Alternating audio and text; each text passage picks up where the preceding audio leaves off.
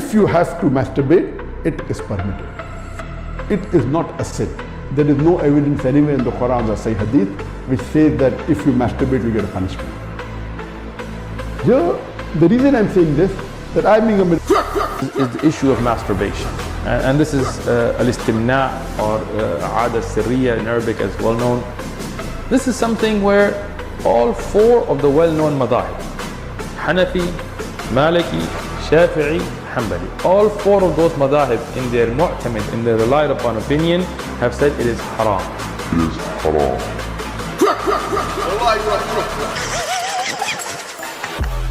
It is permitted. It is haram. It is permitted. It is haram. Permitted. Haram. Permitted. Haram. Permitted. Haram. On the manhaj, off the manhaj. On the manhaj, off the manhaj. What is the Islamic perspective on masturbation? Is it permissible or not?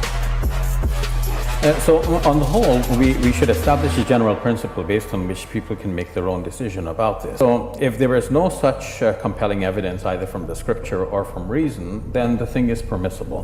So now those who have said that masturbation is prohibited, they might cite something from a reason. They may say, well, okay, masturbation causes blindness, which is ridiculous today.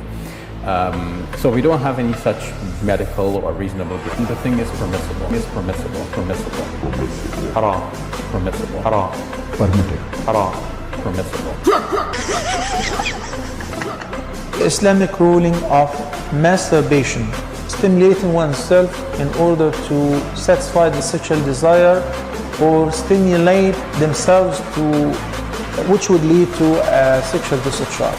So this indicates that any other means, such as self-stimulation or whatever, is not permissible. Is permissible. Is not permissible. Is permissible. Not permissible. Permitted. Haram. So what's the ruling on masturbation? Akhi, masturbation is prohibited. Of self-stimulation or masturbation? Is it permissible in Islam, or is this act sinful? It's not from the nobility of deeds, but just because it's not noble doesn't mean it is haram, right? So that's the point we have to mention here, that things might not be noble, that doesn't mean it is haram. So there is no sin at all in this act. Prohibited. Permitted. Is not permissible. Is permissible. Haram.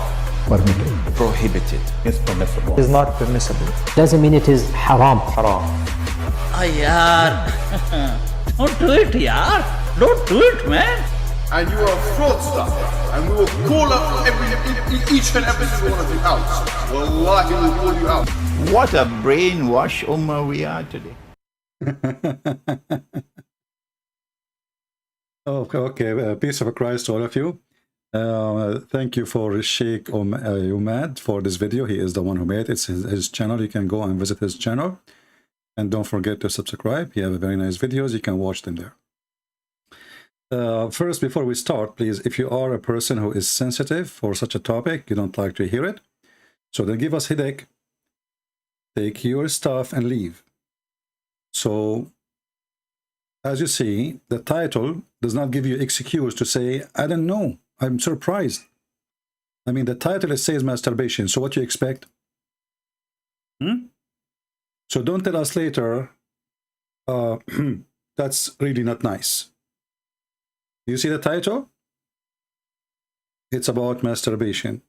So this is not about video making salad, not about how to make a pizza, because some people, they play dumb and they are like, oh, what is that? This is rude. This is bad. You, yeah, okay. You know, just leave. Come now, before we start. Now, this potato Sheikh Uthman, he made the videos. He is saying that Zakir Naik is he's not a qualified. Zakir Naik is not a qualified, but he is a qualified. Anyway, if you speak Arabic, by the way, go and see Sheikh Uthman reading Arabic, and you will die laughing. He put this verse in the screen, and then he start reading what it says. Oh, sorry, the hadith. What it says in the hadith. And I was dying laughing from his stupid Arabic. And hey, Sheikh Uthman, I have an offer for you. This is just a special for you. You like to have a debate, me and you, just in Arabic? I am sure you will not understand a word. Yeah, potato, ketchup boy. By the way, how the ketchup doing? So this potato, he says that people, they are asking, Zakir Naik, and Zakir Naik simply is not a qualified. Simply, Zakir Naik really is not, he's an idiot. But Sheikh Uthman is the one who knows. This is the guy who said there's many Messiah. If we ask the Muslims in Islam how many Messiah there is only two. There's false Messiah and real Messiah. That's why his prophet, he called the false Messiah the Masih ad-Dajjal. This is how stupid this dummy is. And then he have to make 10 videos to explain his stupidity to the Muslim, not to us. Because Muslim, they are all over him. And now he is claiming that Zakir Naik, brother, is not a qualified. Comparative religion, work that he's done with the Virdas and Bible number, chapter number, verse number, amazing work. But people take him fiqh questions that he's really not qualified to answer. He's not qualified. Zakir Naik isn't a qualified. Sheikh Uthman is a qualified.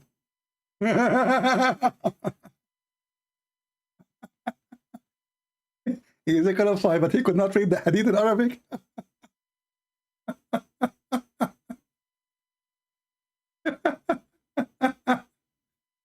He put this hadith in front of us on the screen, and he start reading. She said, not about zina. Zina? Read. Where? I don't know what moment he start reading. Where he read the sea. Imam al-Hakim, he says, هذا حديث صحيح على شرط صحيحين. What? هذا حديث صحيح على شرط صحيحين? What is that? This is Arabic? هذا حديث صحيح. You idiot. على شرط الصحيحين. Potato. Go and learn some Arabic. Join our classroom. We will teach you. Now, let us show you how stupid this religion. When Muslims, they raise such a topic, this is telling you how low this cult is. Masturbation. I mean, those people, they have no problem to have sex with a child. But suddenly, they have an ethic about masturbation. And this guy, he mentioned many times the name of Ibn al-Qayyim. Actually, I can see, I think there's the books there. Ibn al-Qayyim is there. Let us see what Ibn al-Qayyim said, and let us laugh together at the ethical, Islamic, special teaching of Allah. I will go to a Shia website, and now if I'm going to quote to you from Shia website, not because Shia is accepted by me or by the Sunni, but the Shia website, they did a good job translating some Arabic books into English. And the reference is there. And actually, I will show you the reference in Arabic too, from Islamic Sunni website. So this is a Shia website. Yes, I'm just reading for the sake of the translation. So remember, the topic is masturbation is haram, or it is not haram. Haram means it's like allowed or not allowed. It's against Allah teaching or not. First of all, isn't it your God? He is the one who created shaitan. And there was only one shaitan. And then Allah, he created for him a penis in the right leg and a vagina in the left leg. What is a masturbation? Masturbation is self-practice of something sexual. When Allah himself, he created for shaitan a penis in the right leg or right thigh and a vagina in the left thigh. This is a form of masturbation? Doing it yourself? Read me carefully here. First example of the Sunni morality. And this is again from the Shia website. I will actually, the admin can post the link for you. They knew it already. Ibn Aqil. This is Ibn Aqil, not Ibn Farouk, the stupid idiot who who do not know how to read two words in Arabic. Many of our scholars, etc., he says, Ibn Taymiyyah, blah, blah, blah, and then he says, if a man is torn between continued desire or releasing it, and if this man does not have a wife, or he has a slave girl, but he does not marry, then if the man overwhelmed by desire, and he feared that he suffer because of this, like someone is a prisoner or a traveler or whatever, then it's permissible for him to do masturbate. And Ahmad ibn Hanbal, he explained this more and says, and furthermore, it's narrated by the companion of the Prophet, they used to do masturbate while they were in the military expeditions or traveling. Now, this Abdul, he might say to you, this is a lie. It's not true. Nowhere it says that. So let us go and see some reference. Shall we? Let us move here, or give me a second. Because he would say to you, this is the Shia, the brother, those are Shia, brother. Those are Shia, brother.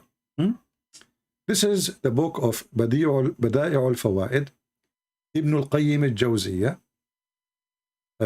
And this is the reference here according to this website. 4/906. It says here, actually, let me see if I can find a better website, like we can zoom better. Give me a second.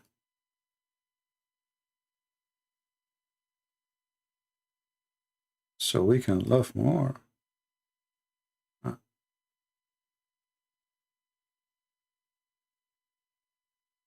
Okay, let's see.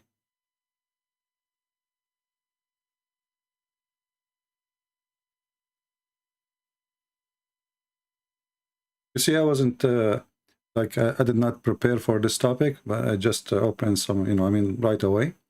I do not need to prepare for it. This way will take us a little bit of time just to find the exact. I have the reference in front of me, but I don't like the page. The way it's made when you translate is not going to show the whole thing if I zoom out. So let us do this.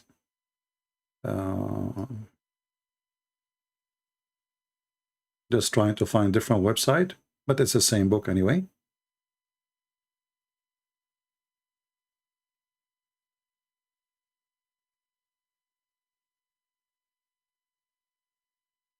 Okay. I found the same website again. Let's see this one.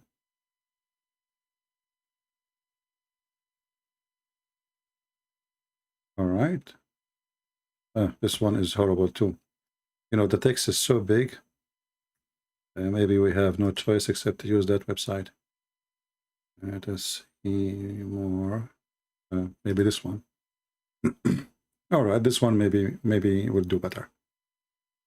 So this is Tafsir Ibn al-Qayyim, and this person was exists supposedly in 751 Hijri, And if you don't know what Hijri mean, this is when Muhammad, the coward, he immigrated, running away from Quraysh, when nobody really was trying to harm him as Muslim they claim, because if they will kill him. Here it says, and this is the same verse. This is stupid idiot Ibn Farouk in his video. He quoted for us. وَالَّذِينَ هُمْ لِفُرُوجِهِمْ حَافِظُونَ.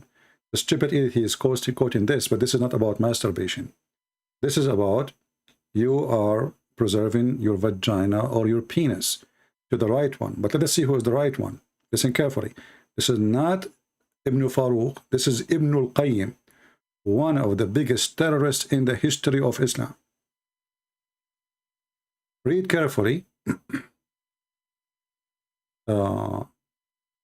what is going to say here.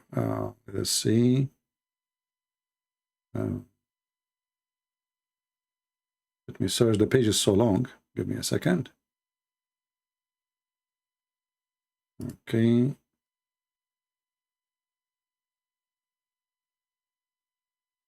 Some website, they post the whole book in one page, and that make it hard to find the thing you are looking for. Let us see here. Oh man, if you click outside, you go outside of the page.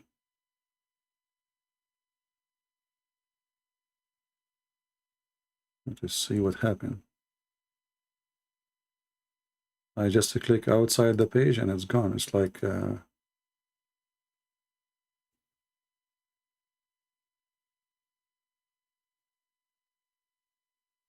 it will look like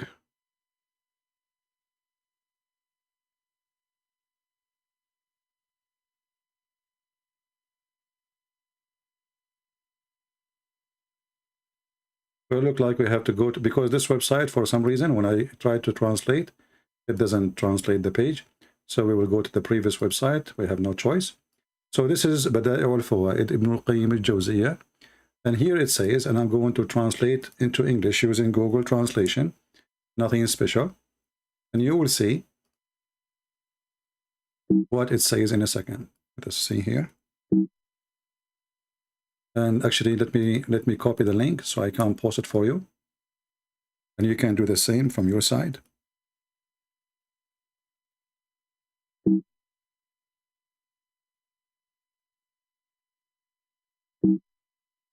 What's happening? I cannot even copy and paste. For some reason, it's not allowing me. What is that? I'm not sure. Okay, maybe now. All right. So let us use Google Translation.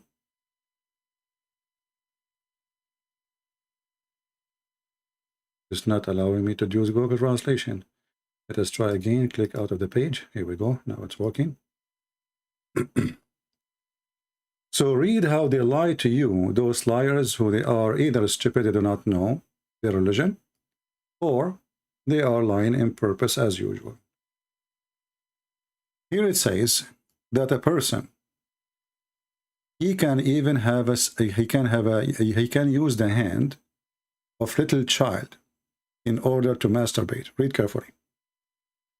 In this chapter was narrated by the authority of Ahmad about a man who feared that his bladder would rupture from sexual, like, you know, his testicles is full of water, his watermelon, and that and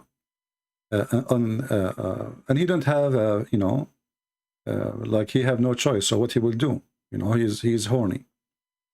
And according to my knowledge, Ibn al-Qayyim, he said, if you do that during Ramadan, that will not destroy his fasting. And if you do not have a wife, or actually, if you don't want to have sex with his wife, which means even if you have a wife, he can use the hand of his wife or a young child slave. A young child slave to masturbate with her hand. Let me zoom in so you can see.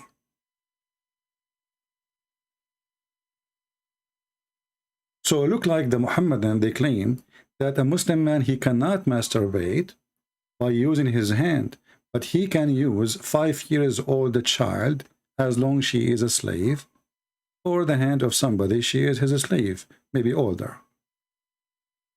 And here you see the filth of this religion and how low it is. And here it says, and actually if a woman, she is not a Muslim, it is okay. It is permissible to have intercourse with her if she is an infidel. How he do that? You know, like here he is not doing real intercourse because supposedly it's Ramadan and during the fasting time. So he will use his penis in, you know, but he will not put it in without more explanation. So here you see how stupid this cult and how filthy it is and how they claim things. It is totally the opposite of their cult. Let me post the link for you. So all of you Muslims and Christians, you will see the reference. And I'm not making things up. This is your Islamic website. And I challenge you, all of you, all the Muslims who will come watch the video, I challenge you to say that Ibn al-Qayyim is not a scholar, and he is not one of your bigot fat boys, and he is a real ketchup, not like this guy. And I challenge you to say, I am lying, and it does not say that, CP. All right? Now, so using the hand of little child to do masturbate is okay, but according to them, using your hand is not right. That is science. I mean, how nice it is. Using your hand, wrong. Using the hand of a child. It says there in Arabic, it's a child, even in English translation. طفلة طفلة له أمة طفلة. Go right now and search in Google what this word means. طفلة. طفلة mean little tiny child. Even there it says أو صغيرة. صغيرة even younger than طفلة. Maybe she is 2 years old. Now we know from the books of the Shia, this is now the Sunni. Let us go to the Shia, because the Shia, they might say the Sunni have that. As you see, we show you a Muslim Shia website making fun of the Sunni. What about the Shia? This is the Shia.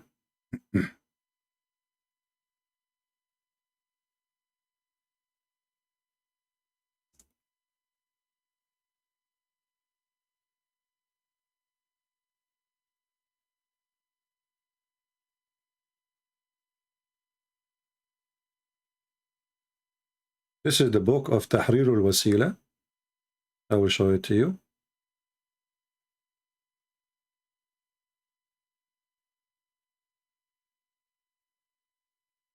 By Al-Imam al-Khomeini. All of you maybe heard of him. He is the founder of the Islamic Republic of Iran, and he is their highest authority in the world during his lifetime. And now, until now, actually, he is considered the highest. Here, this is his book. It says, problem number 12, or issue number 12, it's not allowed to have intercourse with the wife.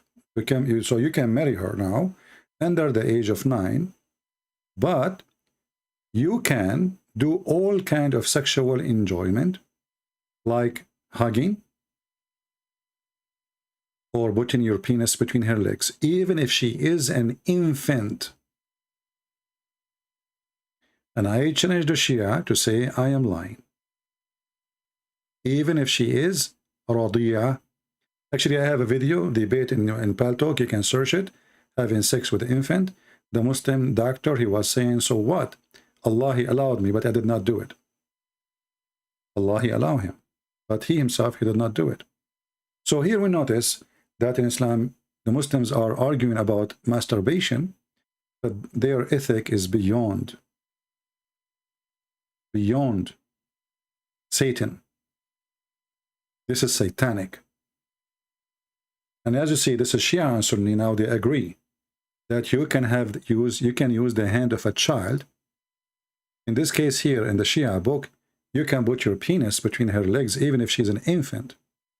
And this is a form of masturbation, because simply he is not really having, intercourse. But remember, masturbation is haram. But as long as you are using someone is lawful, it's okay. So what is lawful for them? A child, she is your wife. Or a child, as here in the Sunni book, she is your slave. Or even adult slave. Or even your wife. Here it says, even if she is your wife.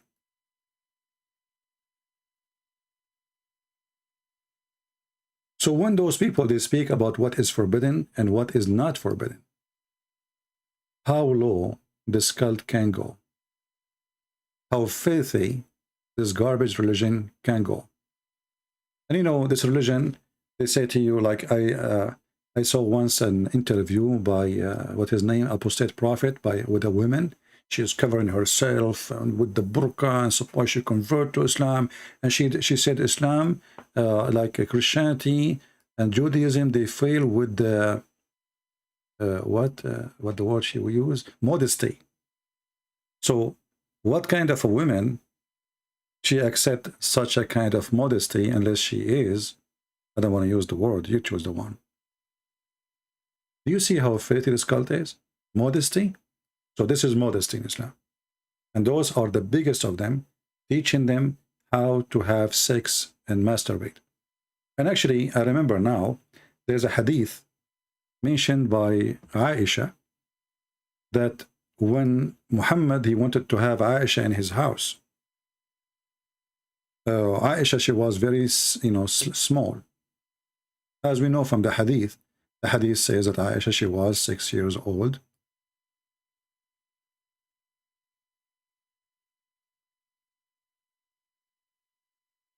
And the Muslim, they claim that at that time, Aisha, she was just molested. But isn't it, this is more ugly than masturbation? So the Prophet, he did not have intercourse with her, but he did molest her.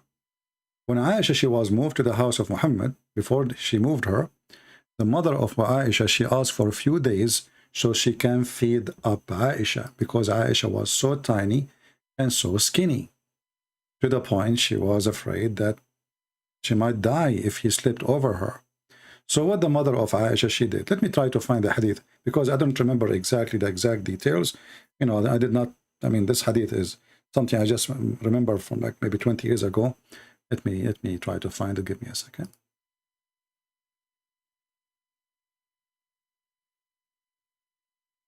Yeah, let us see. Okay. All right, we found it in English. That's wonderful. Read with me carefully.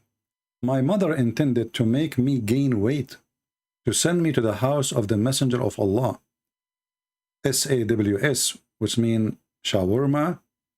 I don't know what, you know, those people, they worship Muhammad. They can't even say his name without saying tons of words around his name. Remember, we are the one who worship Christ, but we don't say SAOWC, Christ. You know, this is how filthy this cult. They worship a man, but they claim they worship God, and they kiss a black stone, and they claim that they are not pagan, and they have sex with the children, and they claim that they have ethic, and they force little child to do masturbation for them, and they claim that they are the highest ethic, modestic religion ever. Read with me carefully. So Aisha, she need to gain weight. Why? She is so small, she is so tiny, she is 6 years old. So the mother of Aisha, she forced her to eat all kind of food in order to gain weight, and nothing worked. And then at the end, till she gave me, she said, nothing benefit her, you know, Aisha, nothing benefit her to gain weight. Until she gave her cucumber with a fresh date to eat. Then I gained as much weight as she desired. What is the purpose of this? What is the purpose of this? Why the mother of Aisha is doing that? So Aisha, she can gain some weight, and she should have some meat. I mean, she is so little. Do you see how satanic it is? Why? And you can tell here she is just a kid, because my mom, you see, when you are a person who is adult, it's you who decide how to eat, what not to eat. My mom, my mother intended to make me gain weight, to send me to the house of the Messenger of Allah. So what the purpose is? Before shipping, we have to make her gain weight. She is so little. They want her to grow faster. Do you see it? This is Muhammad. And this is the faith of such a man. And as you see, this hadith is sahih, because you know those garbage, they will say to you, oh, doesn't say that, CP. This hadith is da'if. This hadith is reported by Susu, and Susu told Mumu, and Mumu told Fufu, and Fufu told Juju, and everybody knows that Juju is a liar. This is how they refute us.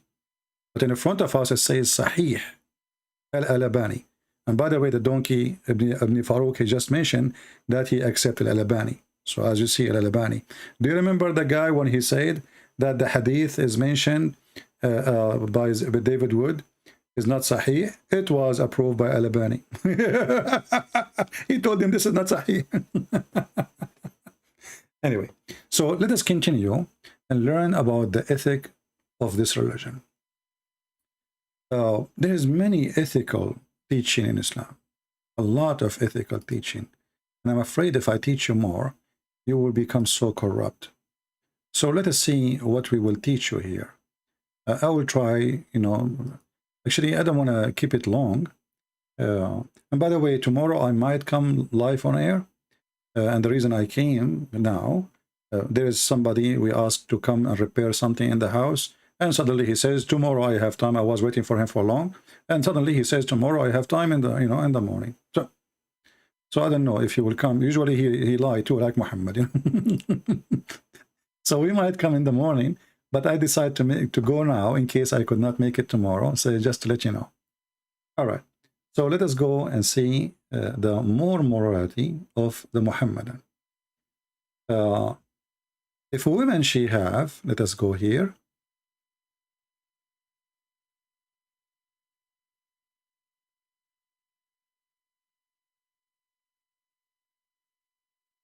if a woman she have, okay, what she have, and again, if you don't like to hear those things, please leave. You know, this is a topic not for everybody. Many of you are very like angels. I am not.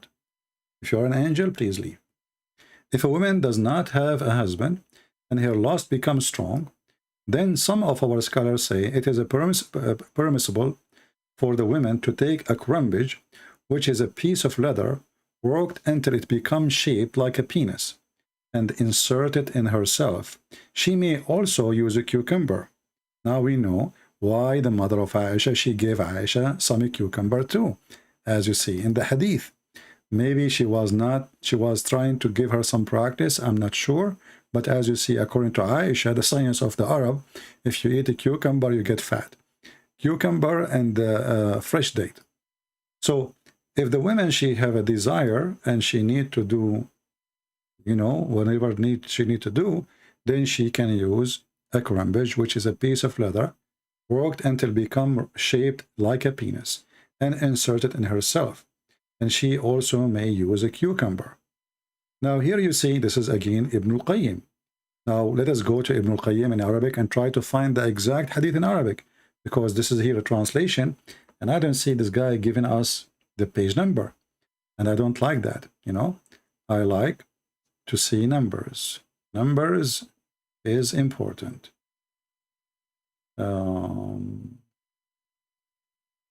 Let us see.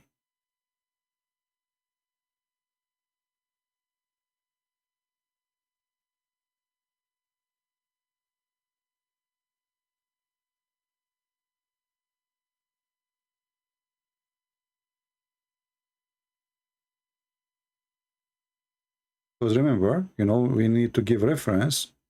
The Muhammadan, they give them reference and they say it's a lie. So imagine.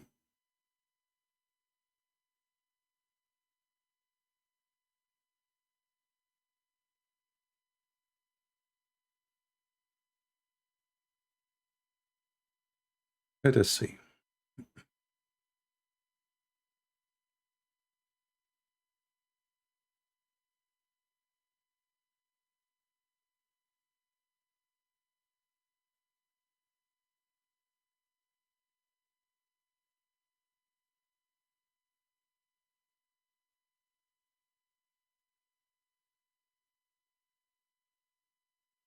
Here we go.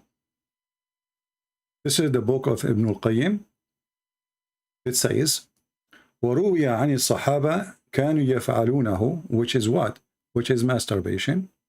And if a woman, she don't have husband, and she became so horny, some of our companions, they said, she is allowed to enter into her vagina a crumbage, which is something made from leather, sex toy, as made in the image or the look of a penis, and she inserted on it.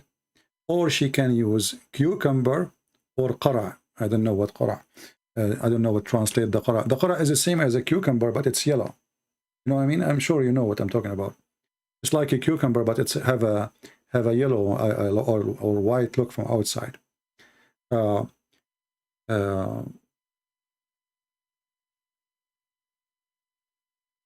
So, you know, those were the Muslims teaching, and this is their books. But let's go farther. But here I don't see the page number. Let's see here. It doesn't give us page number. We wanted the page number. Let us see.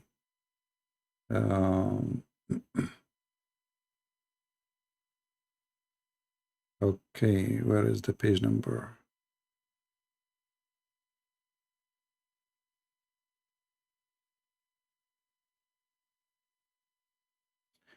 Okay, here we go. We found the page number. So it is the volume number 4, page number 905. Take a note. Volume number 4, page number 905. Now, in the same page here in front of me, it says, if a woman, Ibn Qudama al-Maqdisi al-Hanbali, في كتابه المغني, he said in volume number 9, page number 54, Actually, I was searching for this, I found many references here, which is good. That will save us from doing research by one. If a woman, she inserted the penis of little boy, he is under the age of 10, there is no penalty for her. Let us find this reference too.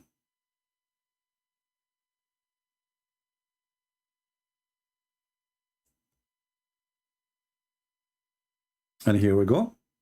This is volume number 10, page number 152. Al-Mughni, Abdullah ibn Qudama, and this is the book.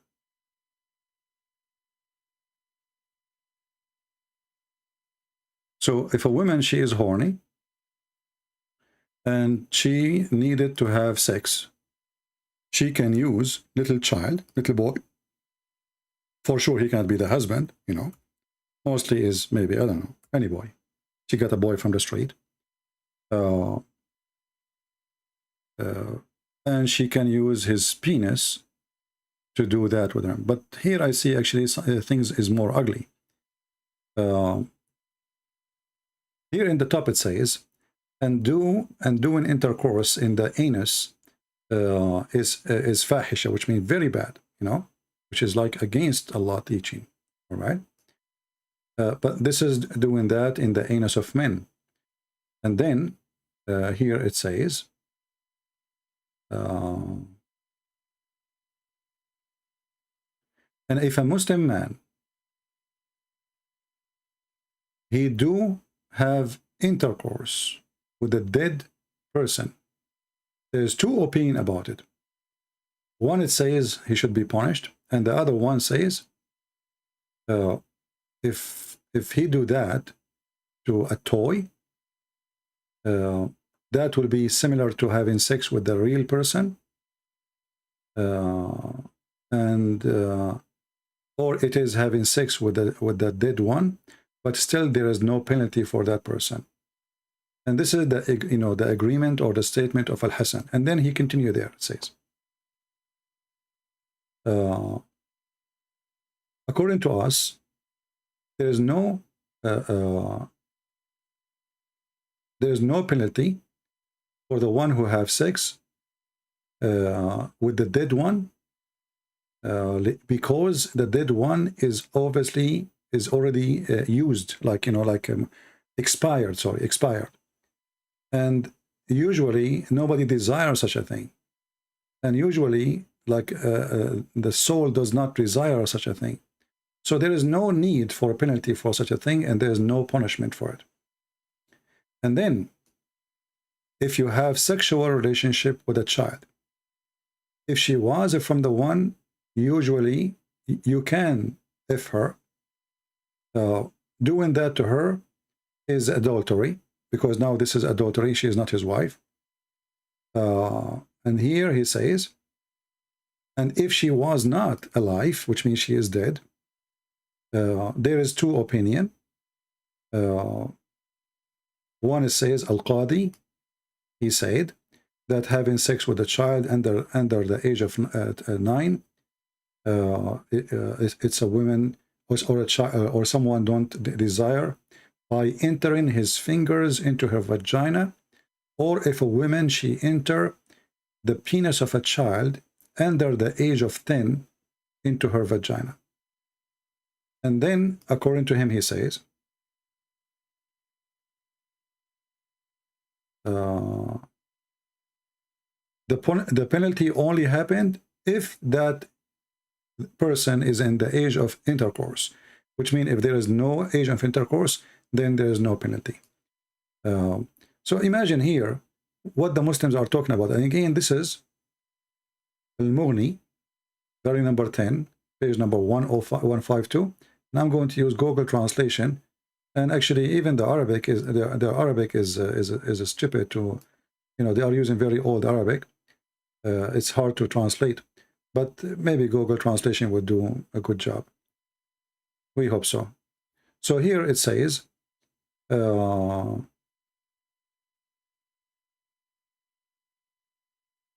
is two sides of the punishment of having sex with dead women or a young girl who has not reached the 9 years of age because he does not desire the like of her.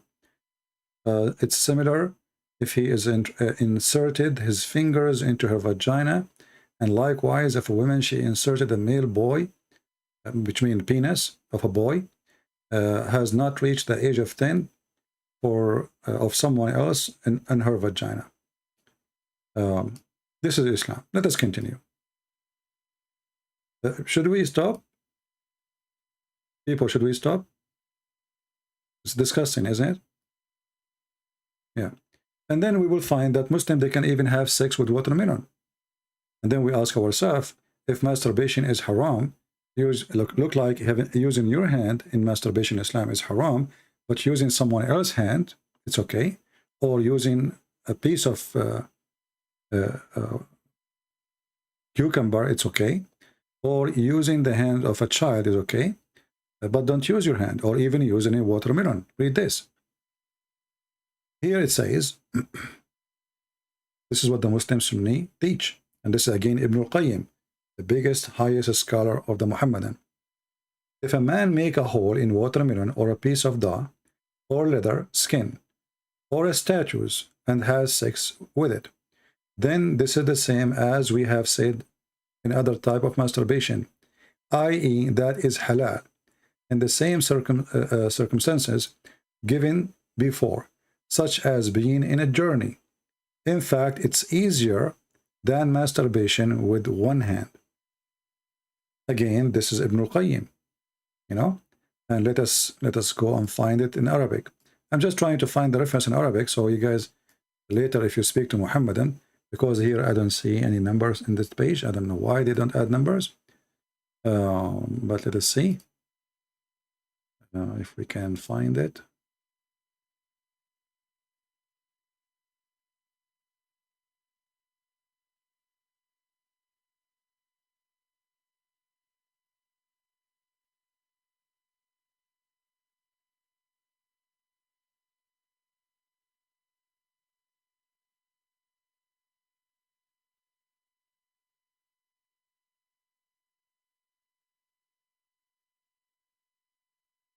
I don't like to mention something without giving reference.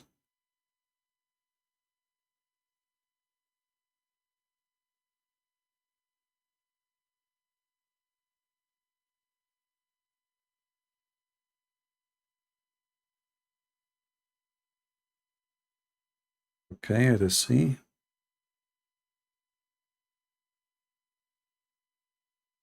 Actually, I think this is the same page we mentioned before. The very number 4, page number 09, 904, no, 905. Yeah. Let us see.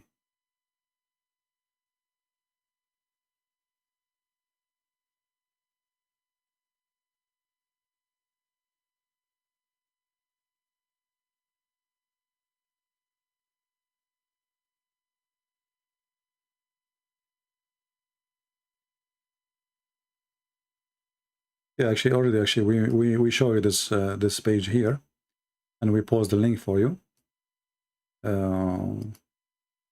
so she can use. Yeah. Now let us go to other details. There's a hadith once.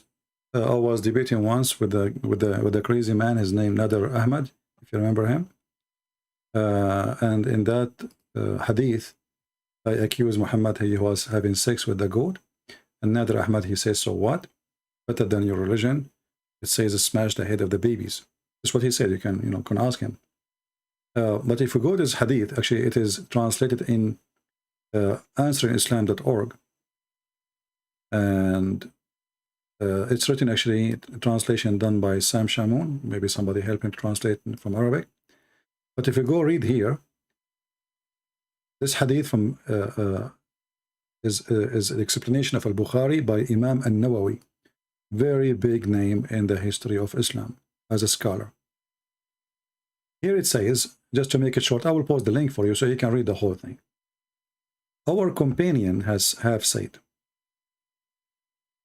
if the penal has a head has penetrated a woman anus or a man anus, or an animal vagina or its anus, it is necessary to wash whether the one is being penetrated is a dead or alive or dead, young or old. All right? And here we continue down. This is about masturbation. If a woman insert in her vagina an animal penis, she must wash. See how important to wash? And that will remind us of a hadith of a woman. She did masturbate and she came to Muhammad himself, and he did not get upset from her. He told her she had to wash her beautiful vagina. May Allah bless him. So she said here, or he said here, so if a woman, she insert in her vagina an animal penis, she must wash. And if she inserted detached penis, in Arabic, ذكرا مقطوعا, a severed male member. In this case here, this is a real penis, but she cut it off. How? Don't ask me. Okay? Maybe it's not a penis of a human. I mean, I don't know how in the world, where she got a penis of a man or a penis of anything, and she cut it off.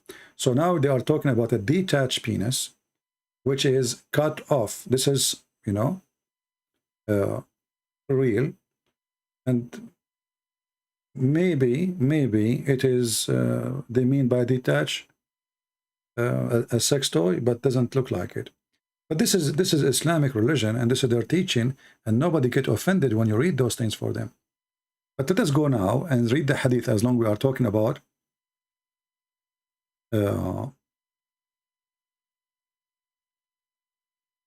masturbating. This is the hadith about a woman. She came to Muhammad. Her name is Salim, sorry. She came to Muhammad, and she have a discharge by touching herself. The Muslim, they say to you, it says a wet dream. It says there a wet dream. In fact, the wet dream here is a woman, she is imagining a man having sex with her, and she touched herself. Isn't it, this is a masturbation? It is a masturbation. And this can be during sleep, or it can be during being awake.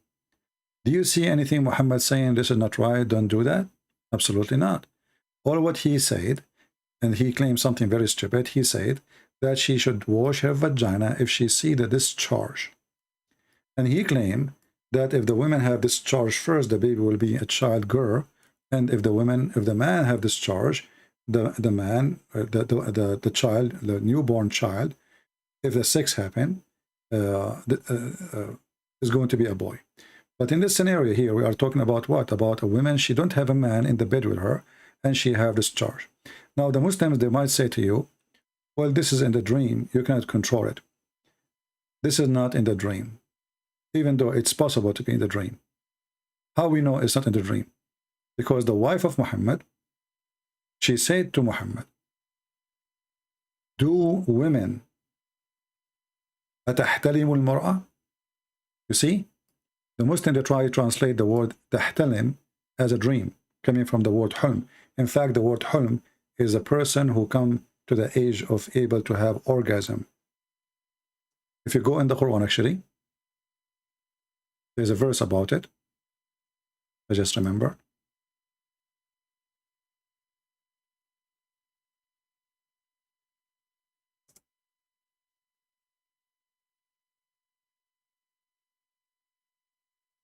See it? This is exactly the same word. Chapter 24, verse number 59. When your children become what? Mature. This is a Muslim translation. What mature here? This is not about maturity reading. It's about sexuality, which means he can have orgasm. So this is the word al-hulm, as you see it, and this is the word tahtalim. Tahtalim, it means it have orgasm. It does not mean dreaming. It's not what a dream. It is having orgasm. And this is the exact word in the Quran. And this is the Muslim translation. We can change the translation. Somebody's saying somebody want to call me. My Skype is not open. And I'm not planning to open my Skype, my friend. You can change the translator if you want. To any translation you want. All of them are Muslims. You will see. when your children reach the puberty, you know, what is that word? Is al-hulm. So this woman, she is doing hulm. So what hulm is? She is masturbating, right? Now here we have Dr. Tashkil saying the following.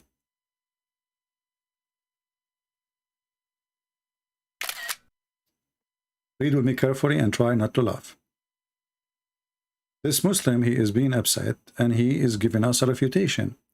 He says Allah is not ashamed. I agree.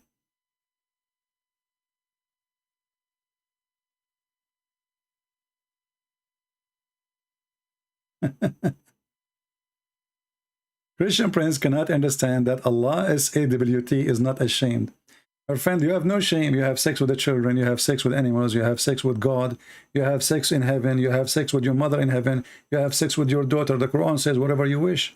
So we agree, finally we agree, me and Mr. Dr. Tashkil, that Allah is not ashamed. He have zero shame. A God who have a shame, he will not describe for you how long your penis is. What the purpose of that? And why it have to be so long? Because size does matter, for Allah is a sexual God. Allah is not ashamed, so he gave you permission to have sex with the children. Guys, I just told you, my Skype is not open. I will not open it. Doesn't matter who wanna call. I'm not in the mood to take calls. So, we decided to make this video so we can show you reference, not to have a conversation with anybody. Christian Prince cannot understand, my friend. Can you explain to me how you explain to your wife that she can enter a cucumber in her vagina? As you see, there's no shame in Islam. You know? So the women, she wear a burqa, but inside behind the burqa, there's a cucumber. Cutting a penis? Having sex with dead animal? Or alive? Dead man? Young child or adult or old? Islam have no shame. I agree. Now where is the shame? There's no shame. What do you want more? My friend, hold on. I challenge you first of all to mention to me if your God Allah ever mentioned the word rape. While you Muslims are so busy talking about masturbation, didn't you ask yourself what kind of God he never have a rule for rape? What is the penalty of rape in Islam? I challenge you, I will give you 10,000 years to find me a verse in the Quran speaking about rape. Nowhere. Why? Because Muhammad was a rapist. Most of the wives he have, actually, they are raped. They are kidnapped. To the point the Muhammadan, they became pimps in the time of Muhammad. This is why we have a verse in the Quran speaking about women being forced into prostitution, and there's no penalty in Islam for prostitution. In fact, it is permitted. And there's a videos in Suku film, you can watch it. 3 Muslims, and the title of the video, I think it looked like we have a permission to work as a pimp or to be a pimp in Islam. 3 Muslims, very well known. One of them is Fifi. Go watch it. If I am the one who say this, they will say, it doesn't say that, CP, but the 3 are talking to themselves alone. So they mention it's okay to look like it's, yeah, the Quran give us permission to work as a pimp. So they are so worried about masturbation, but they are not worried about having their slaves forced into prostitution. And if you force them, there's no penalty. Not only that, in Islam, do you know that if you have sex with your mother, there's no penalty? What is the sect of this Ibn Farouk? Somebody knows? What is the sect of Ibn Farouk? Anyone know what his sect? He said there is 4 Islamic sects, right? So you have to be one of them. Read with me.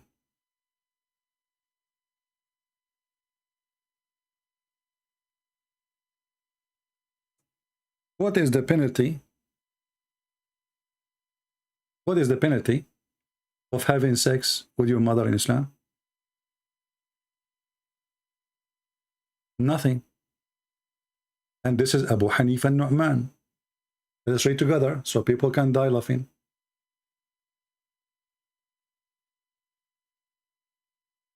This is Ibn Hazm, volume number 11, page number 253. And here it says, and I will use Google translation again.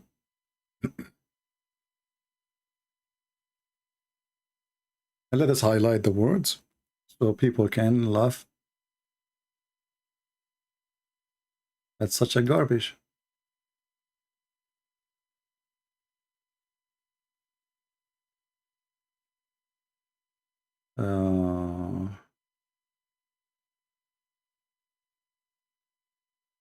Here we go.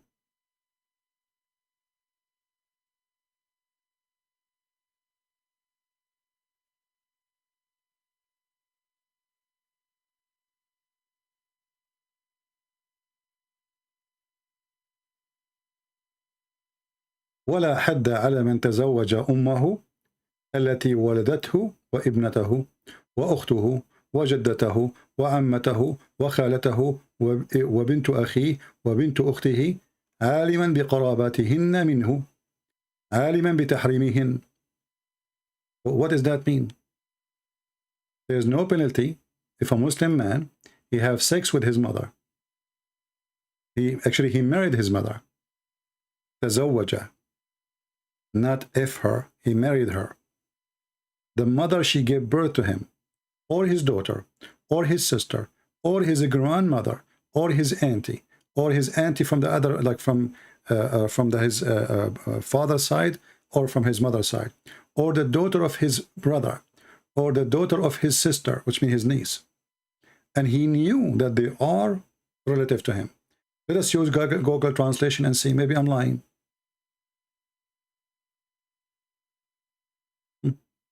Read it.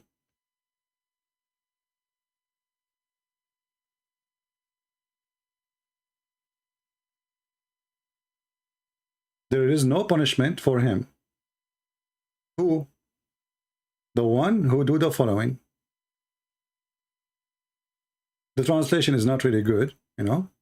The one who marry his mother, who gave birth to him, and the one who marry his daughter or his sister or her niece. I mean, translation is horrible.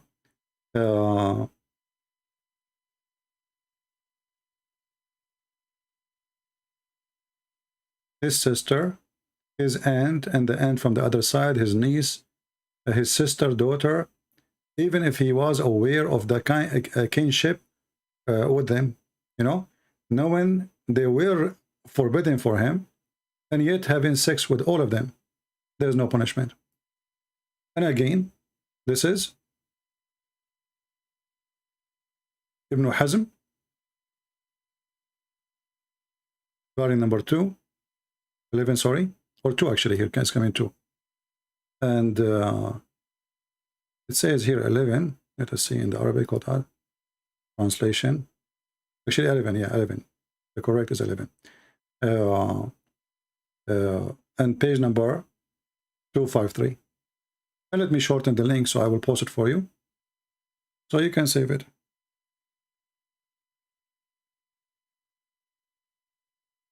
What about having sex during Hajj with an animal? No penalty. And it does not even disturb your Hajj.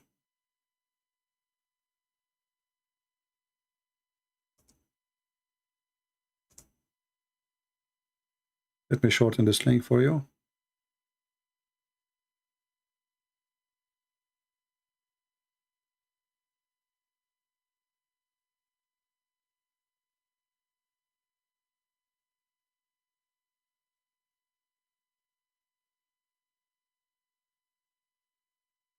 And I will post it. Here we go. I don't know if that will work. I don't know. It look weird, this link. I don't know if it work. It work? Maybe it doesn't. Let me see the front.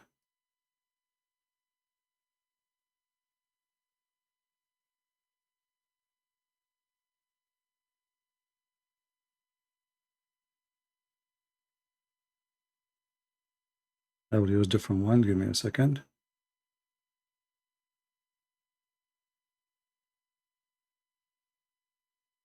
Oh. You open those websites, they have advertising. All right, shorten. Okay, now it's going to work.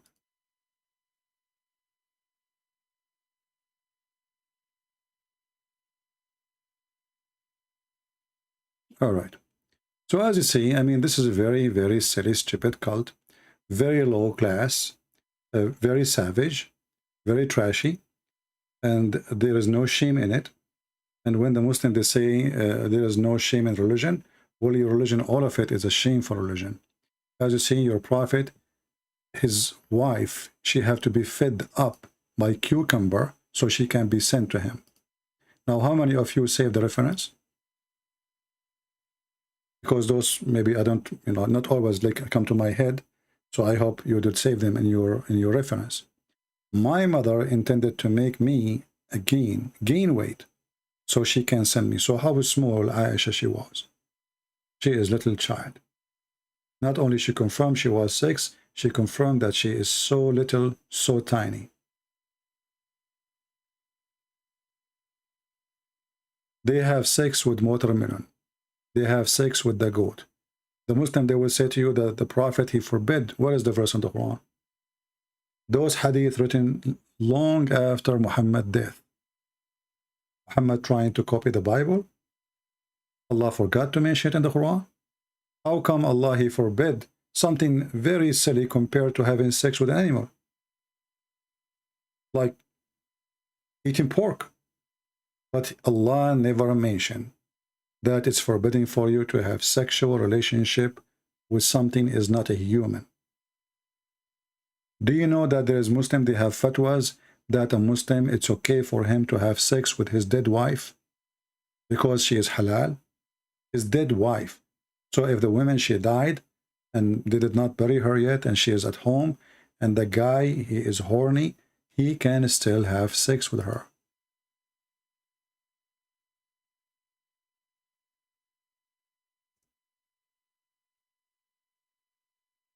Let us see if we can find the fatwa.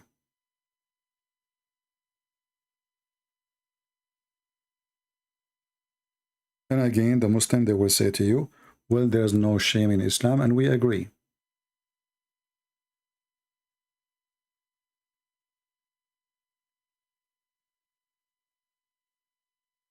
This is an Egyptian newspaper, and this is an Islamic TV station.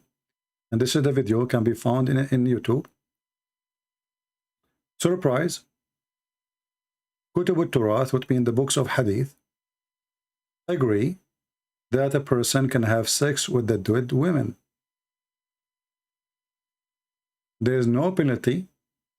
There is no penalty for a man having sex with dead women. And there is no penalty to have sex with an animal or dead.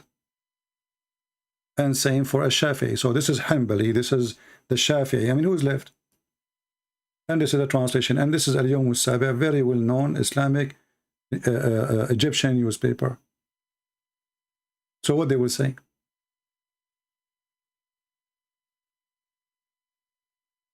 We can use Google Translation.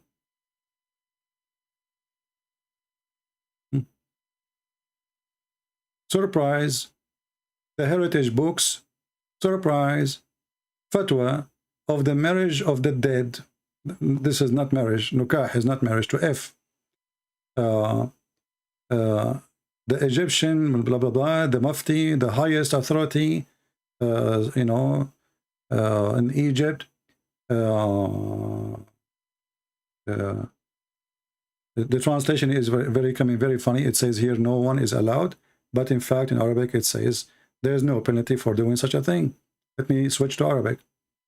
And actually here it says, in the front of you, you know, if you see here,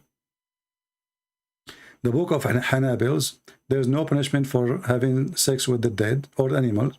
The Shafi'i, same. If you have intercourse with the women, if she is dead or alive. Here the translation is coming wrong, where it says it's not allowed, it says allowed. Like, we can switch to Arabic.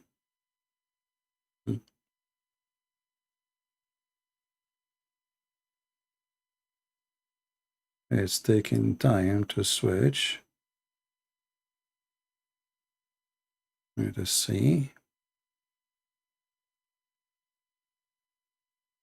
I have too many browsers open and that's slowing my computer. All right, here we go. And this is again the Arabic title.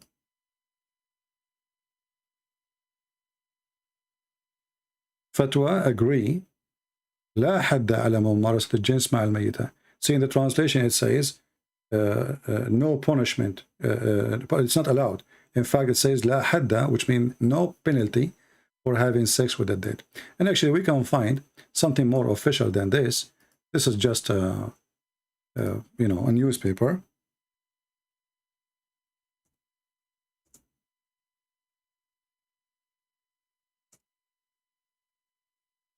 I mean, how low this cult, this, you know, with Christ, we gain back our humanity. With Muhammad, you go down to the animal field, you know. Muhammad will make you an animal.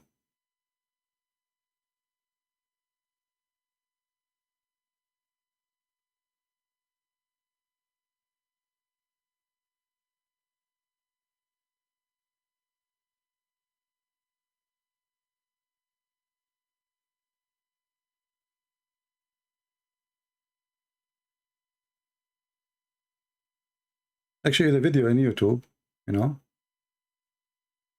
the video with the sheikh is in YouTube. People can search it, can find it. But anyway, this is how low this cult is. Today we don't have many people here because it's not the time we go live usually. I hope we cover a good part of it. Now, anyone have a question? And again, people, you know, people who send me messages or emails in Patreon, save your questions to here. I cannot answer everybody in Patreon for many reasons. Sending you text back, it takes time. My English is not perfect. Talking for me is way easier than typing email. And the top of that, the reference I have to give you, it is in Arabic, and which means I have to translate the reference to. So you are asking questions in the wrong time. When I go live, feel free to ask the question. I will put it in the screen. I will explain it to you. I will share the link, and that will make it perfect. And not only you get the benefit, everybody, not only one person. And remember, in Patreon, I don't have a privilege. I'm not Muhammad. Muhammad, he give a privilege for the one who pay money. So if you are a person who support me in Patreon, I will not give you special treatment in any way, in any mean. And I don't care if you like it or not. If you don't like it, you can drop your donation. I am not doing customer service, and I am not doing a special treatment for somebody make a donation. I'm not doing business. I have a mission here. So if you have a question, save it for us when we are here, and I will give the answer for everybody so everybody can get the benefit of the question and the answer. If you think because you made a donation for me, you own me, and I have to serve you, you are mistaken. I'm not for sale. You can stop your donation anytime. The Lord is my provider, not you. Do we have any Muslim here? Any question?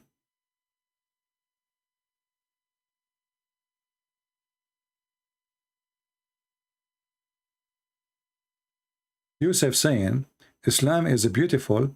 It make your kids practice before they become immoral. My friend, your kids practice what? Your son will say to his brother, F your mother. Why? Because the other person, he have different mother. I remember when I was a child, I went to a house of a Muslim boy, and we were playing together. And then the kid, he said to his brother, F your mother. I look at him and I say, but isn't he your brother? He said, yeah, but from other women. So this is what they practice, my friend. Muslim family is the most divided, corrupted families ever, because having multiple wives destroy the family from inside out, not only outside. Everything. You don't have a family. You don't have even a marriage. I remember actually once I went with a child. He said, we want to go and buy some like ice cream or something like that. So he want to go and ask his dad if he can give him some, you know, coins to go and buy. And I have money with me. He don't have money. He said, let's go to my dad. So his dad is sitting outside in the store. He owns a store. And he came to his dad and he said to him, I want to buy ice cream. He said, you are the son of who? I could not believe it that he is asking his son, you are the son of who? He knew that he is his son, but he do not remember he is a son from which wife. So when you tell me your kids practice what? What you practice exactly? Can you tell me what you practice? Islam teach you how to cheat. Islam teach you how to lie. Isn't it your prophet, he says a Muslim, he can lie to his wife and the wife, she can lie to her husband? So is your son practicing? Are you, Mr. Yusuf, practicing? And you will notice Yusuf, he is ignoring everything I said, and he focused on something else right now. He's talking about Aisha. Yeah, Aisha, she was fed by cucumber, so she can gain weight, Mr. Yusuf. Are you telling your daughter to eat cucumber so she can get a little bit fat, so you can ship her out of the house at the age of 6? Is your children practicing that already? Are you going to give your daughter to the neighbor at the age of 6? Are you sick, Yusuf? Islam make our kids practice. Practice what? Practice sickness.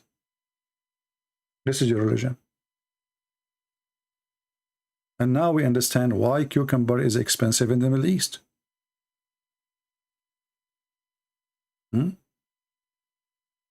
Stop ignoring when you are going to ask Uthman. We are asking Uthman every day. And as long as you are proud about Uthman, well, how come, okay, let us see what Uthman, he said, how come Uthman don't dare to let me call him and speak to him? Who is the one who refused? It's him. Christian Prince, if you are a man, come to me. I don't go anywhere. I will go all the way to San Diego. I will not even spend a penny. I will donate them for someone is poor, you know, because people, they don't cannot afford even to eat. It's the thing we can do by beating him in person. I can do it right now. Give me his Skype. I will call him right now. He's a potato, son of Muta. He don't dare. And this is your Uthman, the one you are agree about. He is the one who said that your prophet is not Abrahamic. And I agree. Finally, we got a Muslim. We can hold him from his testicles if he have any.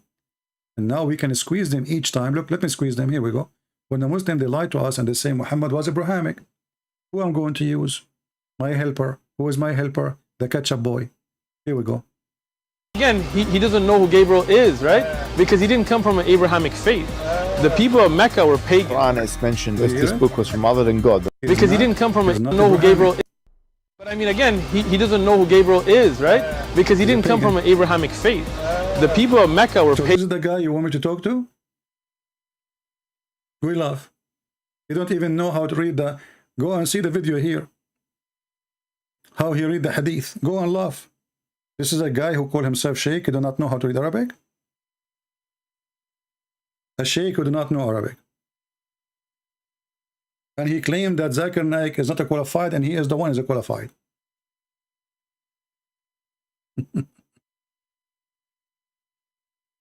Do we have any brave Muslim? Huh? Who is a brave Muslim have anything to say? You always say the Arabic text have more info than English. And you suggest to deal with the Arabic text to expose lies. My friend, there's no way to expose lies of Muslims unless you get an honest translation. And honest translation never exists. I never saw any. You know? So the only way, if you really want to do a good job, is to learn Arabic. Do you remember the guy who converted to Islam for more than 60 years? He called himself a brother Ishmael. He used to have a channel, it's called Convert to Islam. Do you remember him? Who remember him? Actually, I made videos when he was a Muslim against him. You remember him? Let me find you his channel. This guy, he believed in Islam. 16 years, trying, you know, I don't know if he was able to convert people. He went to Mecca, he went to Saudi Arabia, and then he studied Arabic. And what happened when he studied Arabic? He started learning the truth.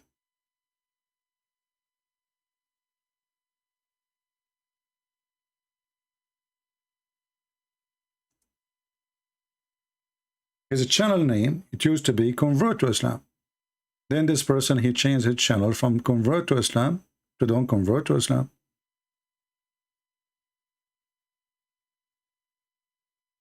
Hi, and welcome. This is him. And I have videos made against what he is saying, if anyone of you remember. They are in the internet still, my videos against him. And now he is wearing a cross. Actually, I'm surprised. Looked like he became a Christian. I don't know if this is a new video or not. I don't know. As you see here, he is wearing a cross. This guy, he learned Arabic. And actually, I'm surprised how good his Arabic is. Welcome to another video. You know, as an ex-Muslim who has become a Christian, I love reading the Bible because it's God's word which reveals truth and exposes falsehood. For example, the Bible tells us about how Satan tried to tempt Jesus. Satan tried to get him to throw himself down off the temple. You can watch his videos, you know, if you want. I don't know this person. Actually, as I said, I used to make many videos against what he say when he was having a channel that says Convert to Islam. And I used to laugh at them, actually. And I used to laugh at him for what he say about Islam. Hi, and but what happened? Here we go. This is a video from him. It says, why I left Islam. Hello, peace be upon you. Assalamu alaikum. My name is Brother Ismail. I've been a Muslim for 16 years. But in the past few years, I have been bothered by some reoccurring issues which have forced me to question my Islamic faith. And recently I have decided to finally leave Islam, and in this video I will explain why. Now, I don't think it's fair for Muslims to consider me as some kind of traitor or sellout, because over the years I've done my best to be faithful and loyal to Islam. I did not play games with Islam, and I took my Islamic faith very seriously. And whenever I found any Islamic teaching difficult, problematic, or controversial, I always did my best to research the issue for myself and for my fellow Muslims to resolve. Anyway, you can watch his videos and you will see the guy, he learned really good Arabic. I was really surprised about his reading. You are allowed such women after making sure they are not pregnant. Imam Ahmad recorded that Abu Sa'id al-Khudri said, "We captured some women from the area of Awtas who were already married, and we disliked having sexual relations with them because they already had husbands. So we asked the Prophet about this matter, and this ayah was revealed. وَالْمُحْصَنَاتُ مِنَ النِّسَاءِ إِلَّا مَا مَلَكَتْ أَيْمَانُكُمْ." Let Uthman ibn Farouk read like this guy. He cannot. He have a perfect reading for Arabic. So the best way to get Islam busted is to know Arabic. When you are, you know, I mean, for sure, not everyone who knows Arabic, he knows Islam. This is based on your interest. But how much time you give it, how much time you study, you know, you do. But the key is the language. If I am a person who knew Hebrew, that will double my knowledge in the Bible too. You know, if I know Aramaic, the same will do. You know, knowing language is the key of knowledge.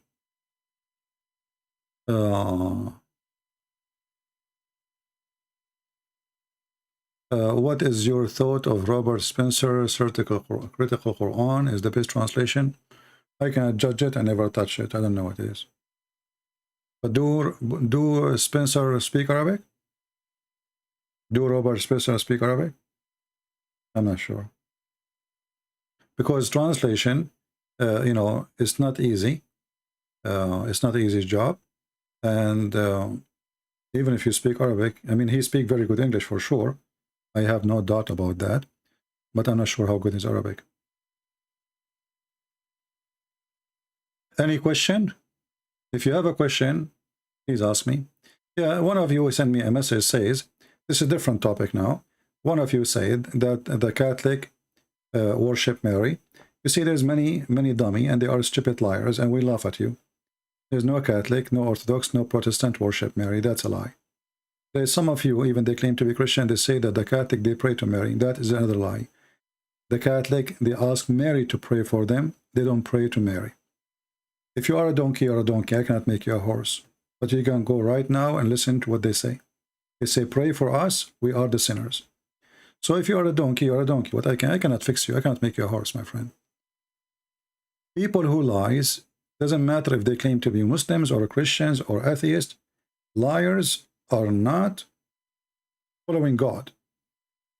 They are following Satan. It doesn't matter what they label themselves. Liars are people who follow Satan for sure. Jesus says, who is the father of all lies? It is the devil. Right? So don't be stupid and don't follow the liars. Examine things people they say to you, including me. If I say something to you and I could not support what I say, well, then he is lying. Right? So when they say to you, the Catholic, they worship Mary, that's a lie. They don't. When they say to you that the Catholic, they ask the dead ones to pray for them, or they pray to the dead one, that's stupid to say. The dead they are talking about is not dead, at least for them. Isn't it the Bible says when Jesus was resurrected, thousands of saints resurrected with him? So they pray, asking the saint to pray for them. They are not praying to the saints. People are foolish, and they are driven by hatred and ignorance. I am not a Catholic, by the way. I don't agree with many things they do. Many things. But still, I believe Catholic are Christians and even maybe better Christian than us. Remember, it's not the name what make you good Christian or not. It is what you do. The Lord, he said, from their fruit you shall know them. So there is a Catholic. He is a believer. He practice. He do everything he can do to follow the Lord, the Messiah. And as a Catholic, he don't care. He's a Catholic by name. And same for Protestants, same for Orthodox, and same for all of us. There's people, they are by name, and there's people, they are really believers. The truth is, whoever believes in Jesus, he will go to heaven. Not the Catholic, not the Protestant, not the Orthodox. Those who label themselves by names, I consider them a bunch of fools. I don't mind if somebody says, well, I'm a Catholic, okay, no problem, just to tell me how, what kind of system of a school he follow. But if you think because you are a Catholic or Protestant or Orthodox, you go to heaven, you are a fool. You go to heaven only because of Jesus. Only. Jesus said, I am the way. There's no other way except by me. Nobody can enter the kingdom of my Father except by me. How that can be? Whoever believes in me and I will live. It is the Messiah, my friend, who is our Lord. And as you see here, just to give you an example of the stupidity of some people. Don't be offended, by the way, when I say stupidity. But I have to say it. I'm a person, don't sugarcoat things.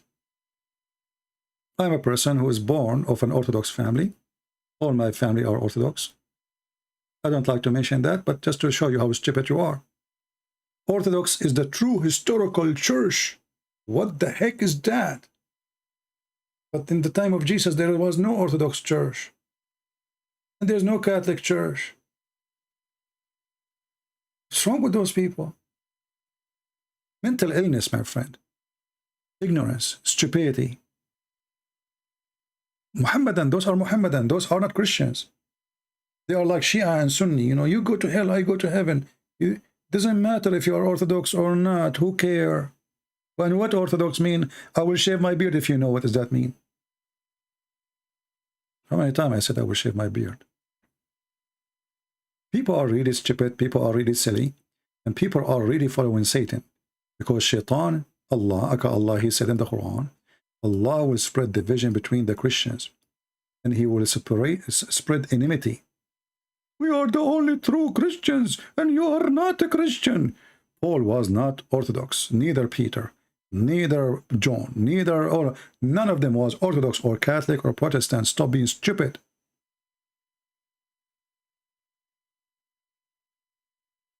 Followers of Satan. Look what the Quran said. The Quran said Allah will spread hatred and enmity between the Christians until the day of judgment. And those who do that, they are following Allah, not Jesus. They are the tools of Allah. They are controlled by Allah. They are satanic.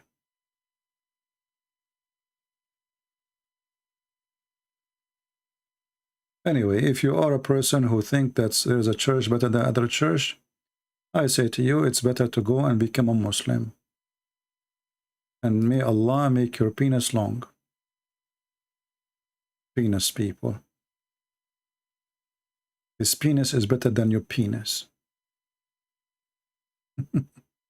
We have, you know, I mean, I don't know what to say.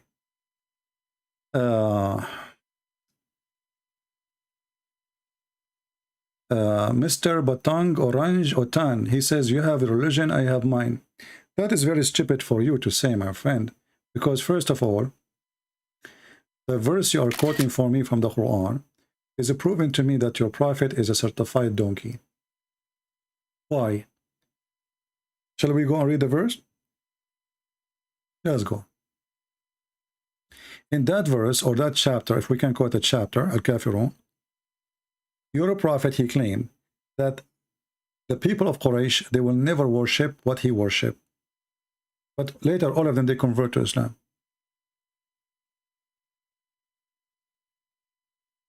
I will not worship what you worship, and you will not worship what I worship. And this is about the future, as you see well. But later, all of them, they converted to Islam. So your prophet is a potato. And this is one of the stupid chapters in the Quran. If you change some words in the Quran, like, okay, oh, be disbeliever, kuffar, I worship not what you worship, and nor you worship what I worship, and I will not worship what you worship, because I worship not what you worship, and you will not worship what I worship, so what worship, and you have your worship, I have my worship. This is God talking? Have you ever heard of a stupid statement? It's a kid that is 6 years old will do better. And the funny, the Muhammadan, they say, man, the Quran is amazing Arabic. If you take the word worship and add the word eat, I eat not what you eat, and you will not do eat what I eat, because I will not eat what you eat, and you will not do eat what I eat. For I do not do eat what you eat, and you will never do eat what I eat, because I have my food, you have yours. That is so deep. This is God. Are you there, Abdul? Your God is so, you know, is so good at writing, by the way. I mean, it's so amazing.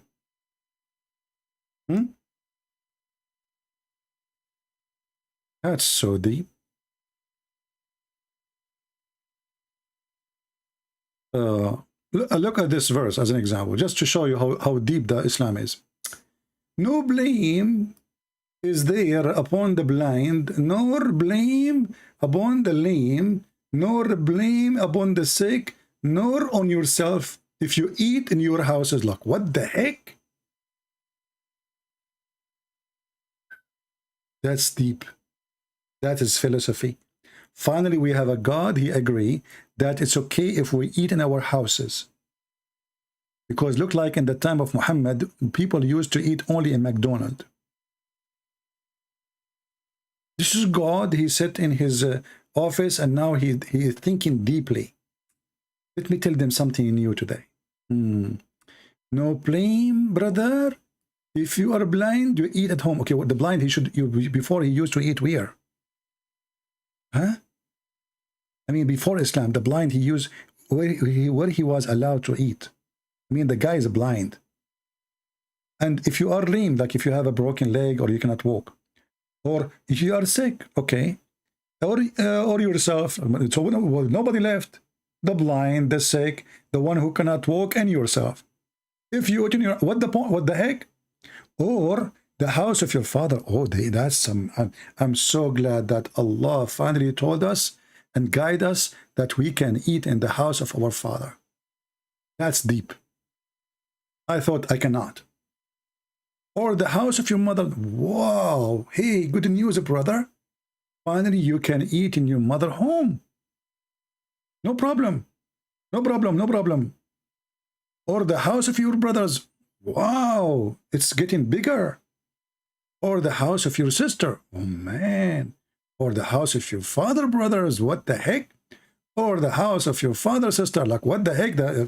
This guy, he have time. This God, he have time. He have all the time you want. Or the house of your mother brother. Or the house of your brother sister, mother sister. Or look here. Things is getting even more bigger. Or the house you hold the keys for it. Never make a Muslim a real estate agent for your house. He will eat the food in your refrigerator.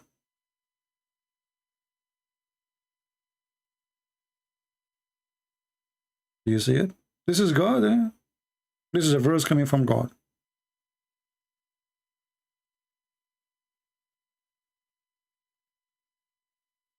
What do you think?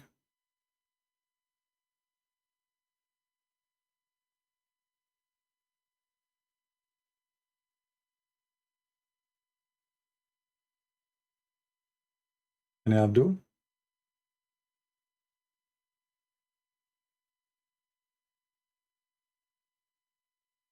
I'm so happy really that finally we are allowed. Yeah, look at this.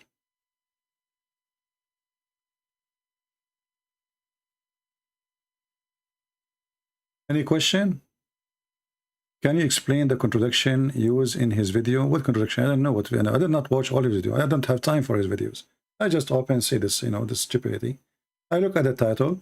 I watch 30 seconds of his video, and that's what I use, and I'm done. Do you think really I watch the one? I find that videos like Zakir Naik is more entertaining because I learn from him how to speak English. Like brother and sister. Prophet lying to you, and he said to you that the Prophet, he didn't allow that to have masturbation. In fact, it's permissible. Yeah. Islam is a religion, teach you a lot of good things. As an example, Islam focus in something very serious and very important in your life. Like, can we have a hamster at home?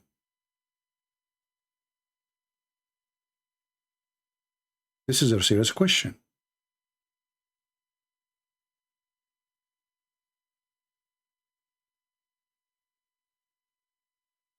Allah Prophet, he have answer for everything. Can we have a hamster? We as a Muhammadan, we need to learn if having a hamster at home is okay or not. Because we don't want to go to hell because of a hamster. Brother, we don't want to go to hell because of a hamster. Can we keep hamsters as pets? The Prophet ﷺ instructed us to kill 5 types of animals, whether we find them in the hill area, which is out of the haram, or inside the haram. And he also ordered us in different hadith. Before we continue, somebody is saying here, all religion today is sect. That's not true. Christianity is not a religion first. Secondly, Christianity have 0 sect because we follow Jesus only, and those who follow sect, they are not Christians. If they think of sect as salvation, they are no Christian. Christianity is not a sect. Christianity is a Christ. That's why it's called a Christianity. We belong to Christ. So stop being stupid and don't come to me. Otherwise, I will send you free shipping and hand it to Allah. So let us see now the answer about the hamster. It's very important. I want you to focus with me. I know many men, they lost their marriage because of a hamster. I know a person, he lost his presidency. He was going to be elected. His name is Trump. The hamster, he ate a lot of vote. So this is a very dangerous creature. True story, by the way. Animals, whether we find them in the hill area, which is out of the haram, or inside the haram. And he also ordered us in different hadith to kill mice, because a mouse is a type of an animal that is evil by nature. And it carries a lot of diseases, and the plague is one of them, among others. and it's known to be destructive and with evil intent. Even it may take a piece of thread. You see the evil intent? This is in the case of law. If you study law, this is a premeditated murder. You see, did you hear what he said? Intent. You have an intent to do evil. Like the mice, he said he put his tail in his lips, in his mouth. He's thinking, you know, let me burn the house. Okay. Evil intent. The mice, you have an evil intent. You do it on purpose, brother. And even it may, and with evil intent, even it may take a piece of thread and get it burnt from, or set it on fire from a candle or fire in the house. And just to be a true witness, I know that the police, they arrested mice in my neighborhood for he did evil intent to burn the house. And the police, they got him busted, by the way. Do you know how they knew it's him? There's many mice in the neighborhood. But it was him because they found over his feet some charcoal. When they questioned him, he could not deny it. Why the charcoal in your feet? Huh? Huh? He could not deny. Evil intent. And they arrest him, and now he's in jail. He will be taken to court very soon. You will see the news in the CNN. Just wait. Take that thread and burn the whole house with it. So mice are evil, and we are ordered in Islam to kill them. A hamster is very similar to mice. It looks like mice, and as they say, it's about... Hey, brother, I think he is the cousin. I mean, he's similar. Now we are talking about hamster. He is similar and look like a mice. They're cousins, obviously, you know. I think the father, I think what happened, the mother of the mice, she was cheating her husband, Mr. Rat, you know. And like she mixed with different ethnic group. And then they have hamster. And obviously is coming from hamster in... you know, in England, you know, and so obviously it's an immigrant from England. Okay, this hamster. Okay, what happened? What happened? It looks like mice. And as they say, it's about 86 to 90 species of mice that are found there. Expert. So a hamster is a rodent, and it falls under the same category of mice, and hence it is not permissible to keep them as pets because of the instruction of the Prophet ﷺ to kill them wherever we find them and to destroy. Jihad against hamster. Kill them, brother, wherever you find them. Kill them wherever you find them. You bring Abdul to your house and you have a hamster, kill them wherever you find them.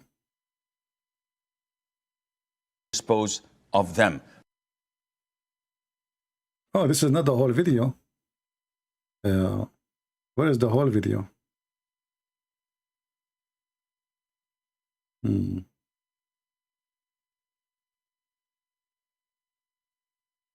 Anyway, the person who keep repeating the same question 1,000 times, I will block you. We saw it. We are not blind. And are you stupid or what?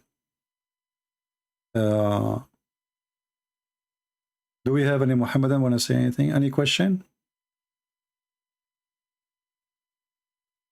Anyone? Who is a Christian have a question?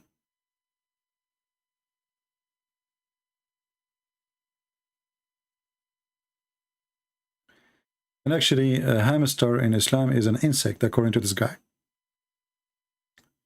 According to Muslims, hamster is an insect. True story.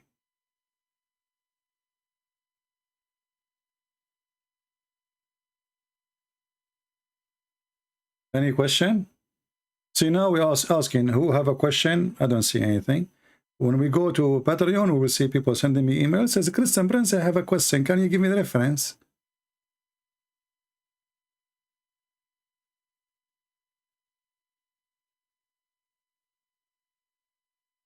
Can you explain the Muslims celebrate Eid al-Fitr? Muslim, they don't celebrate something is called Eid al-Fitr. You see, this Fitr, what Fitr mean? Fitr mean break fasting, right? But Muslim break fasting every day. So how they call it Fitr? Even the name is stupid. Fitr is somebody don't eat, but the Muslim, they eat more in the month of Ramadan. And what the Muslim, they do when the month of Ramadan is over, they slaughter millions of animals. So this is Adha. They have two Adha. One is the biggest occasion and the one is the smallest occasion. Ramadan is nothing but Adha, is not really Fitr. Because you ask them, do you slaughter at the end of Ramadan? What they do when Ramadan is almost over? They start slaughtering animals.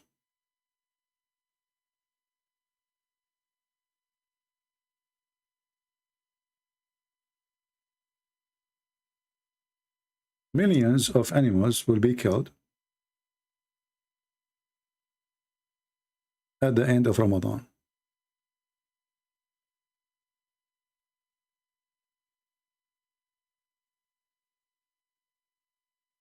Why? And the funny, the Muslim, they say to you, Christianity is based on a blood sacrifice. When the first one who asked to do blood sacrifice, it was Allah in according to Islam. He asked even the children of Adam to do that. And the one who did the blood sacrifice, Allah accepted his qurban, which is proving that Muhammad is a fraud again, because he is using a word is not Arabic, qurban. What qurban means? Blood sacrifice.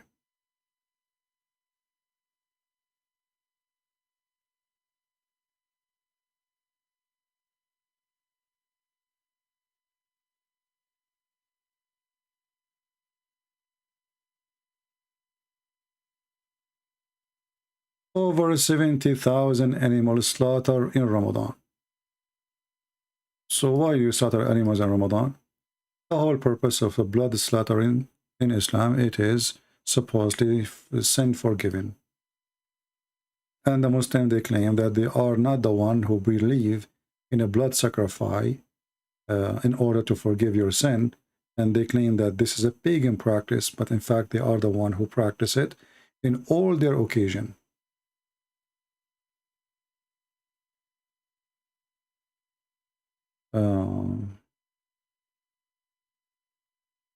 I have a question about Antichrist. Well, instead of saying I have a question about the Antichrist, tell me what the question. Okay, sacrifice, sorry. I'm reading the word wrong, I agree. I know that, by the way, I'm reading it wrong, but sometimes like it's like coming natural way. So I think all of you are used to my English by now. Right? Sacrifice. Okay. Are we happy now? Sacrifice. What the Bible says about masturbation? Well, what the Bible says is don't waste your seed, which mean, you know, your seed should be, a man's seed should be given in the right place, right? Like to have a children's, the purpose of you having a male private part or the woman, she have a female private part, is to have a family.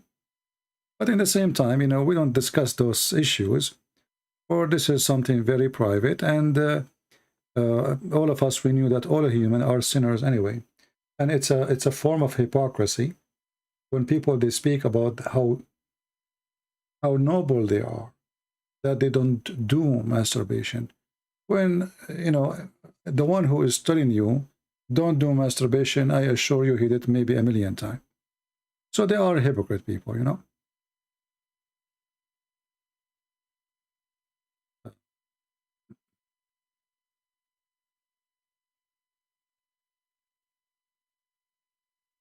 Please address the 99 names of Allah. We cannot find the 99 names of Allah in the Quran. That is a lie. You ask the Muslim where we can find them, you will not find them. They do not exist.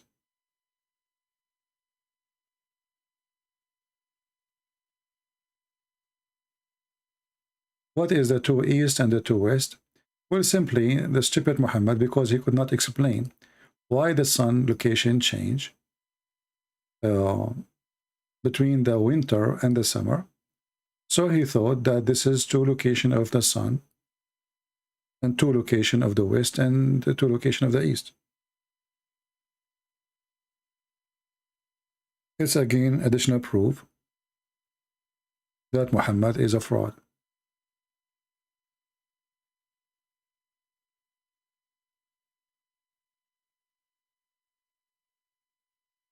As you see, the Lord of the two East and the two West. And the Muslim, they try to explain to you in the translation here, they put between two brackets, places of sunrise during early summer and early winter. But that will not make it to East and to West. Anything else?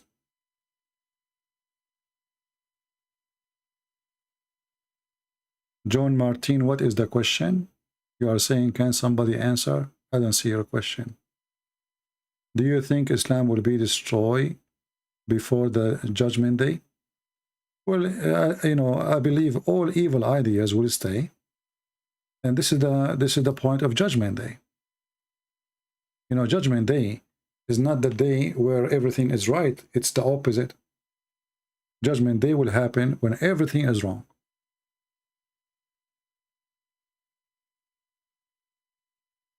So the more we go wrong as a human, as a mankind, the more judgment day will come close to us. Judgment day is not a preset date. It is based in our sin. The more sin we do, the faster the judgment day will come. When, you know, the story in the Bible about destroying the city, you know, and he asked the Lord, what if there are 70 believers, 70 righteous people? Are you going to destroy the town? He said no. So God will not destroy the world until there is nobody left in righteousness. Or a few who will be taken, and like it's not worth it. Let us say a very little number compared to the major number.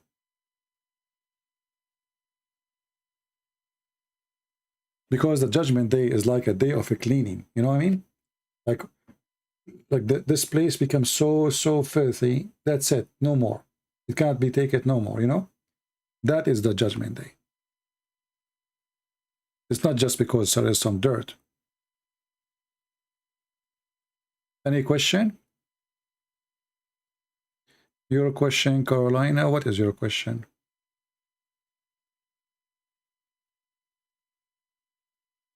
Can you talk about what's going to happen after deleting the hadith by Saudi? They cannot delete the hadith. Nobody can delete it. You see, those days is over. Actually, in case you do not know, the CIA, they have the biggest Islamic library ever. All the hadith is there. All the Islamic books. I was surprised myself to see that the CIA, they have all the Islamic books. So as you see, everybody have the books. It's on the internet. The second you put something in the internet, nobody can take it. Is it haram to use a golden ring? Well, Muhammad, he have a stolen golden ring from a Jew. And after he killed the man, he took his ring. And then he started getting busy with his ring.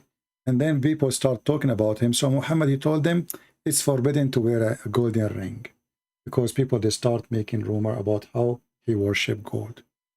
But Muhammad himself, he wear a golden ring. So how it's haram and he himself, he wear it?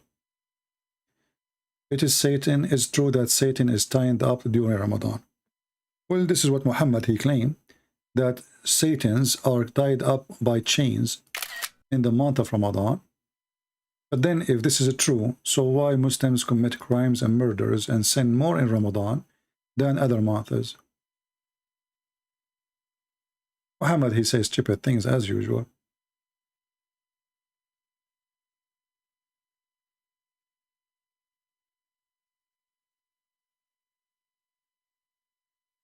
If Satans are the reason for murders, let us find the hadith, and killing, and etc., then why the Muslim countries in the month of Ramadan, all the police go home?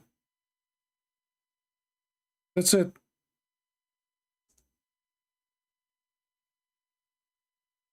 But according to studies in Islamic countries,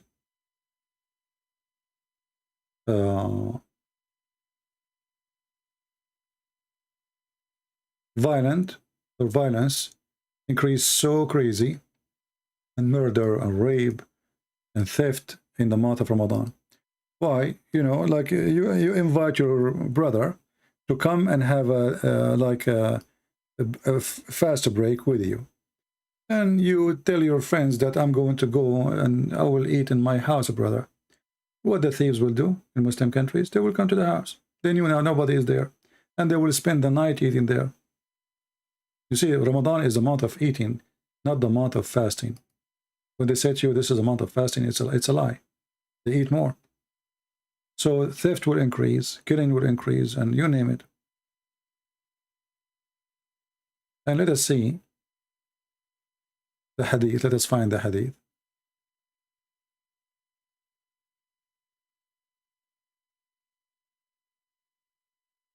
Yeah, here we go. This is the one you mentioned. Any other question?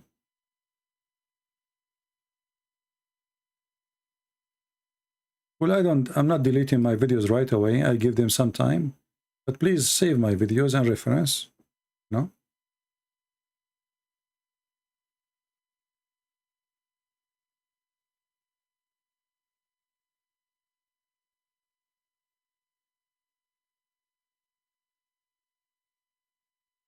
Okay. Raping children.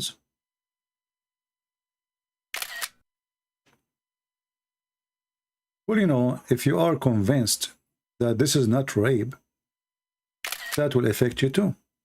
So if you grow in a society and, you know, there is a person who he been taught that he's a victim, and there's a person who been taught that she is a wife.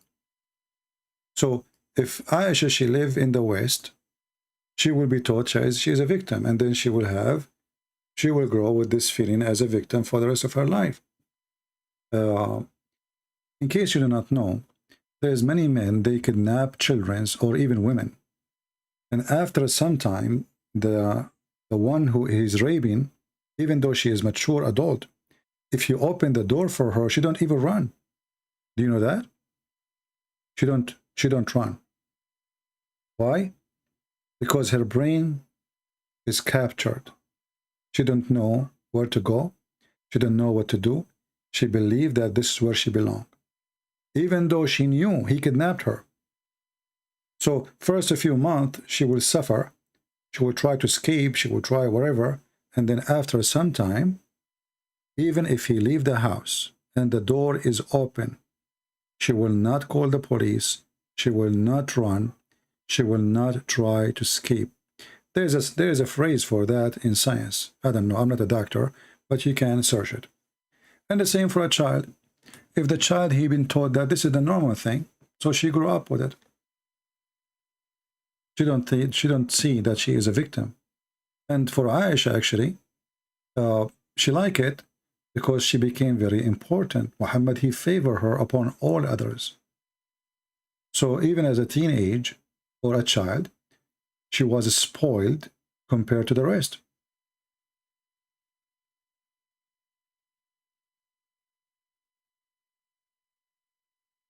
Well, I don't know. I mean, I'm not saying that that can be inside her brain, her personality. I never met her. We are talking about a woman we never met. Or what we know is what is written there. And Muslims, you know, they don't claim that Aisha is a scholar, but they take as what she's saying about Muhammad saying seriously. That's all. Otherwise, nobody consider her as a scholar. The Prophet said, this is what important about Aisha. That the Prophet said. That's it. Anything else is not important about her.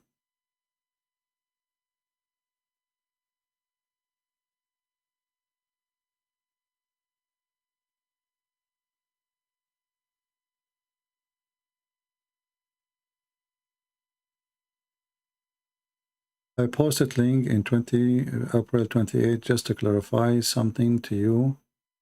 I said I don't think because I donate that to you.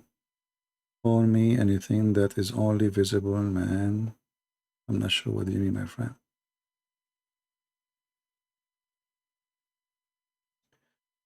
Any question? Can you show us the hadith where the dog died under the bed and Muhammad did not notice? Yeah, we can look for it.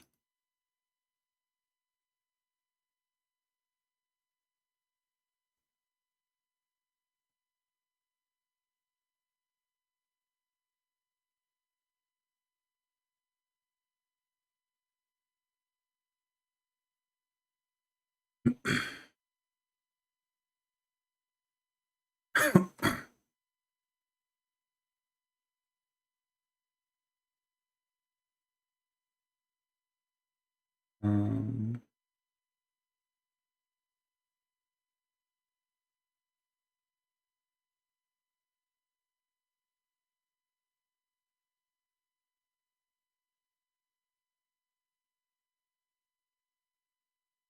Let us see where we can find it.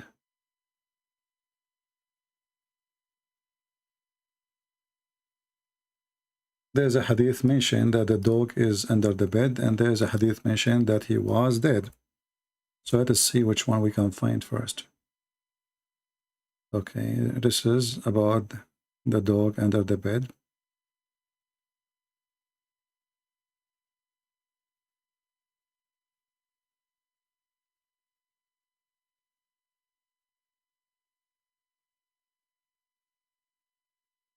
Okay.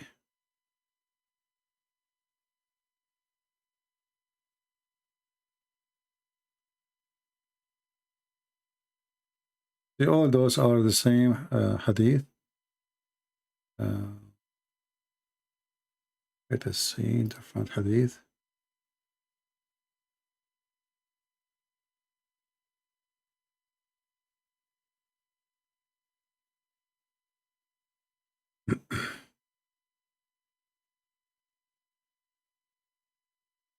Okay, and now we find the hadith which is the dog was dead.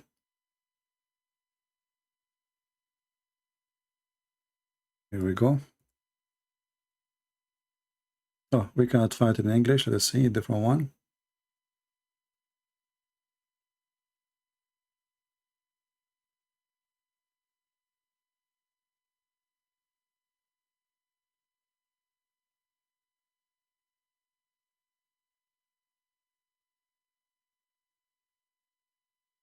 Let us see this one.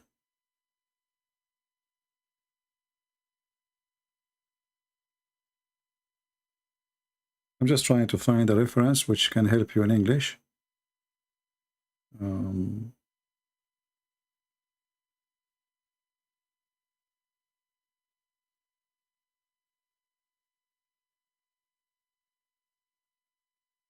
No.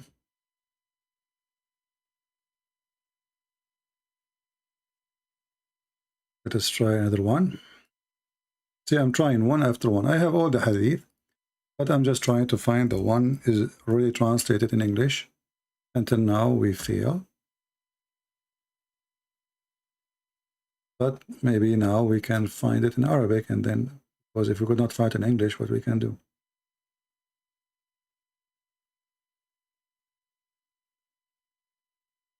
Now, about how many days the inspiration of Allah was not coming to Muhammad because of the dead dog, there is different statement about that. Let us see. As an example, this is the book of Al-Lusi. وَمَا وَدَّعَكَ رَبُّكَ وَمَا قَلَى. This is a verse in the Quran, in the chapter of Ad-Duha, chapter 93. And here it says, we will use Google translation because we could not find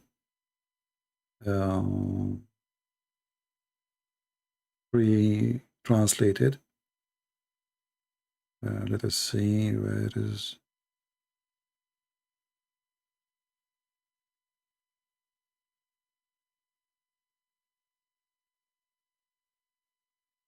Here we go. It says here, etc. blah blah blah blah. Here it says there was a puppy. He entered under the bed of Muhammad and he died.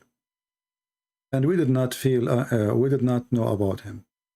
And here they continue saying, and the Prophet, he was not receiving any inspiration for 4 days. Not receiving any inspiration. So the dog is dead for 4 days. And while they were cleaning under the bed with the broom, they hit something heavy and they found a dead dog. So I took him with my hand and I threw him behind the house. And then the Prophet, he came and his beard was shaking. And he was like terrified. And then Allah, He sent him this verse, وَالضُّحَى وَاللَّيْلُ, etc. And this is the reason. And then here it says, and this is statement here, tells us that he did not receive inspiration for 4 days. However, according to Ibn Jurayj, it was 12 days. According to Al-Kalbi, it was 15 days. And some they say more than 20 days. From Ibn Abbas, it was 25 days. From As-Suddi or Muqatil, it was 40 days. Now we can use a translation. I'm going to share the link with you. But let us use Google Translation to see if it's going to work.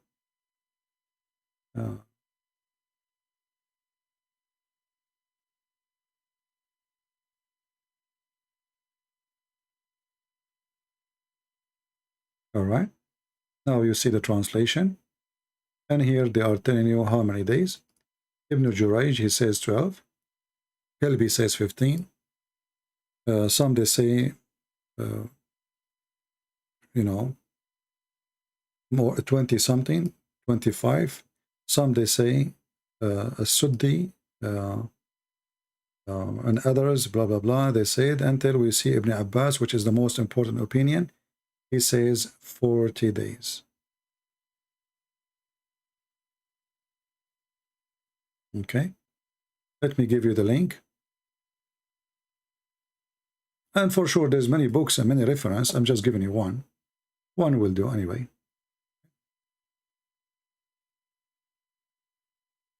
But I wanted to find something in English already translated, so we can share it with you. But obviously, we cannot.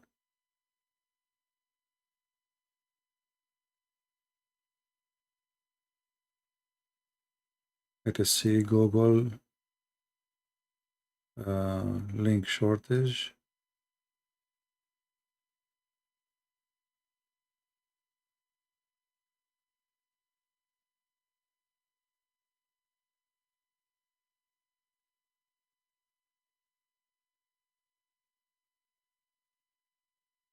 All right, and this is the link. Now, if you were asking me during this time, I was not looking at the screen. As you see, I was looking for reference. What is hadith science? And why every time we find something terrible turn weak when, this is just an excuse. The Muslim try to hide behind it. They say you do not know the science of hadith. But remember, all those books here is written by those who know the science of the hadith. So why they write it down and they preserve it if it's not approved anyway? Let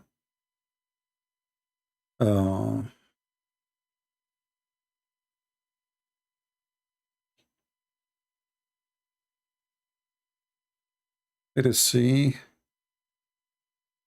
Again, tomorrow, I might be able to come live on air in the morning, even though we did not have a 20,000 here to see. But I have some, some business to do. If I could not, then we have it for today, But usually we have a fixed day, which is a Friday and Sunday, as you know. All right.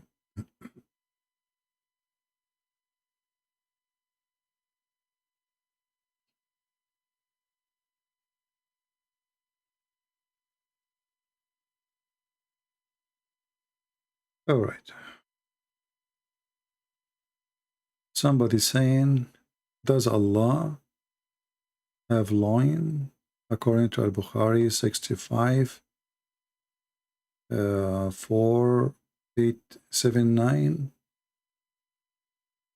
Well, no, this hadith is speaking about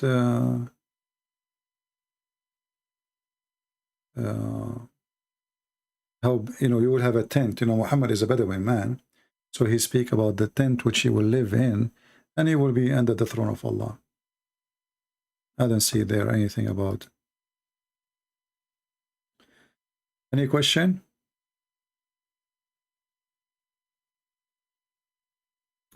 Can you show us a reference about Muhammad wearing golden jewelry? Sure.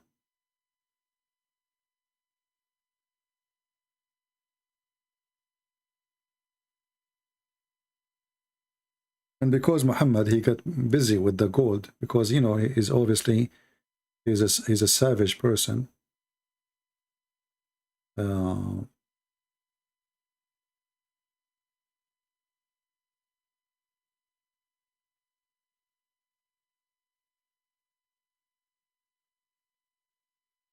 After he start wearing it and he start looking at it, you know, like going crazy looking at it, and then people start talking about him,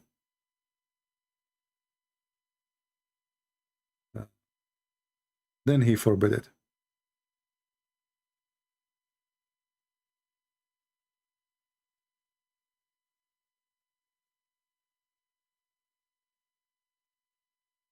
Let's find the hadith.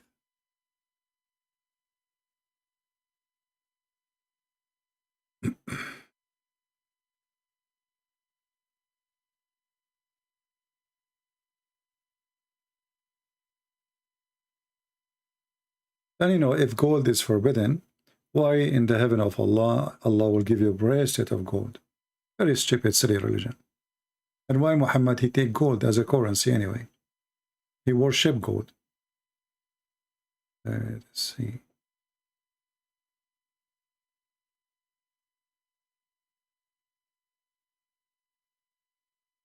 And Muhammad, actually, he was so worried about his ring. The point when he go in the bathroom, he take his ring, because he think gold can change, can be affected.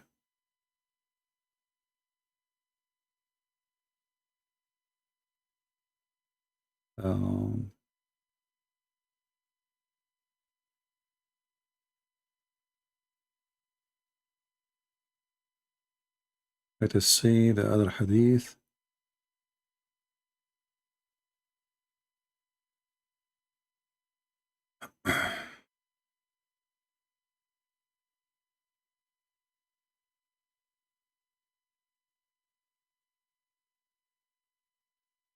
And Muhammad, he switched from gold to silver. Is that different? Still the same.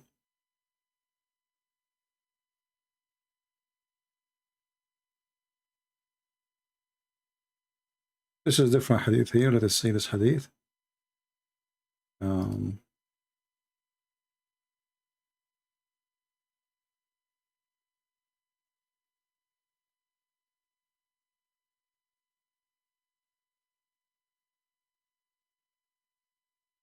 This is a different one. Here it says,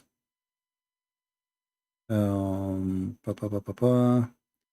reported that Messenger of Allah, he got fashioned a signet ring of gold, but he kept its stone in the inner side of his palm as he wore it, so the people following an example.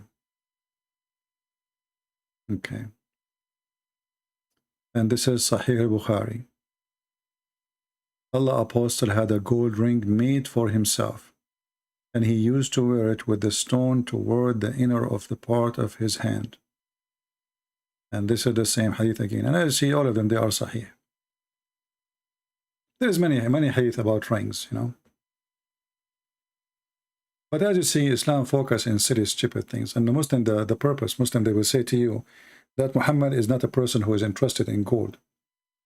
But Muhammad, he killed people to take their gold. Actually, there's a Jew. He tortured him so he can find out where his gold is. And he take the fifth of the booty. Thank you, princess. Anything else? See, I'm sitting with you asking who have a question, because I see many of you complain. You are not answering us. In fact, every time we go live on air, we do nothing except answering. And this is why my video goes really long. Should I do the same as like David would? You go, make a video, post it for you, you make a comment. Nobody called, nobody answer, nobody question. And I find that doesn't matter what you do. People complain, don't they?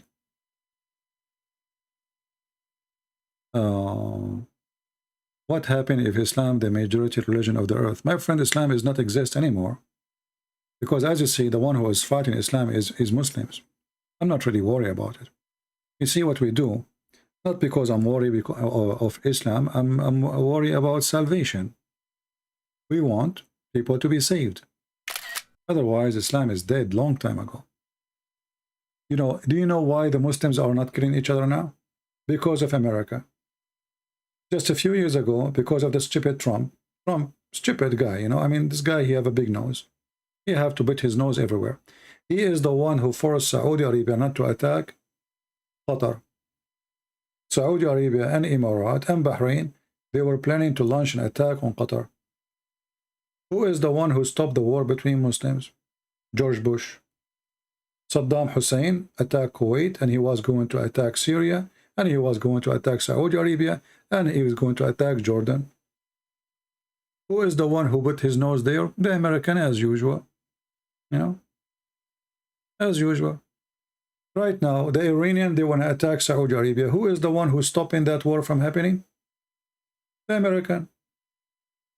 It's very simple. I mean, just take the American away, you will see the Middle East and the Muslim, they will kill each other.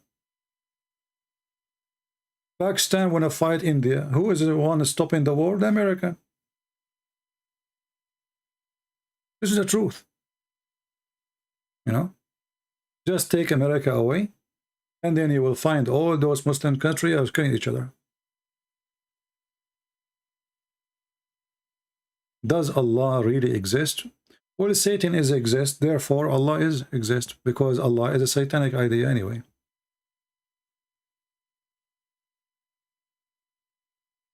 Qatar is a country support Muslim Brotherhood. The Prince of Qatar is a Muslim Brotherhood, same as Erdogan. And the plan is to make Erdogan caliphate. And the Prince of Qatar will be his assistant. And the Muslim Brotherhood were able to control Tunisia, Libya, Egypt, Jordan, most of it is Muslim Brotherhood. And the war in Syria, the purpose of it is to make Syria a Muslim Brotherhood. If they were able to do that, Erdogan automatically will become the caliphate. And they will have country expand all the way from Turkey, all the way to the North Africa. And Saudi did not allow that to happen because that would destroy their kingdom. Rosbeck question or Salman the Persian is one of the help Muhammad with his tremendous knowledge of Christianity. No, Salman al-Farisi, he do not know much about Christianity. Salman al-Farisi, he have zero knowledge of Christianity actually. Muhammad, he do not need Salman al-Farisi to teach him about Christianity, but Salman al-Farisi, he taught him about other religions. He taught him about Iran, the Persian. Muhammad, he lived, there is around him, there is a Christian, so who need Salman al-Farisi? Waraq ibn Nawfal is the real father of Muhammad.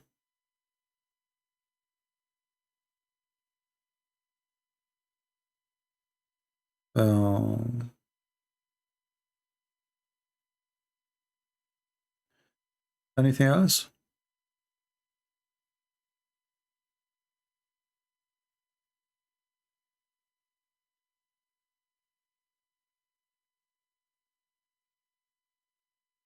The fifth of the booty mean the fifth of the stolen money and product taken from people from their houses.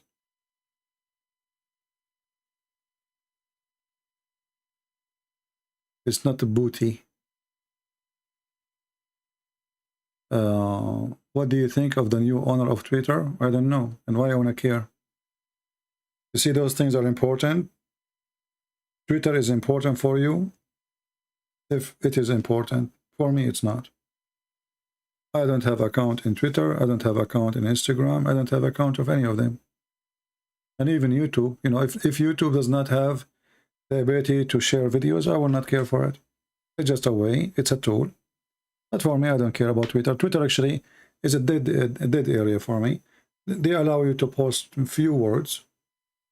You know, that's it. You can't even make a video. So Twitter is useless for me. I don't care for it. And I find that somebody is so rich, he bought a Twitter. I think this guy do not know what to do with his money. I think it's a very bad investment.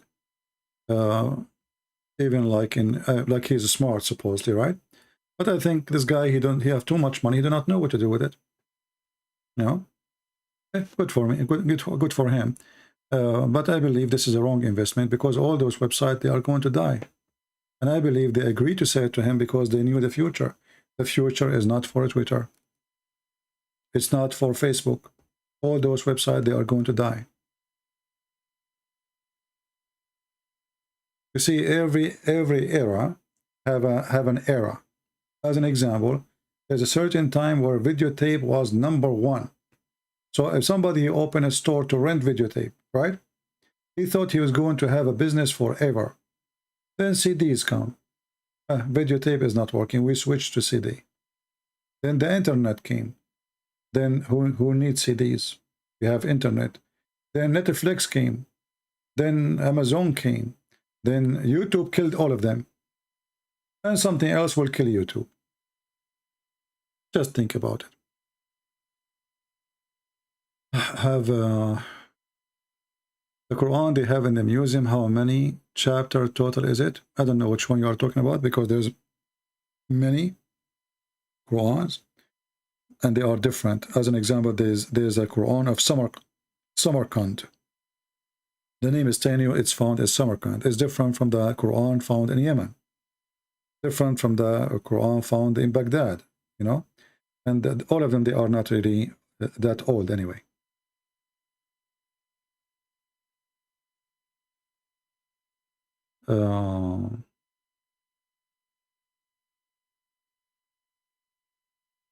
If you are a person who want to do investment in the internet, I advise you never do so because those are very fast changing product and they can destroy overnight.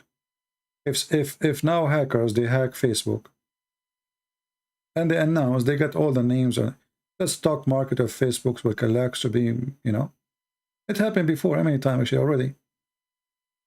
This is, you know, those kind of investment is for someone who do not know really what to do with his money, and he don't care if he lost or he won. He have a lot, you know. For me, if I have money, I will buy a land. Land is the best security ever for mankind. Buy a land in a village, not even in a city.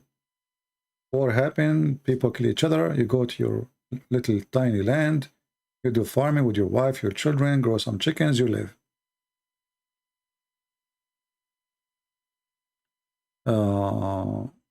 Why did our people let Muslims take over our land? I don't know where your land is, but we can blame somehow the priests and the bishops of Christians countries. They are very peaceful, and they, like an example in Egypt, when the Muslim invade, the Coptic, they try to revolt against the Muslims. The Pope at that time, he made like a fatwa, says the one who do take arm against the Muslim is not a Christian. We don't kill. We are going to kill them. So we can blame churches. If there is any way we can do private call, no, I don't do private call, and I don't do private service.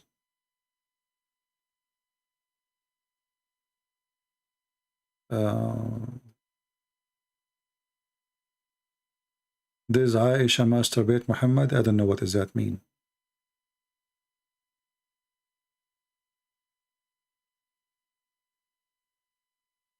How I can help a woman friend that think Muhammad was the best man ever lived? Well, you know, every person, every individual is different. So let us say the woman, you know, she loved dogs. You know, do you love dogs? You have dog? Yeah, I have dog. Do you know that Muhammad hated dogs? That will make her think twice. Do you hate child molesters? Show her that Muhammad's child molester. Do you like a husband who lied to you? Muhammad taught Muslims they can lie. I mean, when you speak to a person, you have to study first the person. And if he is a friend, obviously you know a lot about this friend already. Use your knowledge to help her.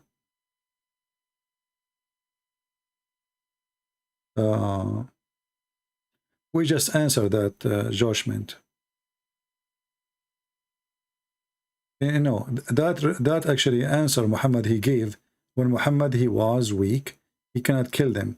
But later, these verses are abrogated by chapter of At-Tawbah. Kill them wherever you find them. So you have your religion, I have mine, is abrogated.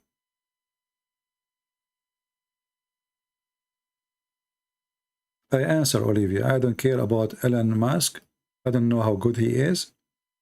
And I don't care really for Twitter. Why I will care?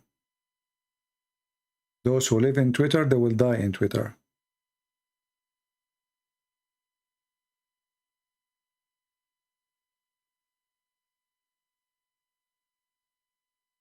I don't care for Twitter. I don't care even for YouTube. If not YouTube giving us a free opportunity that we can show you in the screen, we can teach you.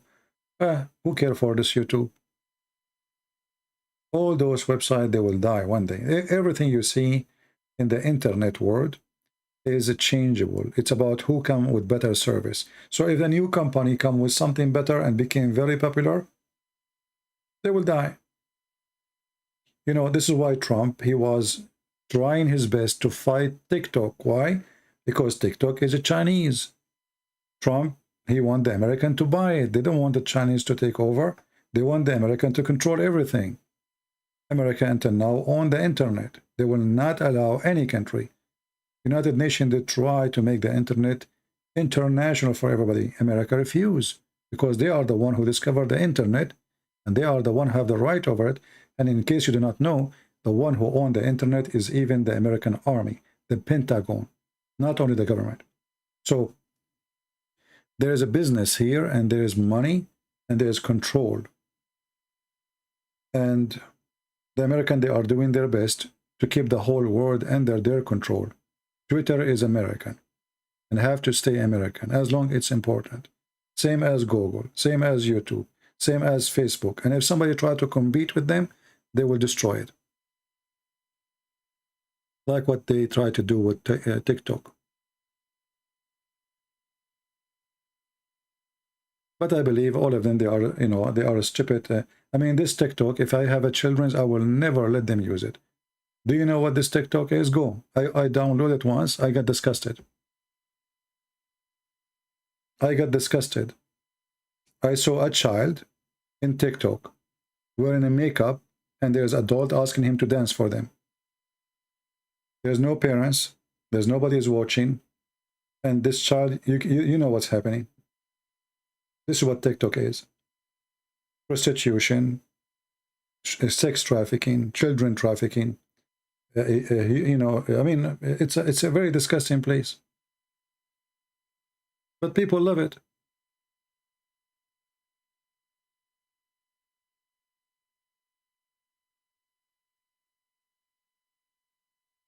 Garbage in, garbage out.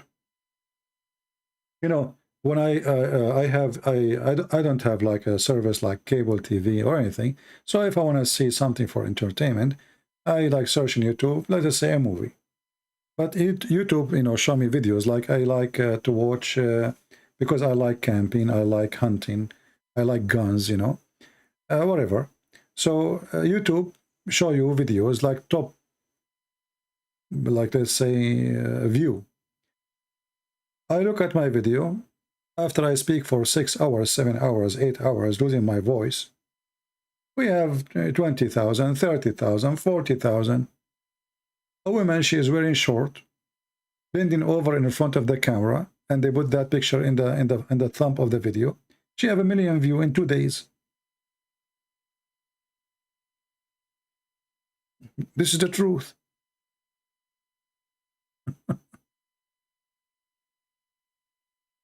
You know, this is what this TikTok and this is what work. You know, short skirt, an ass or boobs, and you are popular. And then Joe Biden will call you.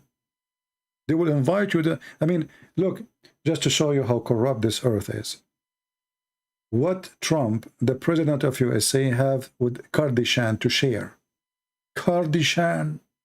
I mean, who is this Kardashian? Kardashian in the White House. Not the philosophers.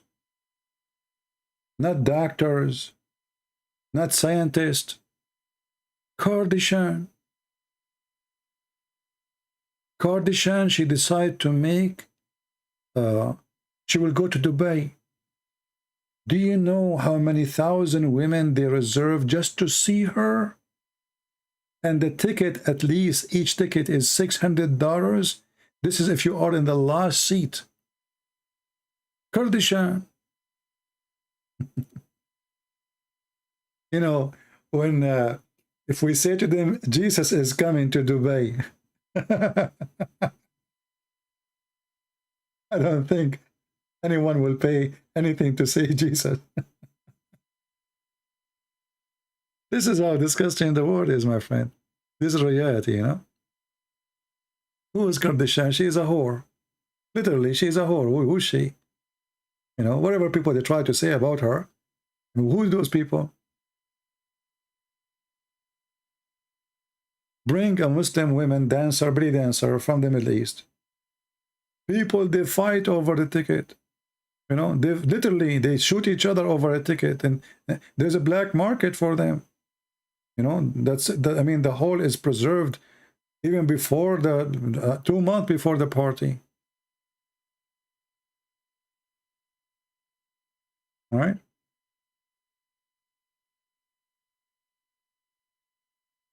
Do you see the Arab putting millions of dollars in the top of a breast of women in YouTube?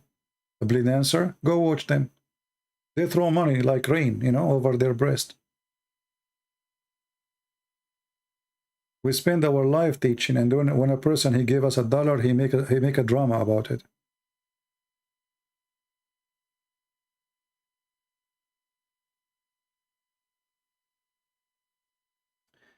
Anyway, any question?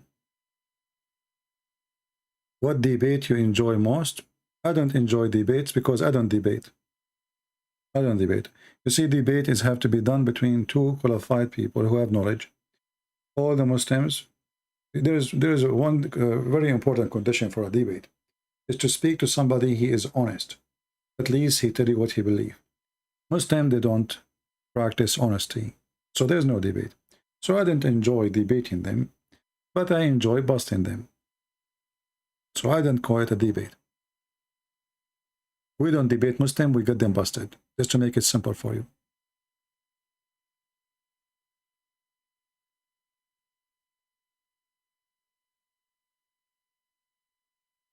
Yeah.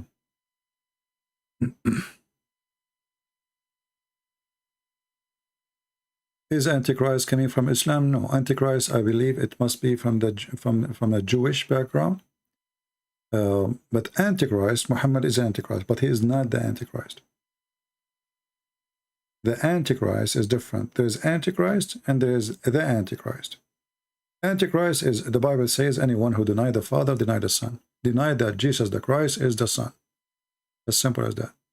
So Muhammad, in that category, he is Antichrist, but he is not the Antichrist.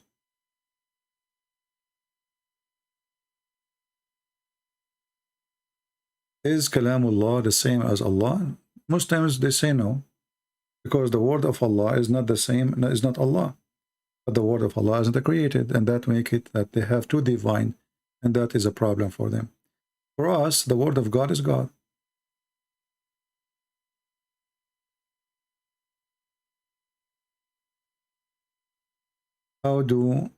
How about Friday prayer? What the religion of this practice? Actually, there's nowhere in the Quran it says you pray Friday. You know, the Muslims, as usual, they are the last one to know what their religion teach. There's a hadith speaking about the Friday prayer, but the Quran never. Look what the Quran said. The Quran mentioned the day. It's called Al-Jum'ah or Al-Jam'ah. But if you read carefully the verse, you will see this is not about praying on Friday. Read carefully. Chapter 62, verse number 9. O who you believe, Muslims, when the call proclaimed for the Salat in the day of a Friday, come on to remember Allah. Okay. But in fact, the Muslims, they call for prayer every day. So what is the problem with the Friday? The problem with the Friday here mentioned because Muhammad, he lived between the Jews. And what is a Friday for the Jews? Anyone can help me? Friday the Jews is Saturday. Why? Because by sunset, it is Saturday. So because the Jews are going to close their stores, and the one who own all the stores are Jews, Muslims, they don't come in Friday prayer because the Jews are going to close their shopping stores soon. Do you understand? So this was not really about prayer of a Friday, but it was about nobody go to pray on Friday because people going to do shopping before the Jews shut down their stores, before Sabbath started. Did I answer you?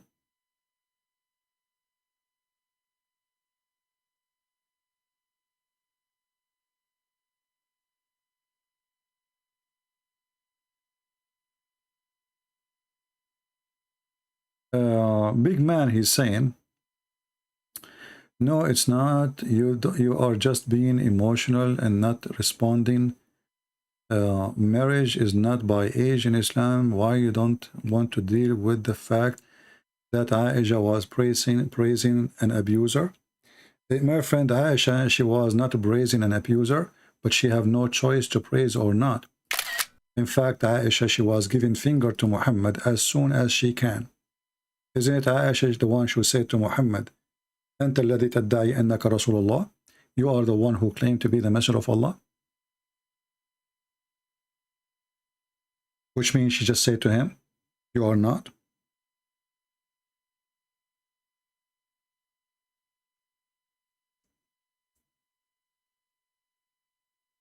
And let us show you the hadith. So Aisha, she lived in a society where if she complained to her father will beat her. And if she complained to her husband will beat her. And you are wondering who prays who?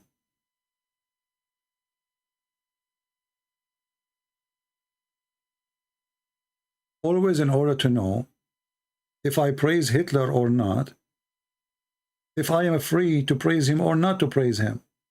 If Hitler is in control, can I do not to praise him?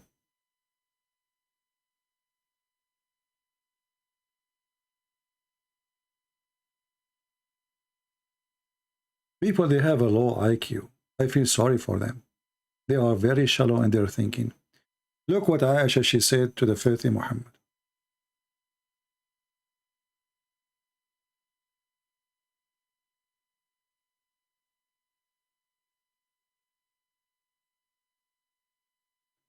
Let us see if there is the hadith.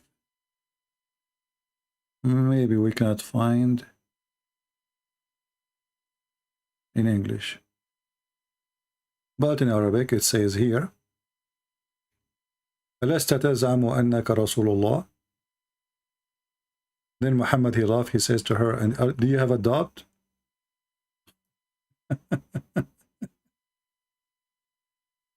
Isn't it Abu Bakr, he did beat Aisha for that reason? He did beat her. He did beat her for what reason? Because she was nice? Because she was praising Muhammad? So here we go. The second she said something is negative, she got a box in her face.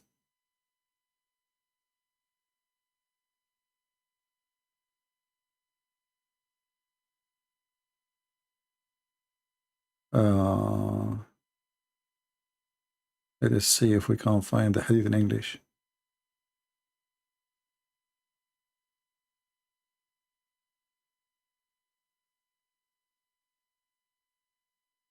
I cannot find. But anyway, I mean, people are funny.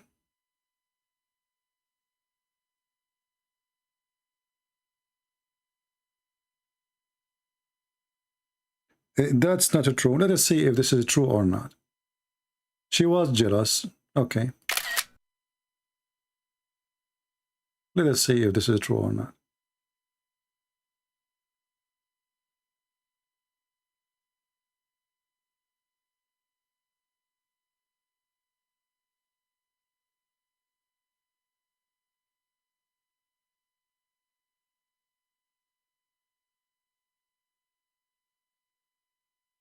You see here, we give a proof. We don't give a speeches like you, big man.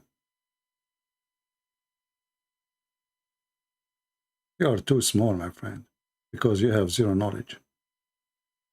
You make speeches and your speeches is silly.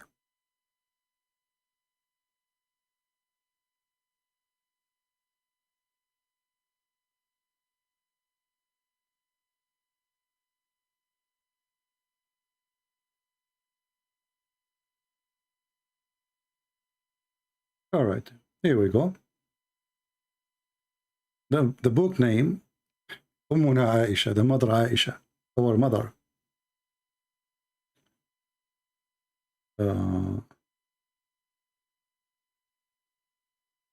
Aisha, she said, أَلَسْتَ تَزْعَمُ أَنَّكَ رَسُولُ اللَّهِ? Aren't you the one who claimed to be a prophet of Allah, which means you are not? Muhammad, he laughed, but obviously he laughed with anger. And then here it says, وَسَمَعَنِي Abu Bakr. Who is Abu Bakr? Her father. فَاللَّطَمَ فَأَقْبَلَ عَلَى وَجْهِ وَاللَّطَمَ وَجْهِ. And this is the Google translation for your majesty.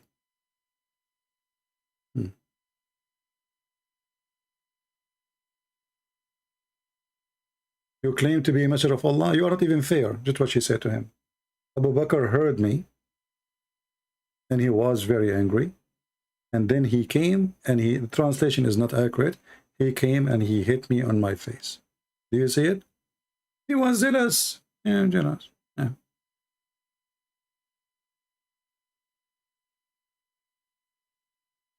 And remember, that took time for Aisha to become more mature so she can see who is Muhammad. A child is a child. You know, Muhammad, he said that if you marry a child, you can amuse her and you can sport with her. Why are you saying that? Because a child, you give him a candy, he's happy or she's happy. So was she praising Muhammad when she was a child, big man? A child. You know, people, they try, obviously big man is a child molester too. He keeps saying that she was jealous of Khadija. You stupid. Khadija, she was dead already. How she can be jealous from her?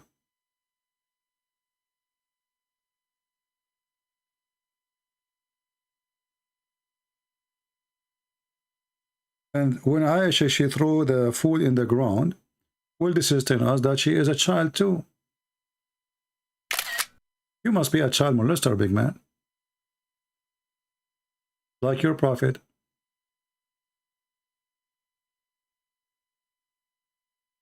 Why somebody mature would do that? This is an act of a child. You know? This is a childish behavior, like your behavior now. You are spending the last 2 hours, we spoke about it 2 hours ago, and you keep repeating the same stupid thing. Yeah. As the Chinese, they say, we cannot make a horse, we cannot make a donkey a horse.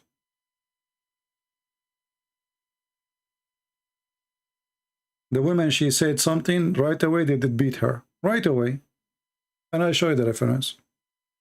And she did not do anything. She just said to him, you claim to be a messenger of Allah. How come you are not fair?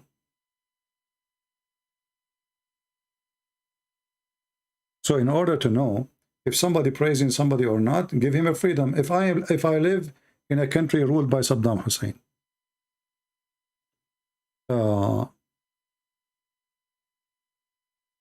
yeah, but this is a stupid hadith. You know, Aisha, she is jealous of Khadija when Khadija, she was not there. Isn't it Muhammad, he says, I favor Aisha the same as I favor a tharid, which is a kind of a food. Muhammad, he considers Aisha a dish. He has many dishes, and she is his favorite dish. So stop being stupid, because he's a child molester. And all those hadith is trying to explain why she is jealous. Well, this is telling you that Muhammad was not fair with everything he do. Let me get you, big man, I'm willing to open Skype for you. Do you like to call me? Do you like to call me? And I will make you read in front of everybody, and everybody will spit at you. What do you say? Will literally spit at you, and you will read it. Here we go. This is Aisha.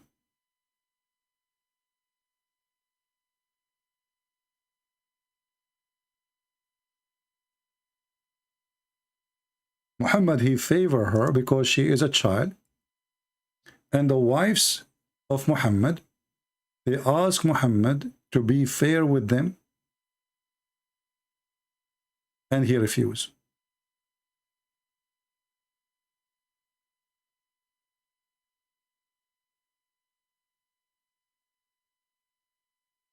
Do you dare, big man, to read it?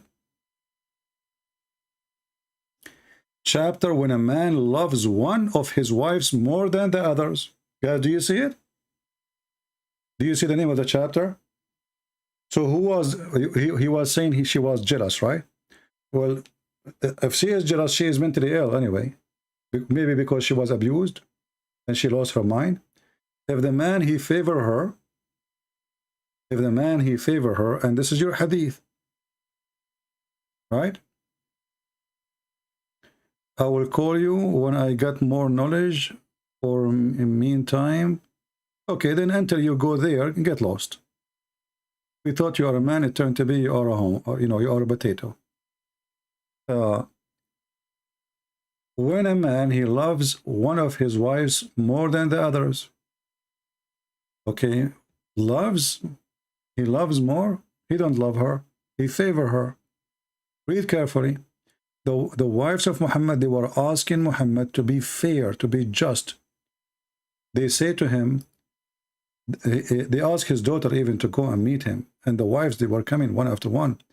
We are asking you, they are urging you to be equitable with regard the matter of the daughter of Abu Quhafa, which is Abu Bakr.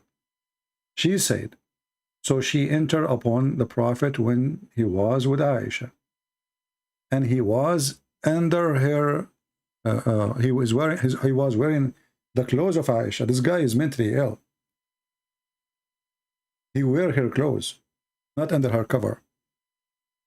And then she said to him, your wife sent me to you, urging you to be equitable regarding the matter of the daughter of Abu Quhafa. The Prophet said to her, do you love me? Speaking to his daughter, supposedly. This is his daughter, stepdaughter. She said, yes. He said, then love her. For so she went back to them and told them what he said. They said to her, you did not do anything. Go back, ask him. She said, by Allah, I never go back. And the same story, and then we will find that Aisha and the other wives, they start fighting. Here we see Zainab bint Jahsh. She came to Muhammad, and this is the wife of his own son, the one he took her from his son, the one who was sleeping with her when she was married. She was somewhat my equal among the wives of the Prophet. Who? Zainab bint Jahsh. So he have the guy, he favor women. Why? Because she is big and fat and beautiful. Excuse me for using the word fat, but the Arab, they have their own taste. So if you are fat, you are beautiful. The more fat you are, the more you are beautiful. That's why in Arabic we have songs singing for the camel who could not carry the women. Why he could not carry her? Because she is so beautiful. What does have to do with he cannot carry her and her beauty? Because she was so fat. So here, she came to him and she said, your wife have sent me to urge you to be equitable regarding the matter of the daughters of Abu Quhafa. So what the problem? Muhammad refused to be just. That's all. Treat us the same. Muhammad, he refused. Why? Because Aisha is his favorite dish. We go to different hadith.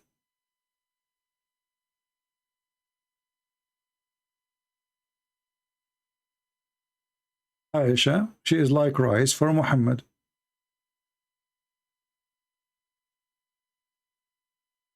Read it. The superiority of Aisha to other women is like superiority of the tharid. What is it? Which is a kind of food. Do you see it? So Muhammad, he have no love. He don't love women. He favor one. because of his sexual desire, and he compare women to food of dishes. Any one of you, he will say to his wife, you are my favorite food, but I like to eat all women. What kind of man would say that? That's what Muhammad is saying. Aisha, she is his favorite dish. It's in the front of you. And he was not treating his wives equally. Why? Because she is just a child. He is a siko.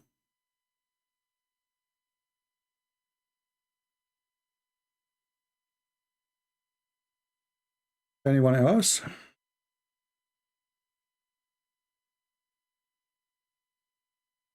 This is why the hadith, when the hadith describe Zainab, describe her as she was big and beautiful and white.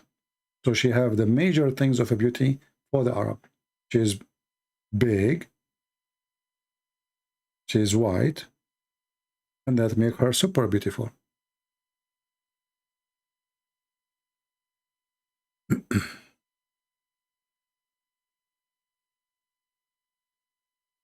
And you know, Aisha, after Muhammad he died, she became like you know, her family, they became the rulers, and their ruling is based on what? Based on Muhammad. So they cannot go against him. Everything they have is based on Muhammad. Her father became a caliphate because of Muhammad. She became superior because of Muhammad. So how she will go against him anyway? She loved it actually, especially after his death. This is why the hadith says that Aisha, she used to send beautiful slaves so she can hunt young youth from Quraysh, so she can F them. And this is the hadith from the Sunni Sahih Hadith.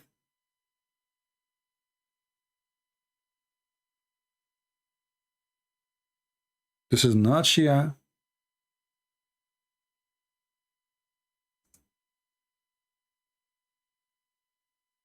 So Aisha, after Muhammad he died, she became like a, you know, an untouchable person. Her father became caliphate later. She is the wife of the Prophet and she is his favorite. So she lived a very nice life. And this is the hadith about Aisha after Muhammad. You see how much she praised him? The second the guy he died, she starts sleeping around. And this is your Muslim's Sunni book.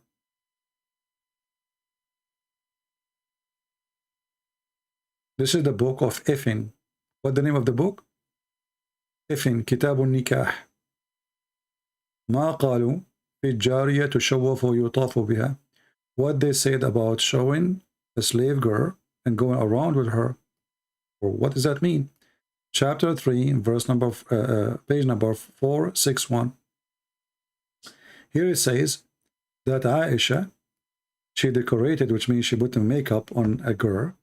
She's a slave, and she made her go around so young men, they will follow her so she can hunt some men of Quraysh. Translate to English. And this is the hadith number.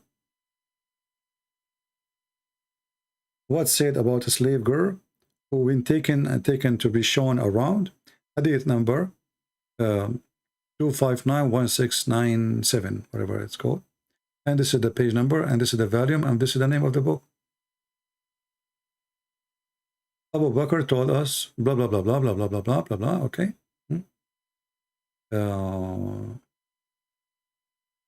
Where is the, okay, here we go. And the authority, blah, blah, blah, blah, okay. That Aisha, she decorated a woman, not a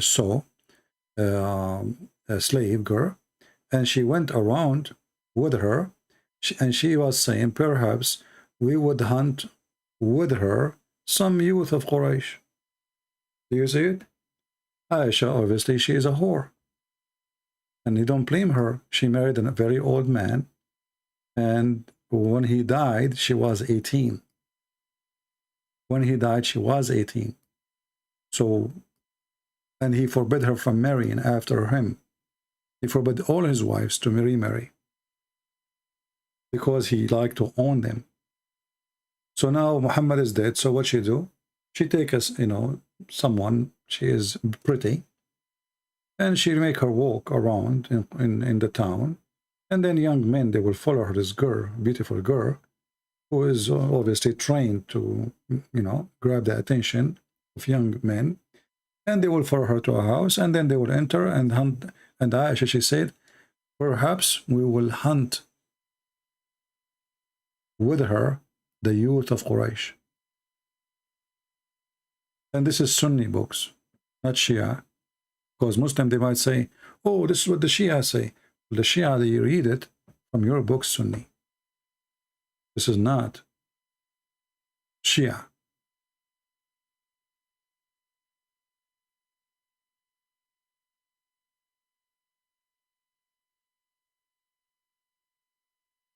And you know, like this guy, a big man, who claimed that Aisha, she was praising Muhammad.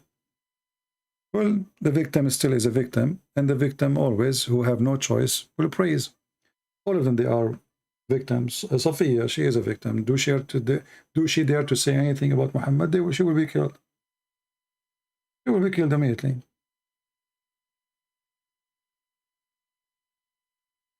A riwayah غير صحيحة, it's a weak hadith. Will prove it that it's a weak hadith. Guys, it's a weak hadith. He came back, it's a weak hadith. You know, actually, this will make it more horrible. If the hadith is weak, and then you Muslim, you write it down, that means you Muslims are mentally ill. Because while you are writing, preserving a story, you're trying to claim it is not true.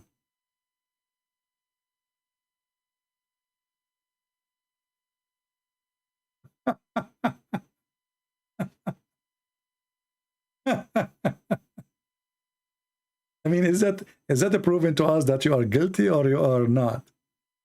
Just to show you how stupid this religion is. Muhammad, he told them, don't write any hadith. The Muslim, they wrote, the Prophet said, don't write any hadith. But he just told you, don't write any hadith, you donkey. Do you see how low IQ this religion is? There is stupid prophet, he knew that this will be used against him. He is a fraud. He don't want people to remember what he said. Otherwise, you tell me why he don't want them to write down what he said. Isn't Islam based on what Allah and what the Prophet said? Don't write it. The smart Muslim, they wrote, the Prophet said, don't write what I say. He just told you, don't write what I say.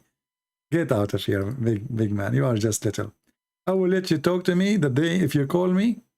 If you call me, I will let you talk to me. Otherwise, you are just a chicken. Don't take anything from me. Is it the Muslim Sunni? They call themselves Sunni. Okay, why you call yourself Sunni? Because we take the Prophet words. But he said, don't take anything from me. He just said that.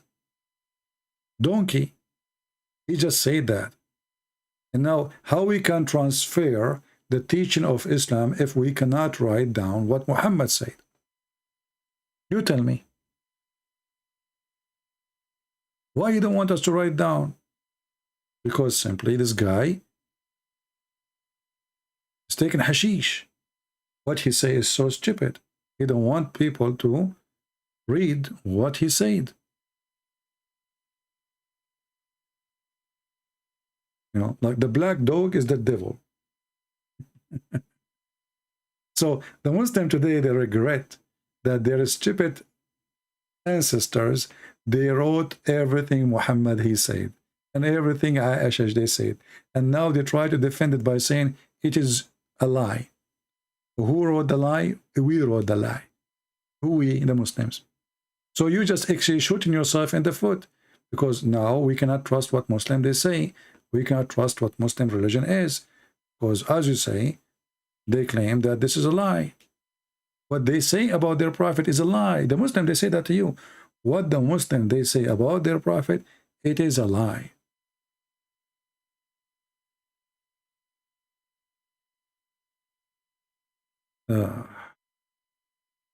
Like, you know, Muhammad as an example. When Muhammad, he said,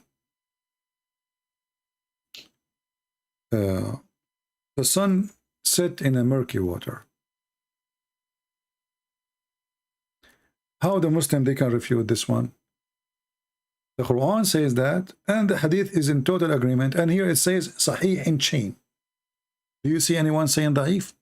The Muslim right away they will say to you, this is Da'if, or this is stupid. This is Da'if. It doesn't say that. Why? Even in your website doesn't say Da'if. It says Sahih in chain. Everything is perfect. Sahihul Isnad. Sahih. But we have to get rid of it, because this is proof that Muhammad is a stupid. The sun set in a muddy, hot, boiling water.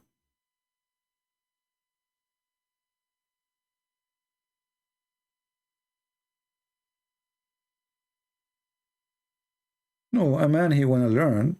You see, I understand that people they can argue and keep argue, and don't worry about me blocking them, because they are coming back. You see what happened to those people. You see what we explained to you about how Aisha she is the victim who never run, because there's nowhere to run, and she became like totally under the control of the one who raped her. Those Muhammadan who refuse what I say, they see with their eyes that I'm sharing the truth, but when they see it, they feel they are being raped. Literally, it's in their brain. They suffer mentally, physically. They curse me. They call me names, but they come back. Do you know why they come back? Because they knew I am saying the truth. Otherwise, you tell me why a person, he think I'm lying, but he keep coming here every day. Why somebody, when I listen to somebody, is lying? Why he cannot leave? He cannot call me. He cannot refute me. He cannot prove me wrong. So why he keep coming? Because in their heart they knew. Actually, just today, I don't know if you saw the video made by Omad, Sheikh Omad.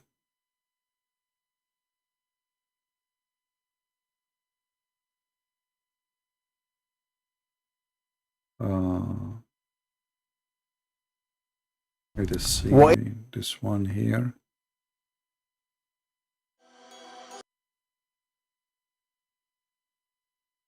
शुमार नाजरे हुए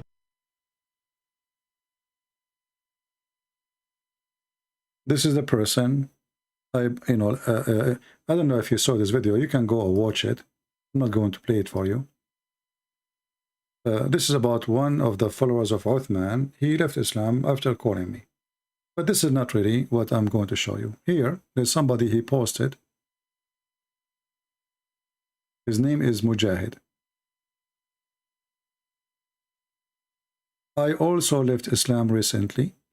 CP really helpful in this journey, even though he blocked me many times from his live stream chat and also on Skype, but he put doubt on my heart with his reference and explanation. He cleared all those doubts which led me to leave Islam. People like Sheikh Uthman is only showing youth part of Islam, and actually the real Islam, not actually the real Islam. He even recently played with the hadith and fabricated just to make Islam correct, as this brother he mentioned in this video. I have seen Muslims. I have been Muslim 24 years. And it took me almost a year to realize about the truth, etc. So I blocked him. I blocked him according to him. I don't know who's this person. I blocked him in Skype. I blocked him in the chat because they become like annoying. You know, they will not debate me. They will not call me.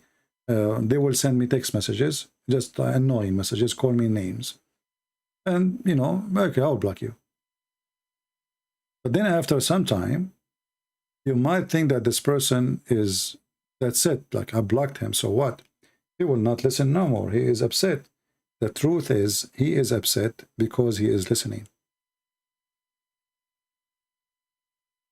You know what I mean? And actually, if you don't make a Muslim upset, that means you did not say anything to him. That's why I don't agree with the way some other Christians, they do debate Muslims. You know, they don't get them busted. You know, like the David Wood, they bring a guy, the guy 5 minutes for me, 5 minutes for you, and there's nobody busting anyone because there's no real debate, or let us say real argument. Right? And a Muslim always, he try to attack you and they try to bully you. As an example here, this person is calling me Christian princess. My friend, I am not the one who pee like a woman. That is your prophet. I'm not the man who dressed like a woman. That's your prophet. Call me. I can open sky for you, and I will show the reference. Your prophet wearing women clothes. He pissed like a woman. He never pissed like a man. And he put makeup. And he kissed men down their belly. And he hugged them naked. And he exposed his legs and his testicles to men. Do you dare to call me? And let us see who is the princess. Let us see who is the princess.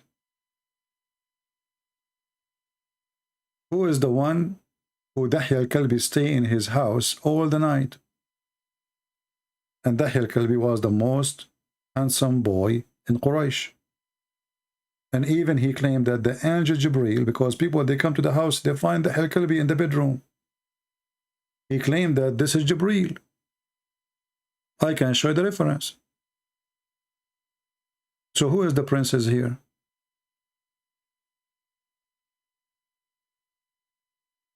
Do you like to call us and tell us why he is wearing women clothing?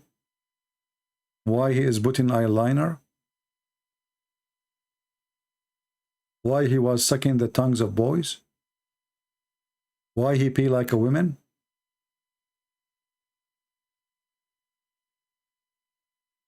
Everything your prophet he do is weird.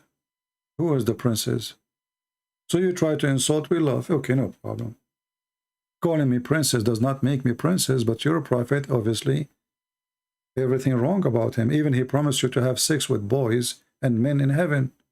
Isn't it your prophet? He says there is a market in heaven. There's no buying nor selling except images of men and women. Who is the princess? The prophet who a man insulted him and he told him he wanted to F Aisha. And then when Muhammad, when the man he left, Aisha, she said to him, who is this? He said, Ahmaqun muta'. He is a fool we have to obey. Which means if he insists to F you, he will go with him. Who is the princess? A guy, he found his wife sleeping with the guy, and he have 3 witnesses, and still he don't dare to divorce her.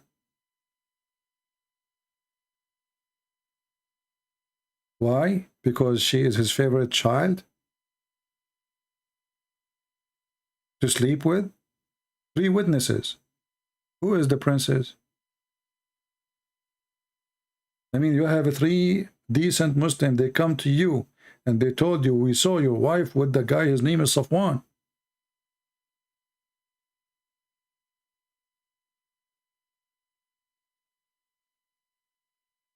Where is the dignity?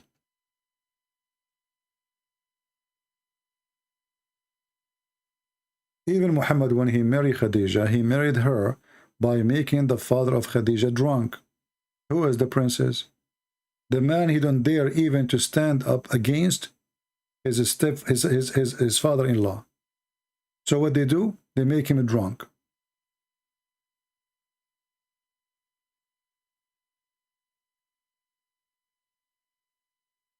What that language is? Is that a Chinese? Vena? Siahan? I speak Chinese, by the way. I speak all languages. But what happened one day, when I went to the seventh heaven with the Zibril, you know, when we were riding the donkey, I fell down and I hit a rock, and then I forgot some languages. So I forgot only, I remember only Japanese, Chinese, Vietnamese, Indonesian, Russianese, Frenchese, and Englishese, and I mean those they end with a cheese, you know. So I forgot only those languages. Otherwise, I remember all the rest, you know. But what you can do, I mean, this donkey, the flying donkey, was so fast, and you know, like, he did not even give me time to hold him from his neck. You know, his neck is so wide. You know, I was worried actually to hold him from his neck, because I don't want to be accused like I'm trying to kill him or something, you know, because there was a police of Allah watching. And I was like, you know what you can say, I was naive at that time. First time became prophet, first time. And first time I ran the donkey to heaven. So what do you expect? I mean, and I fell down, you know, I fell down in my bum. And, you know, we Arab, our knowledge is our bum. You know, this is why the prophet is very bummy. I mean, don't you see how heavy the knowledge is? Even when he poop knowledge. Have you ever heard of a religion believe that when their prophet he do poo-poo, the earth swallow his poo-poo? I mean, even his poo-poo is holy, man. And his piss is like musk. Challenge me, I will show you the reference. And by the way, how the Muslim they notice that the earth is swallowing his poo-poo? They are watching, huh? Like the Dalai Lama. The Dalai Lama, he could not do poo-poo. So all the monks, they surrounded around him. And the guy, they were praying to whatever god they worship, that the poo-poo will come out.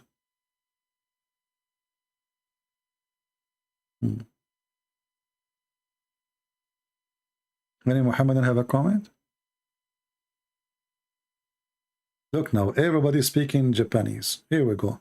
See, they are trying to show that I do not know what they are saying. You know, my friend, thanks to Prophet or Angel Gogol, I can read anything you say. Don't try to fool me. The Angel Gogol, he do miracle.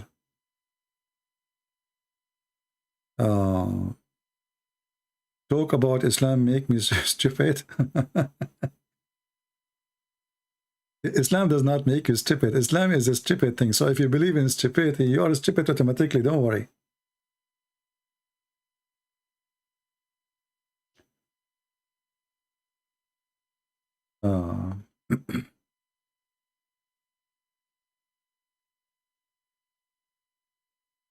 A question about the black stone during the time of Ishmael found it. It was only one stone. Why it's broken many pieces? Well, first of all, Ishmael did not find any stone, and this is always a joke. What stone? What are you know? Let me show you. If the Arab used to have stones, then why this hadith exist? If it exists since the time of Ishmael, I want you to focus with me. This is Al-Bukhari, which means it's very authentic. The Muslim, they cannot say it's not true. We used to worship the stones, and when we found a better stone, then the first one, we would throw the first one. Do you understand now what I'm trying to say to you? If the black stone exists, and the Arab of Mecca, they used to worship it from the time of Ishmael. So what this guy is saying here? Do you see, do you learn how to analyze information, how to break down, and you got the conclusion?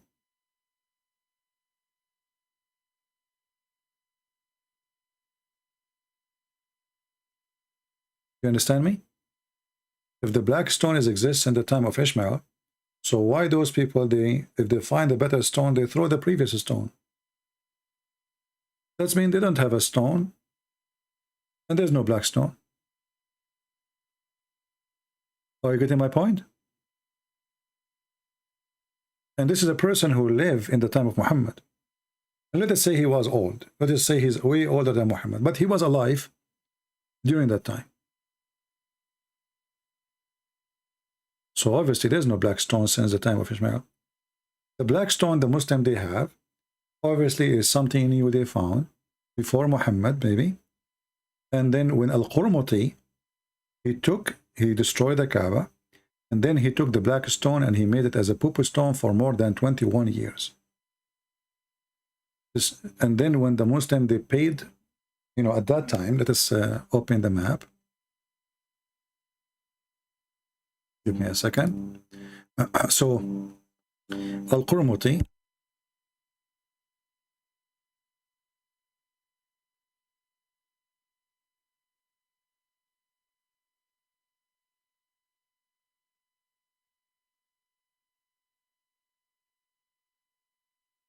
let us see here. I'm trying to find a map just to explain to you the situation and at that time.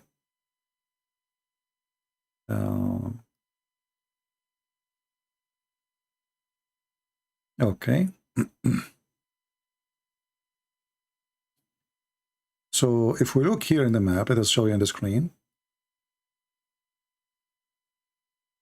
At that time, when Al-Qurmuti occupied the Kaaba, he destroyed, actually, he took the black stone.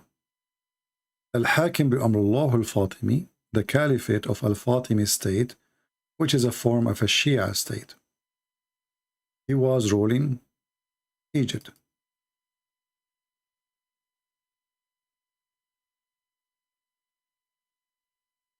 Then we go all the way to Al-Bahrain.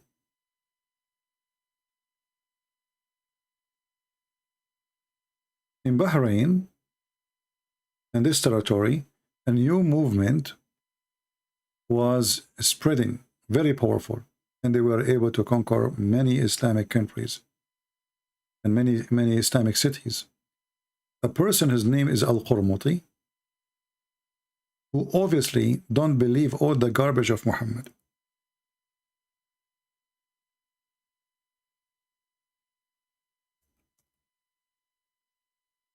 He wanted to prove to the Muslims that the Kaaba is a stupid thing and the God of the Kaaba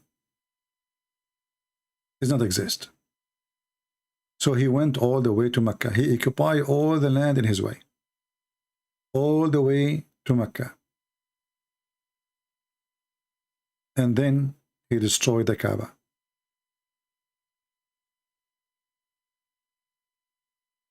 When he destroyed the Kaaba, he was screaming in the middle of the Kaaba, saying, Allah, where is your birds? Remember, in the Quran, there's a story of Allah sending birds to protect the Kaaba from the army of the Ethiopian, which is supposedly a Christian army, coming to conquer and to destroy the Kaaba. So Al-Qurmuti was speaking loud, screaming, saying, Hey Allah, where is your birds, huh? There's a chapter in the Quran, it's called the chapter of the elephant about that. He destroyed the Kaaba and he took the black stone. And then the Muslim Sunni, they wanted to get back the black stone. So they could not get it for more than 21 years. Why? Because the Shia, they became superior and they occupy all this land, all the way to Egypt.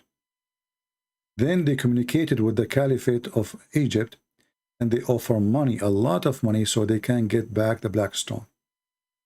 But look what happened.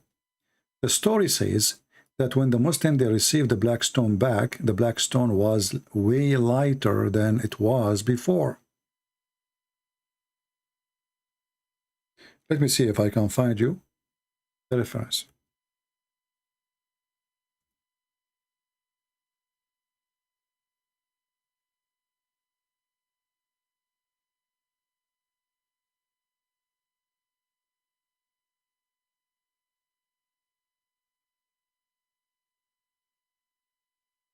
Why the black stone was or become way lighter? The Muslim, they say, well, because the black stone was happy to come back home. That's why it was way lighter.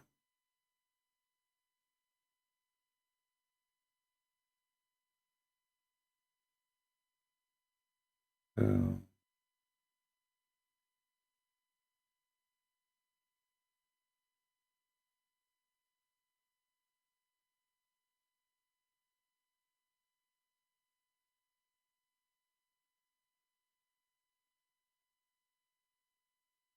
I'm just trying to find some reference. Let's see if we can find something in English.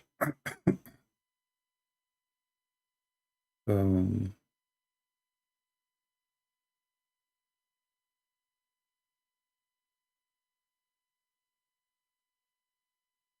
I know the hadith very well, but I don't remember where exactly, which book it is. Hmm.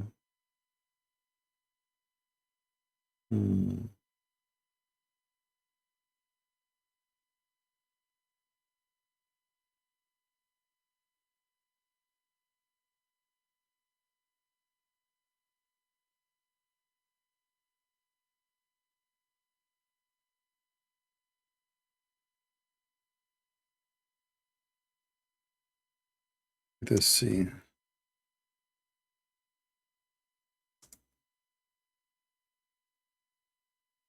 I don't remember the exact line. You see, this is how I find it fast in the internet. I like in your head you have, let us say the hadith is like 10 lines, you know. You have to remember at least one line, perfect line, as it is in the hadith, exactly as it is. And this is what I'm trying to squeeze my head to get it.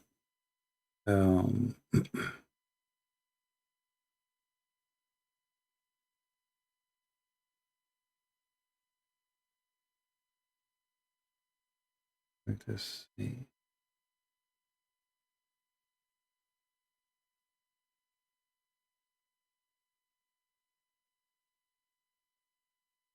Maybe next time I will, you know, but I'm sure the hadiths exist. Let us see here. Oh no, this is PDF file. I don't want it.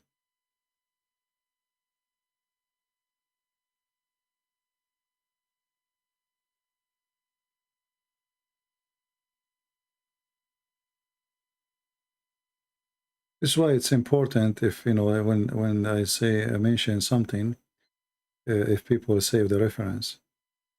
So next time we do not need to look for it, especially if it's a real reference.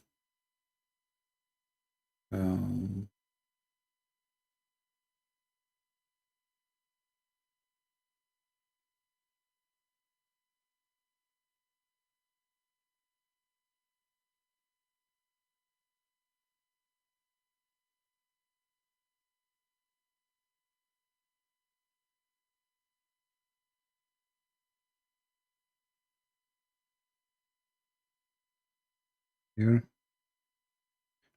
I know it's boring for you to wait to, but we can skip it for now. But I hate to mention something without showing the reference.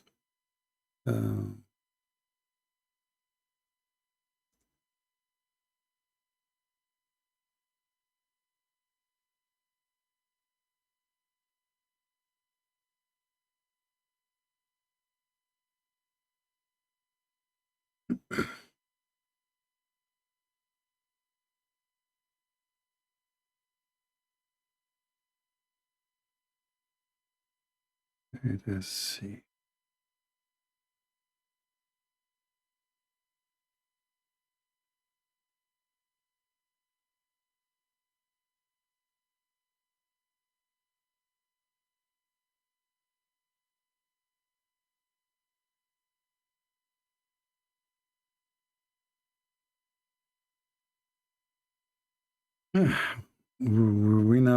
We open a big book and I'm trying to find the hate in it. Oh boy, my eyes hurt. Let us see.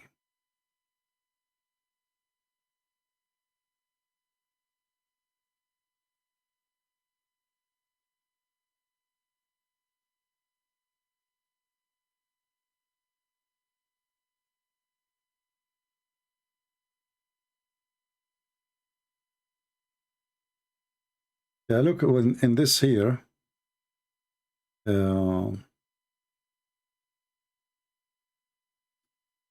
And this is from Ibn Ishaq,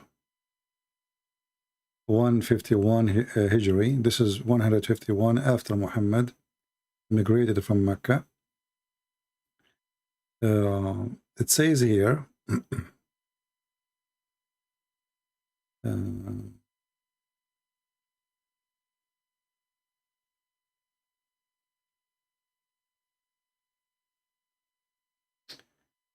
we used to have 15 pieces of the black stone, and this is around 50 years ago.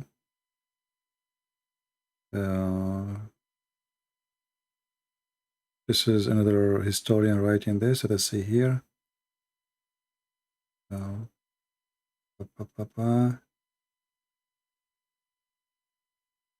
And the Kaaba destroyed many times, and there was many fire many times, and this is why the black stone became pieces. But I don't believe in this. I believe the black stone. Look what it says here. And we touch it, and we kiss it as 8 little tiny rocks. The biggest one of it is in the size of a palm date. The biggest part of it is in the size of a palm date. This is what the Muslims remember. And then they say here,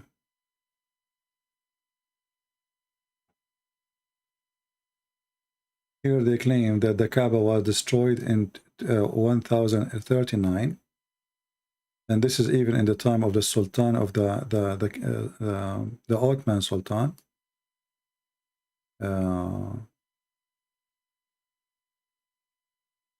Let us see. And here they say that the black stone was an arm and a half long, and it was 3 arms wide.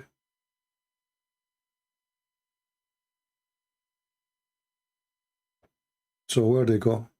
I mean, Muslims, they are trying their best to find out what happened. And here they are speaking about Al-Qurmuti. I believe what happened, Al-Qurmuti is the one who broke it into pieces, and he gave them pieces. And I don't think even those pieces, they belong to the black stone. I believe he gave them fake pieces. I don't know why he do that, but obviously he took the black stone for a reason. I think this guy, he was trying to direct the point of worship from Mecca for people to follow him. This guy was like a communist, you know. He is a revolutionary person. He don't believe in the stories of the Quran, even though he claimed to be a Muslim. But obviously he believed all the Quran is a fiction, and it's a stupid book. And the black stone, kissing black stone, is stupid too.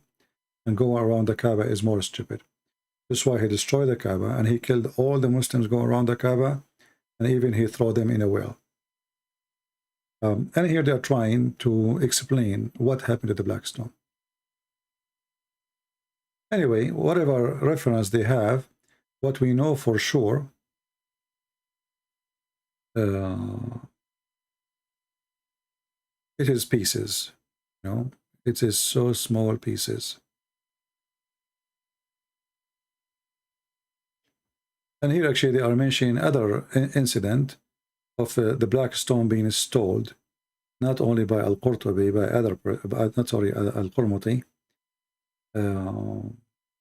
Like here it says, mentioned by Imam Ibn Allan fi kitabihi Fadl al-Hajar al-Aswad, the blessing of the black stone, the name of the book, that in the year 990 of Hijrah, a man from Iraq, he is Iraqi but Ajami, which means he's a Persian, but yet he is living in Iraq, and he hit the black stone with a heavy piece of metal like steel, and he was when he did that, there was a person there, and he killed him. So they are trying to explain why the black stone became small, you know. But I believe this is all is, you know, they are trying to explain. But anyway, what we understand from this, that when Muhammad, he claimed that the black stone is going to be witness in the day of judgment, that is a proving that Muhammad is a fraud, because as you see, nothing left of the black stone. It's not a stone no more, it's little stones. And as you see here in their book saying that the biggest rock, there's 8 rocks exist right now, and the biggest one of them is in the size of a palm date. This is how tiny it is. And this is the reference for the link I was reading from, with the names of the books.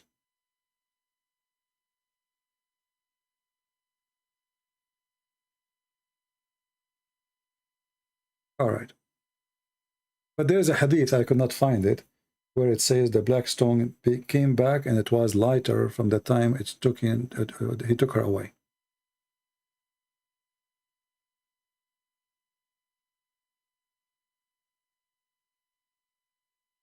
Prince of Peace, this is reference for what?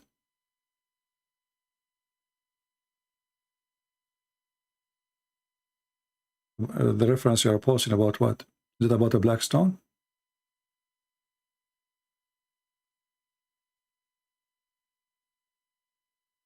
I'm not sure. I see a lot of people, they have different language now, like Asian languages. Do they understand what we are saying? I mean, you guys who are writing in Chinese or Japanese, do you understand what we are saying?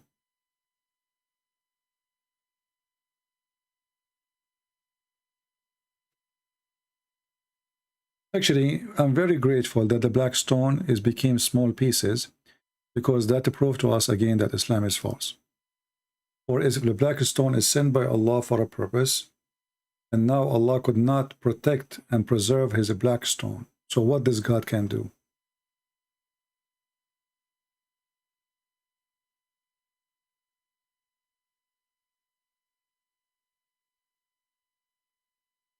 Muhammad real father name is Abdullah. Well, you know, you see, if Muhammad father, his name is Abdullah, why his father will go to hell? According to Muhammad, his father will go to hell. Why? If he worship Allah, why he will go to hell?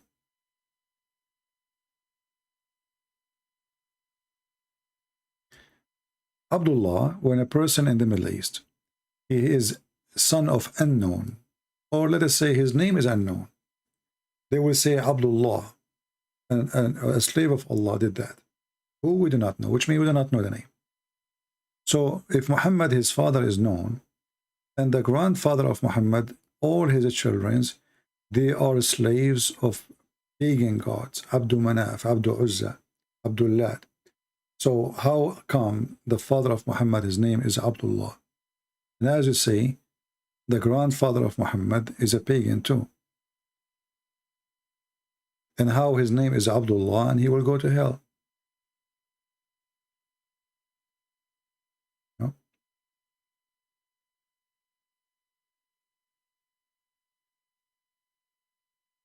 Looks like today we have an invasion of Chinese language. Let me see, what is that? What those people are saying. I will use Google, peace be upon him, to see what those people are saying. Translate. Okay. White crow. Needless to say sorry. So this is what the translation is saying. Which language is that? Google is not showing.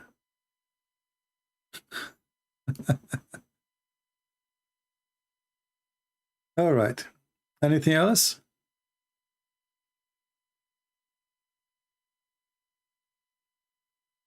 You know, we don't care really who is the father of Muhammad. We care for him. I mean, you see, his father can be good, can be bad. His father did nothing wrong. I mean, I'm not against his father. Right? That will not change anything.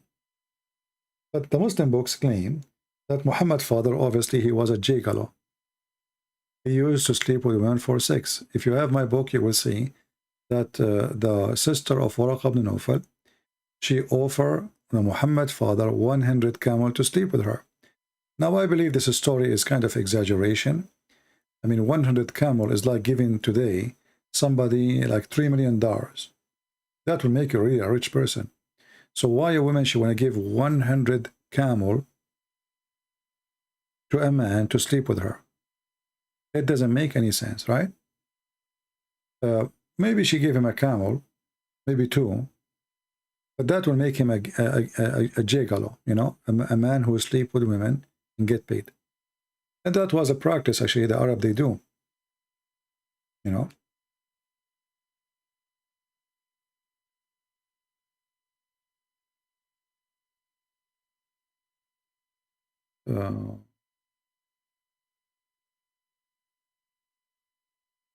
Yeah, if you have my book, you will see the reference there. And I believe that the one who sent his sister, Waraq ibn Nawfal, he sent his sister to Muhammad's father because he was going to sleep with the mother of Muhammad. So he, you know, she don't. I don't think she cared for Muhammad's father, but it was her brother who is obviously sleeping with Muhammad's mother. He don't want this man to sleep with the mother of Muhammad. And this is why we find out that when Muhammad's father, supposed father, died, that Muhammad, he grew up with Waraqa. Anytime you look for Muhammad, you find him with Waraqa when he was a child. And even when the first time Muhammad, he received inspiration as he claimed, they took him to Waraqa. And even Muhammad, he tried to commit suicide when Waraqa died. Ask yourself, how much love between them? I mean, why the guy want to kill himself? If the guy is just a guy, you know, a guy from the town, he died. Why Muhammad want to kill himself?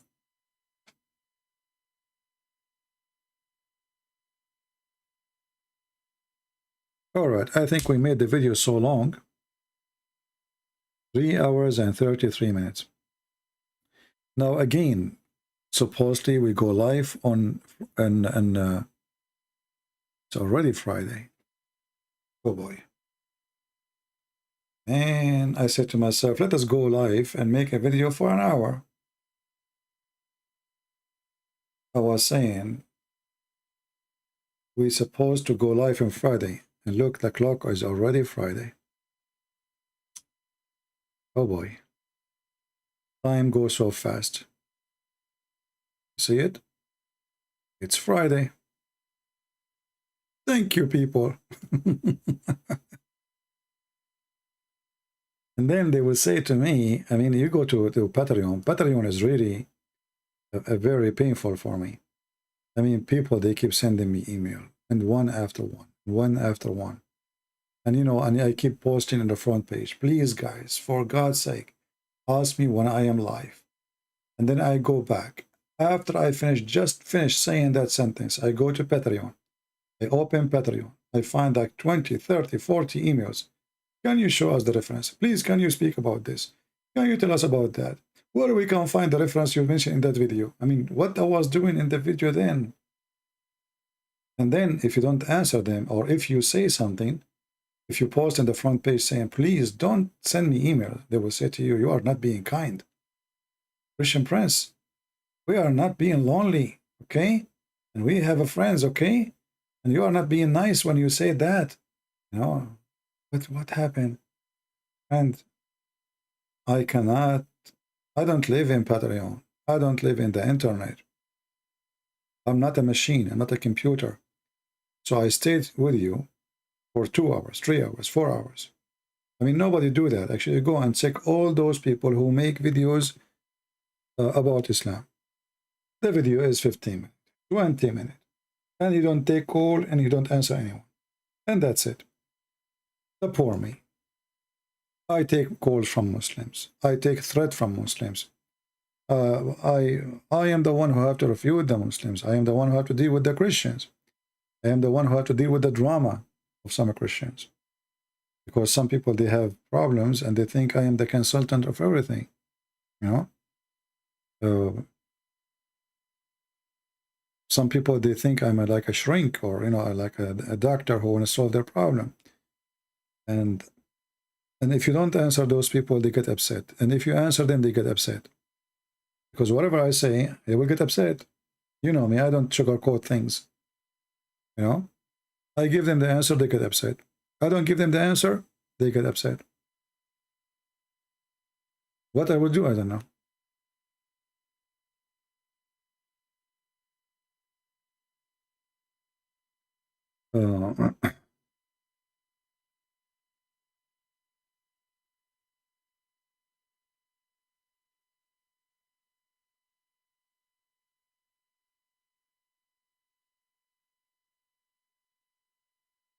Okay.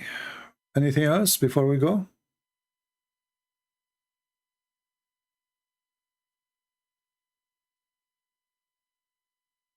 Anything else?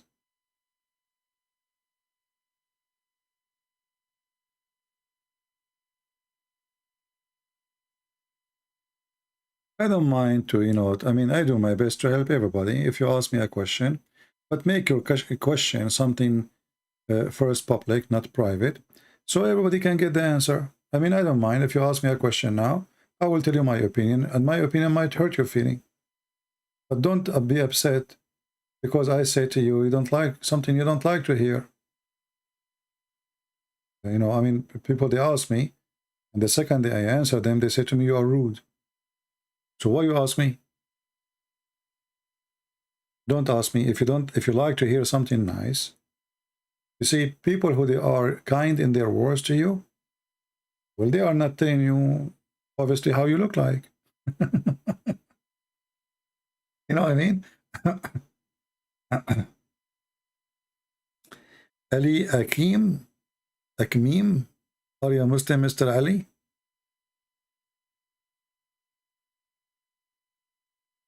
Are you a Muslim, my friend?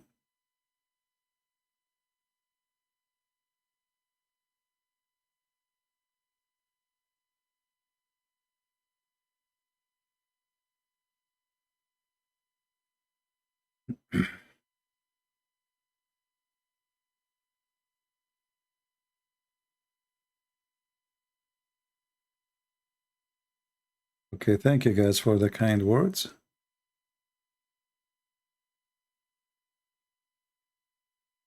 Okay, and you see, I'm trying to find if there's anything.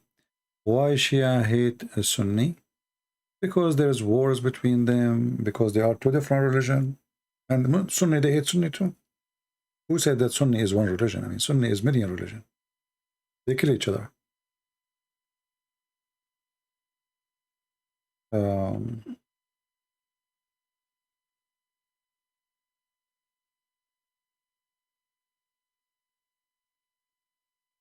Is it wise to preach to the Muslims communities in person who don't have access to the internet? Yeah, why not? But they always remember, when you preach, there is many people, they go and they think preaching is just saying to them, Jesus loves you, and etc. But if you don't have knowledge, if you are a person who cannot answer questions, then your preach can work in the opposite direction. So before you go and preach, shouldn't you learn first what you are preaching? Don't go to fight with the devil. I'm not saying the Muslims are the devil. I'm saying the devil is wrong information, misled, misguidedness. So in order for you to be a person who can guide people, you should be a person who have knowledge before you do that. You know what I mean? What is the best proof that Muhammad is a false prophet? Very easy, his prophecies. All his prophecies are false.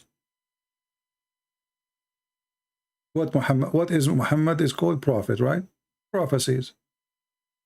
All the prophecies of Muhammad, and they claim it happened, it turned to be false. As an example, Muhammad, he claimed that the Arab, they will conquer the Roman, but the one who conquered the Roman was the Turkish, or Constantinople. Muhammad, he told the Arab, never, the Muslims, who they are the Arab, never fight the Turkish. Muhammad, he thought the Turkish are Gog and Magog. And then the Turkish became Muslims. etc. You know.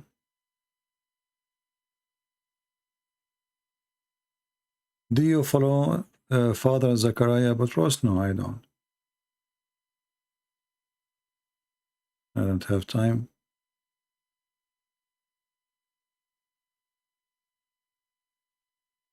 Okay, anything else? We go fishing in the morning. You want to go fishing? Shouldn't you have a water next to you first? Okay.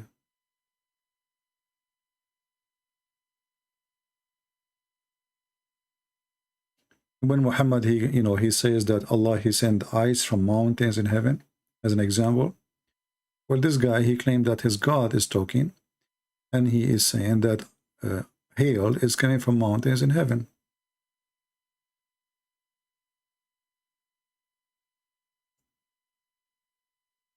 How that can be from God?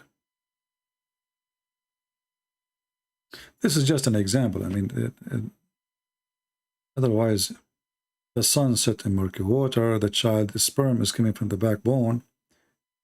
You know.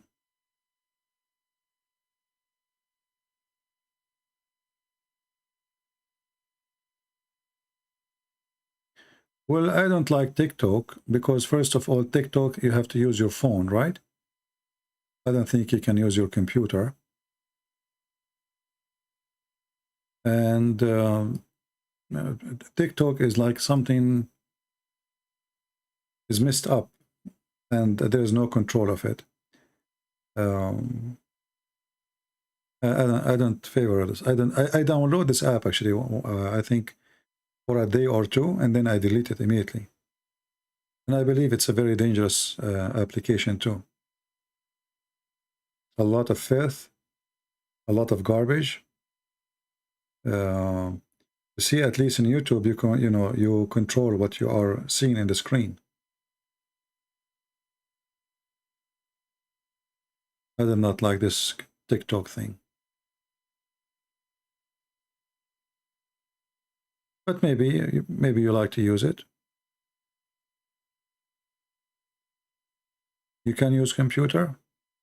I know. I don't. What I saw, it was disgusting. I opened the app. I saw suddenly in front of me a video. I was flipping. You know, you flip your phone, and I saw a child. He was putting makeup, and like 2,000 people, they are asking him to dance for them. He was like maybe 8 years old. He have eyeliner in his eyes. He have lipstick in his lips. And I'm not going to describe the rest. So such a program is disgusting, and obviously there's nobody monitoring this program. And if you have a children's, you should not allow them to have such an app in their phone. You should not even let them have a phone. I was disgusted. I was, really very, very, very disgusting.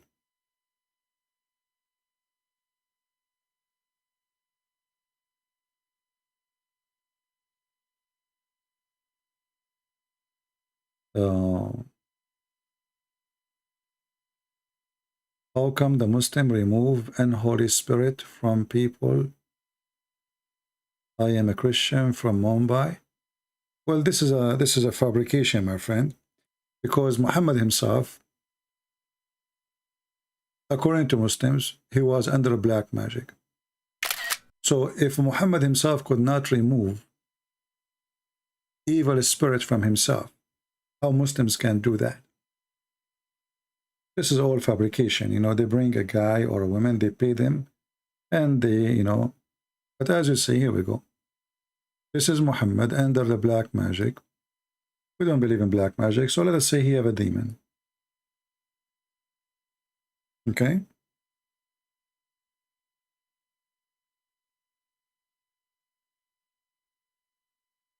If Muhammad himself could not help himself, how the Muslims can help, help anyone? Who is more powerful, Muhammad or a Muslim? This is just a fiction. If you have a weak brain, anyone can fool you. Do you see it? The Prophet was bewitched, so he began to imagine that he had done a thing which in fact he had not done. How come Muhammad could not help himself? What the Muslim they do? They will say to you, the Prophet, he told us read Quran. Well, this guy, all of him is the Quran. He is the Quran.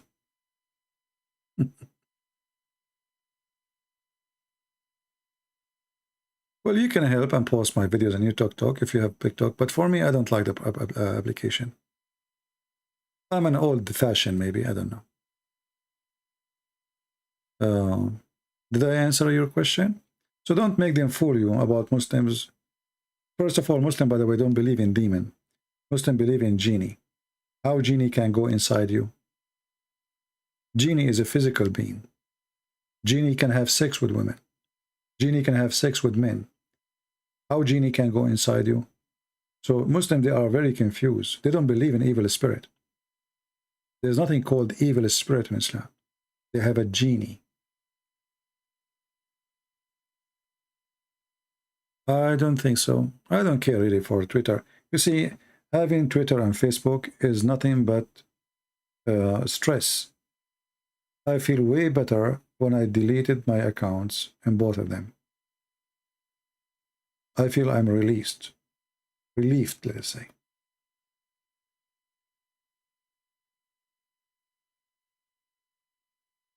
So Muslims, they don't believe in evil spirit, and they believe in genie, and they claim that they can take somebody. They have tons of videos on YouTube about genie, and all of them, they are fraud.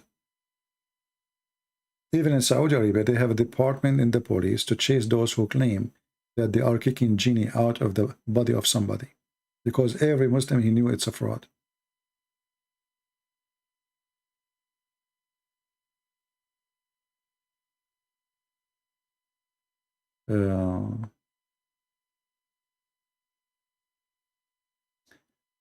Katazina Habas, what is your question, my friend? Repeat again.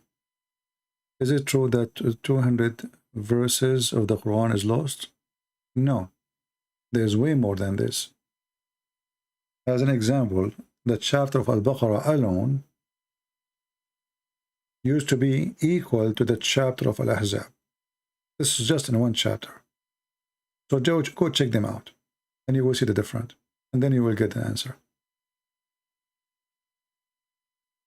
According to Umar al-Khattab, the Quran was 1,025,000 letters. And right now, we don't have even 250,000 letters.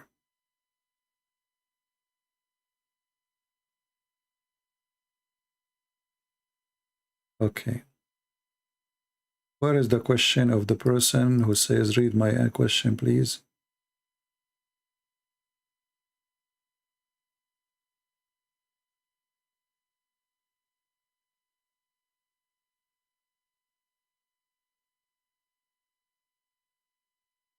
When you say to me, read my question, please, you better put the question next with that phrase.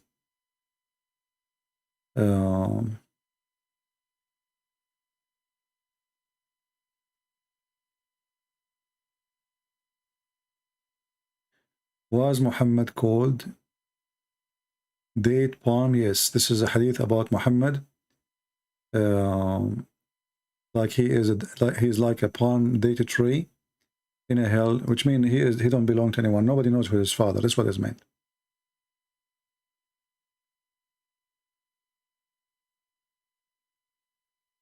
What is the most dangerous Islamic countries in this world? I believe the most dangerous, I think, Pakistan and Afghanistan. Like Arab are not really too much. You see, even they claim to be too much conservative, etc. But Muslims in the Middle East, they F Allah day and night. A guy fight with his wife, he F Allah. He F Muhammad. You know? You will notice that women in Indonesia, they dress Islamic way, but women in the Middle East, they don't. You know? I believe that non-Arab are the most dangerous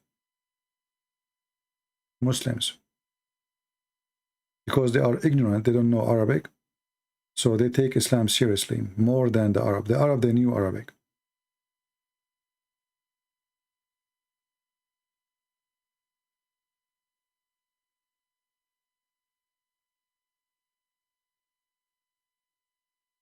I mean, how somebody live in Indonesia, in a very hot country, wearing hijab and burqa and those stupid things. I mean, how you can even, this doesn't make even sense. And what is the point exactly? Are you afraid somebody will see your ass? What will happen if you are wearing jeans, you know? What exactly will happen? A man who will jump on you? What is that exactly? I mean, it's a silly, those people, what they knew of Islam is the outside. And they think if they use Arabic names and if they dress as the Arab they dress, that will make them Arab. And then they say a few Arabic words. And that will make them supposedly, you know, true Muslims. Like the Abdul I saw in the Philippines, in the elevator. I was speaking Arabic, and then I finished, I did not finish actually, I lost connection in the elevator. And then he said to me, Assalamu alaikum. The guy, he was so excited, you know, I'm speaking Arabic in the phone. I said, wa alaikum assalam, Abdul. He said, mashallah, you know my name? He looked at me and his eyes was coming out like a frog. Like, how in the world do you know my name? You don't know that I call every one of them Abdul. Anyway, poor guy, poor Filipino. He have a Quran with him, a small Quran. He's wearing a small hat in the top of his head. And he think now that he is a Muslim. Took me 5 minutes to make him upside down. He said to me, you are a Muslim, right, brother? I said, A'udhu billah. No way, I'm not a Muslim. I'm not. He said, what? I'm not stupid. You should see his face. The guy was shocked, like he's speaking to an Arab, and the Arab, he says to him, no way.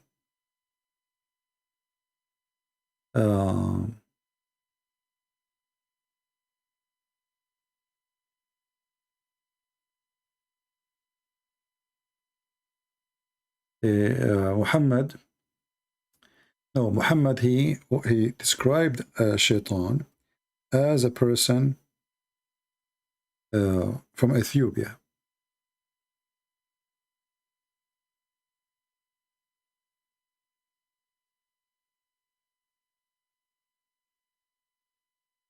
This is the Shaitan. He is an Abyssinian with a small shank.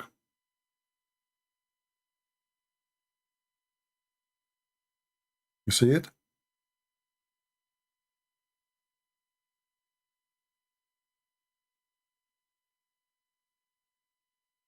And in different hadith, Muhammad, he says, the most person Allah he hate is a black man.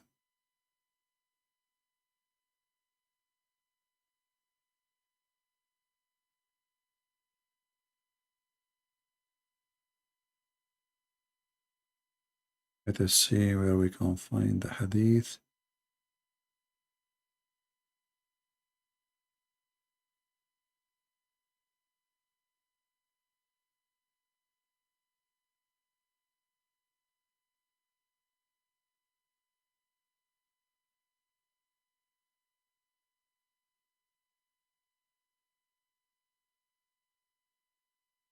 Let us see.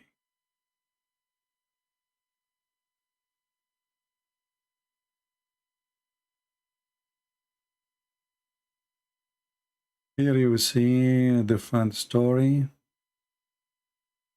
Ali marched in the rain and killed the Khawarij, and he says, look at the Prophet, they said will come people will speak the word of truth, but it will not go farther than their throat. They will pass out of Islam as the arrow pass out of the prey. Their sign, or among them, will be a black man with deformed arm, which are black hairs. If among them, then you will have to kill the worst of the people. Do you see it?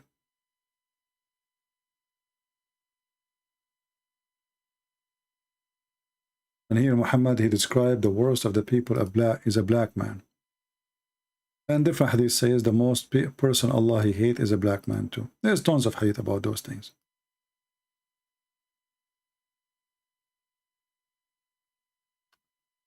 All right, any other question?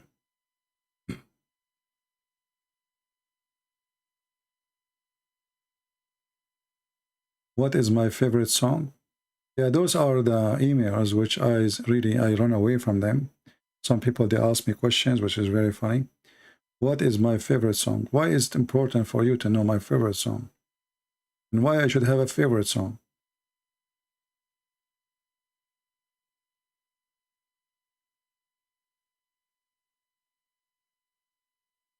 What favorite song is?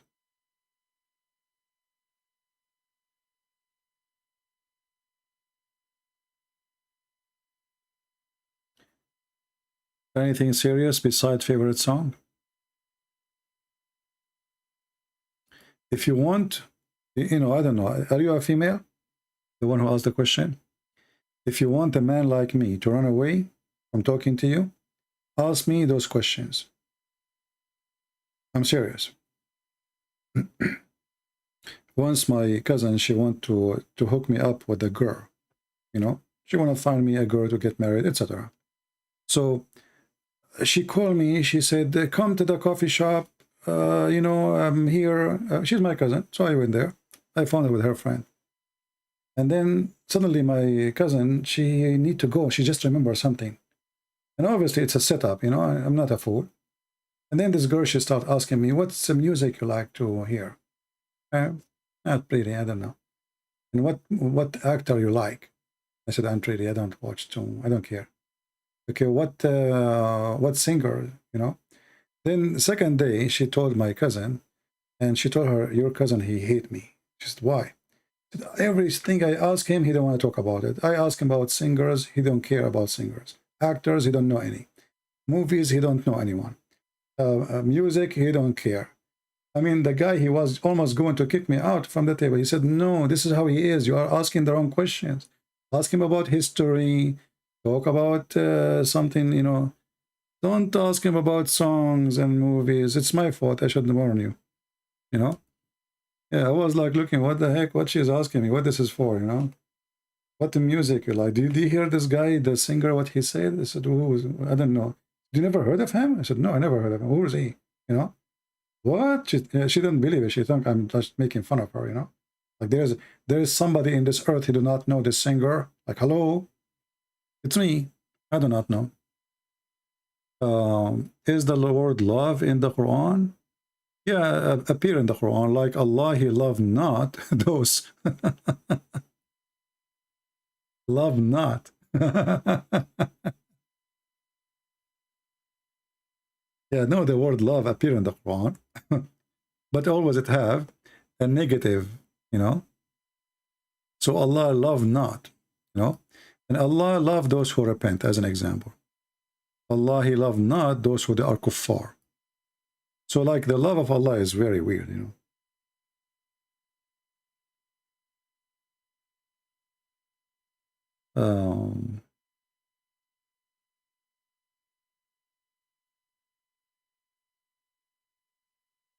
Yeah, hello.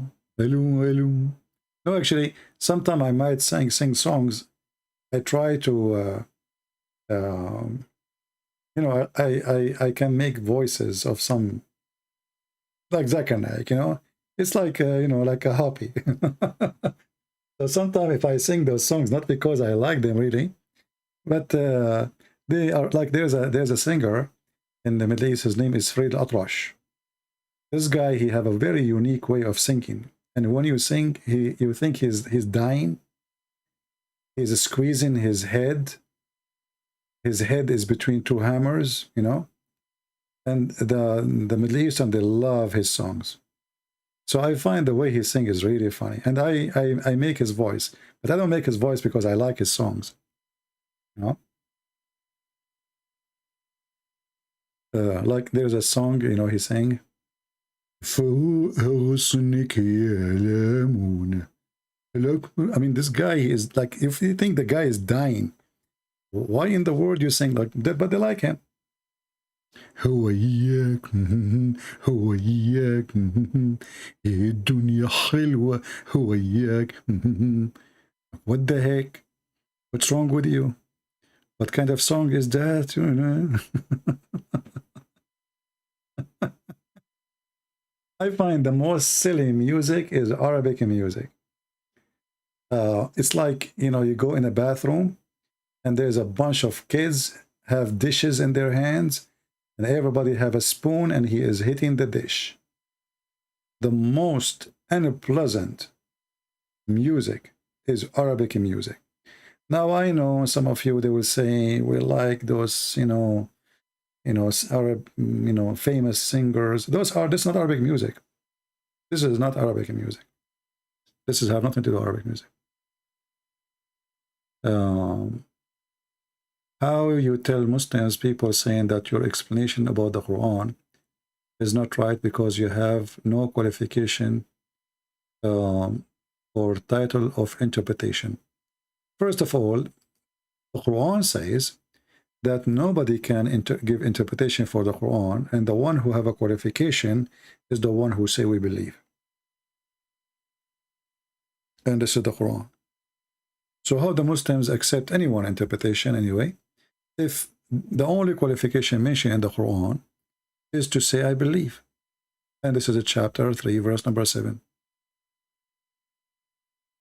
Read it. Take your time. Have you visited your country in your last few years? I don't go to Middle Eastern countries. All right. Don't ask me, personal questions. It's not really.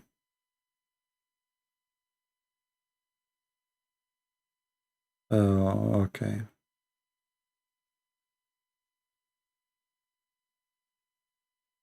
Any question? Look like we are going to pass the 4 hours already. And already we are almost, it's going to be 2 a.m. in the morning soon. So I don't think I will be able to go live tomorrow. I mean today. What song is not my favorite? This is a good question.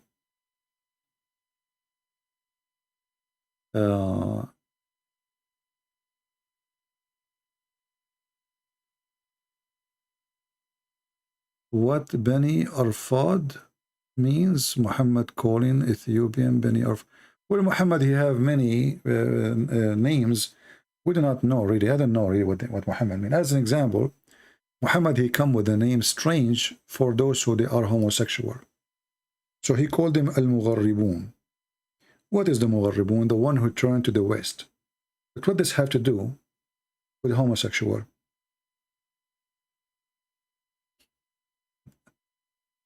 Even the Arab in his time, they ask him, what is Al-Mugharribun? What is that? So if you try to ask what Muhammad is saying, this guy is mentally ill, obviously. Look. Aisha told the God Messenger, ask her, have the Mugharribun have been seen among you? She said, who? What? What is Al-Mugharribun? What he meant? What is that? Here, look at the explanation. Here, different explanation. He said, those who the jinn he share with them. Obviously, he share in a sexual way. Do you see it? Where the word is coming from? I mean, Mugharribun is somebody going in the direction of the West. What does this have to do with anything? Muhammad, he come with words.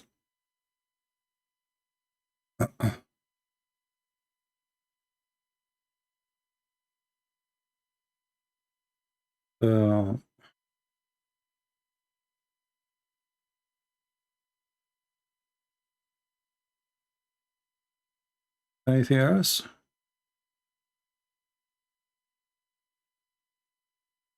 Okay, Noel, what's your question? Muhammad was drunk most of the time. Yes, he was. Actually, he used to be drinking at least 3 to 4 days.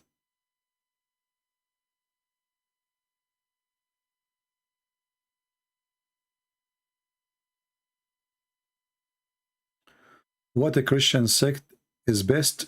I don't believe in any Christian sect. There's no Christian sect. There is a Christ.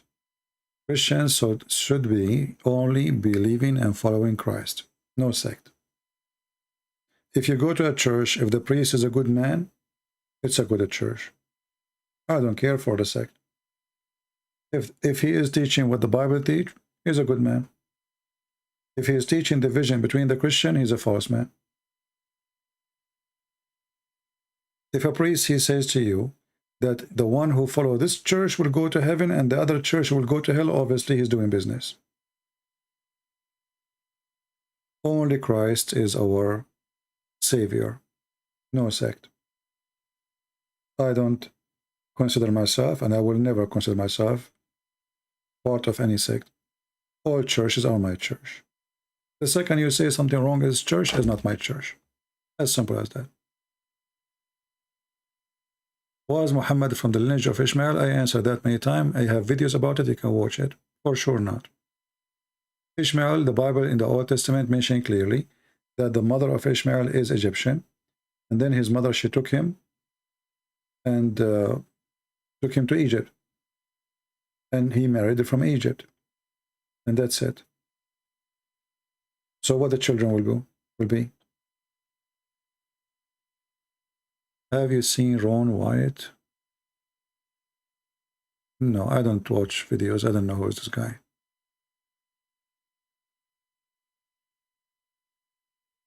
It's okay. And this is my advice to you. Don't follow a sect, follow Jesus. Because the second you follow a sect, you are labeling yourself not as really a follower of Christ. You are labeling yourself as a sect. And we are not. I believe in Christ. I do not need a bishop. I do not need a pope. I do not need a priest. I need Jesus. And the Lord, he says, whoever believes in me and I will live. This is all what I need.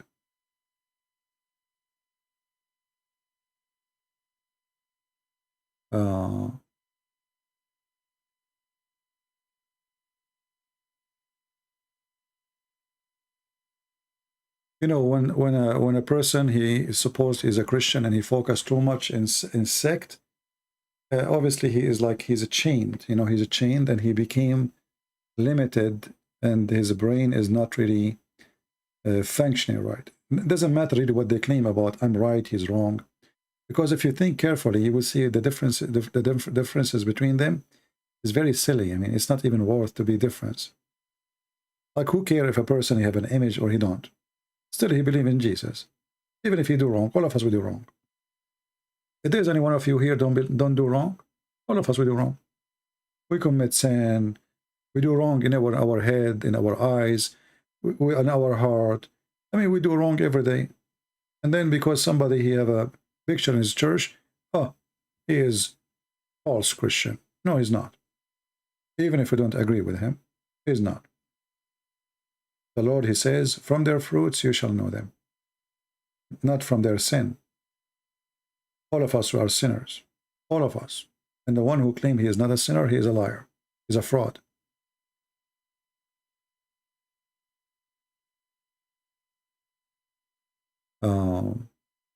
Why Allah could not give child to Muhammad? Actually, the children of Muhammad, they died, according to Muslims.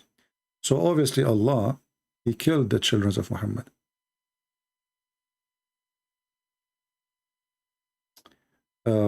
Bible answers, you're lying, CP? Why I'm lying? Give us your wisdom, my friend.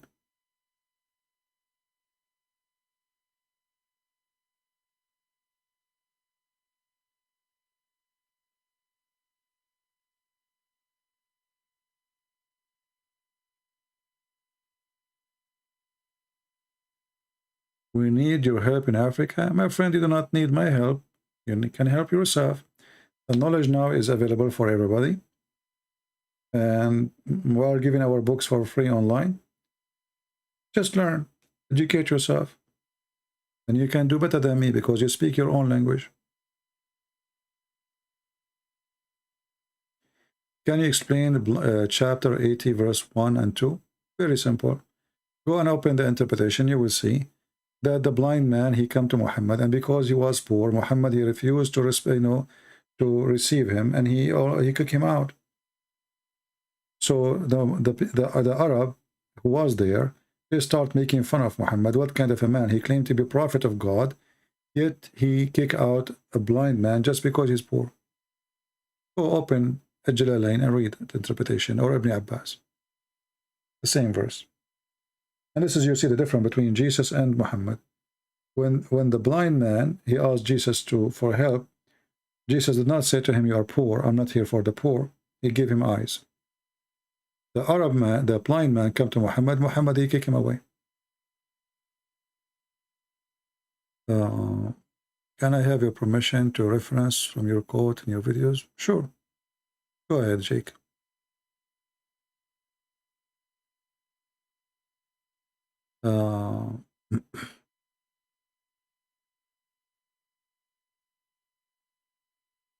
Okay.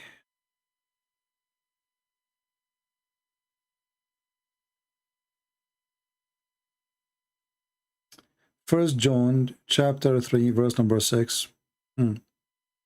Okay, how that is against what I said? I mean, people are really weird and people are silly. Let us open John, First John, and people will laugh at you, the one who is accusing me of lying.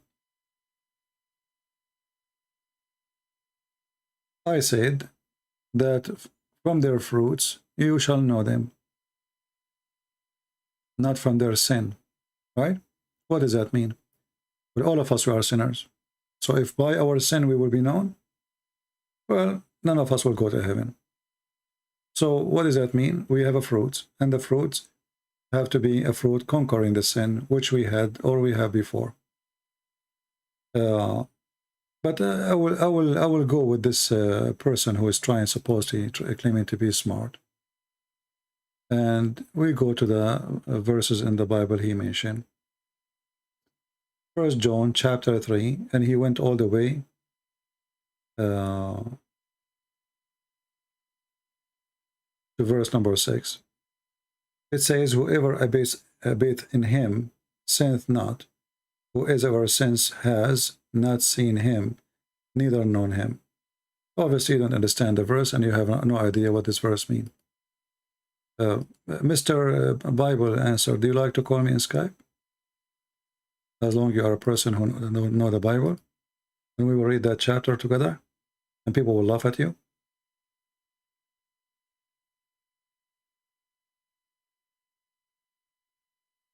You are very stupid, because if you read verse number 4, it says that the one who do commit sin, he is breaking the command of God. For the sin is breaking the command of God. And you know that the Messiah, he came to delete or to demolish all the sin of mankind. How? How? By promising us salvation. And then in verse number 6, it says, everyone is fixed in his faith with the Messiah. He don't continue with sin. And the one who continue with his sin, he did not know the Messiah. He did not recognize him. Well, this is true. When we do sin, we fight our sin. But doesn't mean that a person who is a Christian, he don't commit sin and he will never commit sin. Otherwise, we are holy. So you understand the verse very wrong. And the sin he is talking there about is about following wrong God. Following Satan and his teaching. Otherwise, even Peter himself, Jesus called him Satan. Well, was Peter Satan? Looked like Peter, he was not fixed with Jesus. He's not really believer in Jesus. People are silly and they try to take words out of their meaning. The Bible says every man is a sinner. Every man. And what the verse here is saying to you, if you are a true believer in Jesus, you fight your sin. That doesn't mean that you will never do sin again. If you don't do that, that make you a saint. That's why we have the word saint. But how many of us are the saints? And I believe even the one we call them saint, they commit sin. So you are funny, my friend, and you are silly.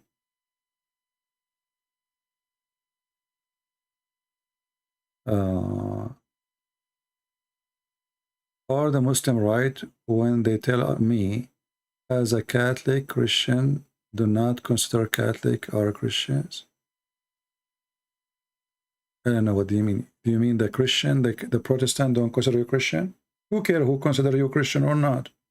Here we go, we have a donkey. He just said I am lying. I'm laughing. Our friend, it's not people who consider you Christian. It is you following Christ. It's Christ. Christian is someone who follows Christ. It's not somebody calling you Christian or calling yourself Christian. People call you whatever they want. A person, he's standing on the screen, he says, you go to hell. Okay, yeah, mental.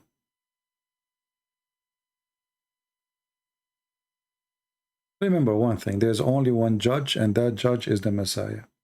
He is the only one who have the judgment or the authority over the flesh of mankind. Any human being, he try to play a judge on you, he is committing sin. He can tell you are wrong. He can tell you why you are wrong. And he can be wrong himself, because at the end of the day, he is a human like you, right? However, we go by the book and the word of Jesus, not by what the man say, not by a priest. You know, people are hypocrite. Like this guy here, he posts for me, First John. He is trying to make it look like that if a person he is a Christian, he never commits sin. That is absolutely false, and that is impossible, and is not true. Because if we don't commit sin, we are not a human no more. This is why Jesus, he said, I came for the sick, not for the healthy. If this earth is healthy, he don't come to us. He do not, you know, why he will come? For God, he loved the world. He sent his only begotten Son to save them from what? From their sin.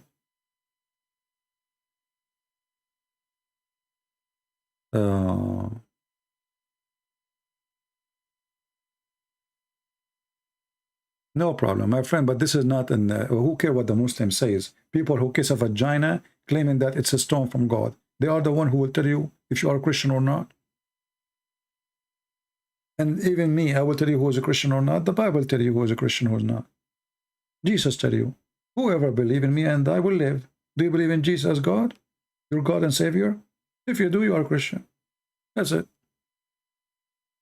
Who care what people say? What Jesus said to the women, the sinner women, who cry asking Jesus for forgiveness. Your faith. The same for the women who she is not even a Jew.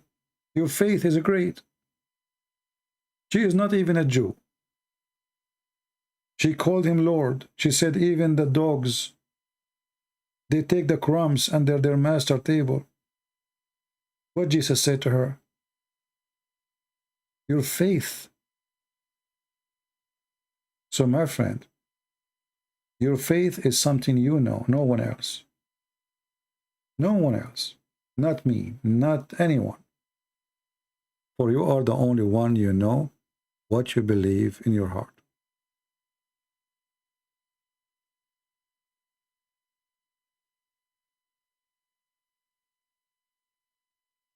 Do you believe that Muhammad was poisoned by a Jewish lady?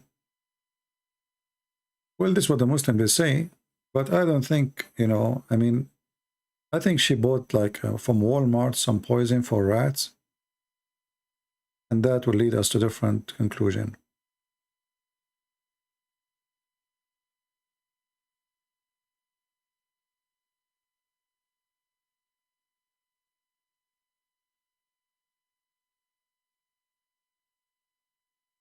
I stumbled into a video asking why no record of Jesus before 30, to your knowledge. Well, you know, the disciple of Jesus, they met him when? I mean, people, you see, there is a very weird stories. People, they come with, or you know, like wrong questions. When Peter, he met Jesus. So what Peter will know about Jesus except after he met Jesus? And obviously, what is given to us about the Messiah is the time the Messiah he start announcing himself, and this is the important thing. But before that, obviously the Messiah did not announce himself. He did not start his mission, let us say. There's a certain time where the Messiah is not starting his mission. So what the disciple will tell us, the Messiah before that age, they know nothing about him. How they will tell you, and what they will tell you. They were not his disciple. Do John, he knew him before, but we knew, as an example from the story, when Mary, she asked the Messiah in the wedding of Cana, she asked him to make the water, like she told him, they are out of wine. This is the first story we heard here. She's asking him to do something. Their wine is almost up. There is a wedding party, embarrassment. And obviously those are relative to Mary. Why Mary, she asked Jesus to do such a thing? I mean, this is not normal.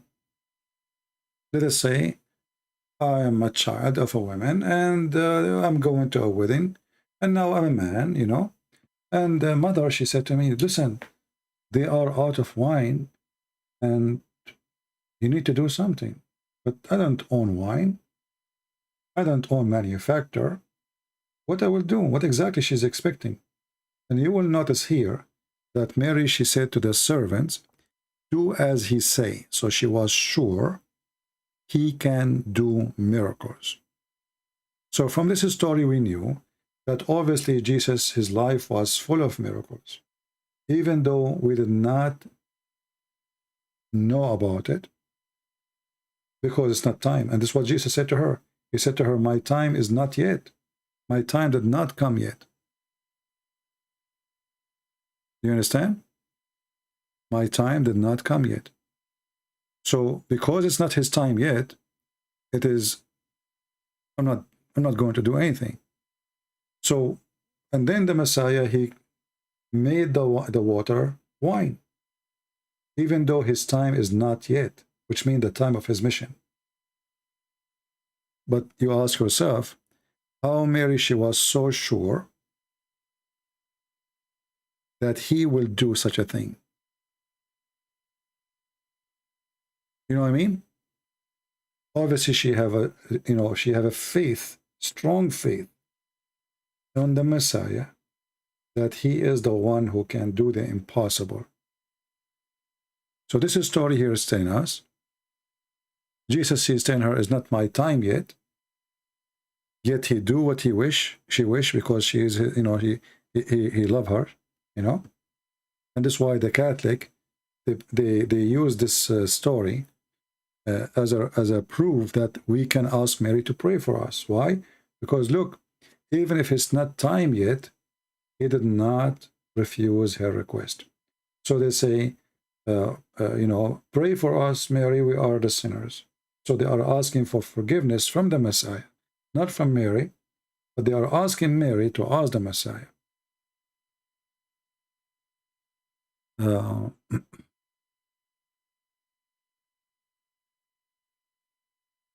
Anyway. And when the Quran, as an example, speak about the Messiah, you will find that this story is coming from Bibles, which is rejected by us. But if you read those stories, that will make Jesus more prove that he is God. As an example, the Quran take stories from books which is rejected by us, that the Messiah, he made it from the mother bird. Then you ask yourself, why the Christian, they will delete such a story, important story, which is more proof that Jesus is the creator. Here we go, he made the mud, he breathed into it, and then the bird is living bird. Why will we take it off? Simply because we as a Christians, we were very conservative to refuse anything is not true. Right? And here we have this guy. He is still he's still in John 1st. Weird people, you know. Well, we know that the sin is coming from the devil, and you are the devil. Let me ask you, Mr. Bible, answer. Do you commit sin? Do you commit sin? Not in the past, in the present. I want to see how truthful you are. Bible answer 7. Do you commit sin, my friend? Do you commit sin?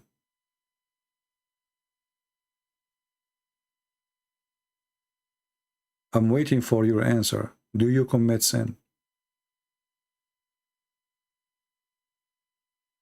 Are you going to answer me?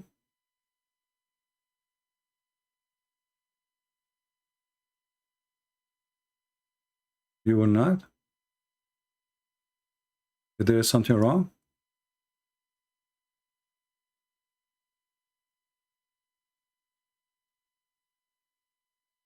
I'm waiting for you.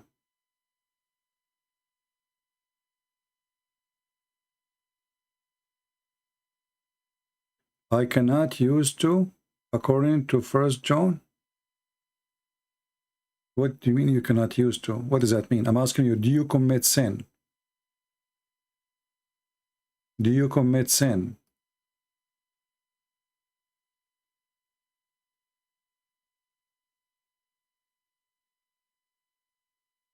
Anyway, I think it's time to block you. If you go to the Bible in Romans chapter 3, it says, all have sinned and come short of the glory of God. So you are mentally ill and you are trying to play with verses from the Bible. And you are not. You are a satanic person, obviously. All have sinned. Everybody. No exception. And you are being a hypocrite. You said, I cannot sin, so you are God now. You are perfect. You are not a man no more. Get out of here. You are a hypocrite. Well, I commit sin in the past. I commit sin in the present, and you understand the Bible wrong. You see, human being nature. When somebody he read for you a verse. This is about following Satan.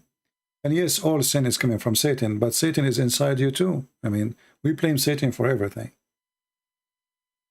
Everything we do, we blame Satan for it. But there is something is called satanic, like Satan is trying to tempt Jesus, right? If you are. But there's things we do, and even we do every day. The human being, he cheats in his head, in his mind, in his thought, in the way he look, in the way he wish. People get jealous. People they get angry. People they say bad language. People they wish wrong things to people. You know, and you will see that all even prophets of God, they commit sin. And this is in total agreement with the Bible. So when you go for me in 1 John, he's asking you not to follow Satan and not to commit sin. And the one who is in Christ, he don't go and commit sin, but doesn't mean they are holy and they are really free from sin. If we are free of sin, then we don't struggle. The struggle is over. And we are already in heaven. As long as they are in this earth, we are here for a reason. Because we are sinners, not because we are good.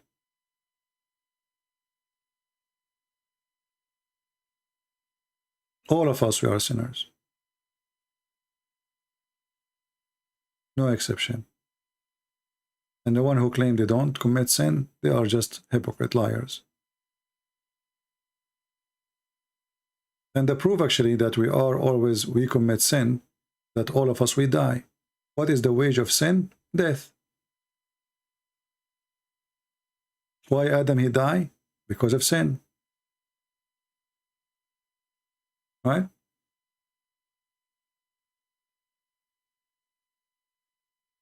Adam, the human, did not die because he is not committing sin. He died because of sin.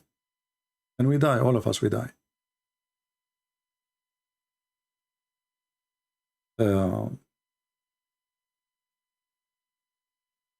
Anytime you see somebody, he claims that he is sin-free, he's a liar.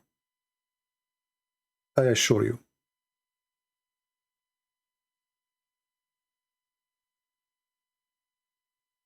I assure you that 1,000,000,000%.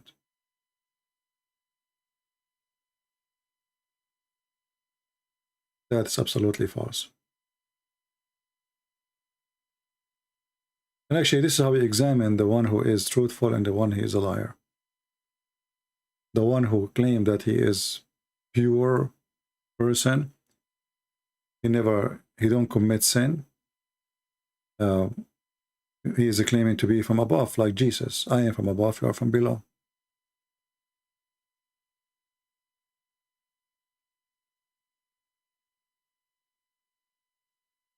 The Bible the Bible asking us to fight sin, to be against sin, but it doesn't mean that we will never do sin.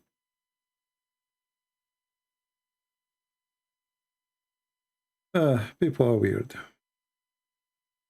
and hypocrisy is a big problem.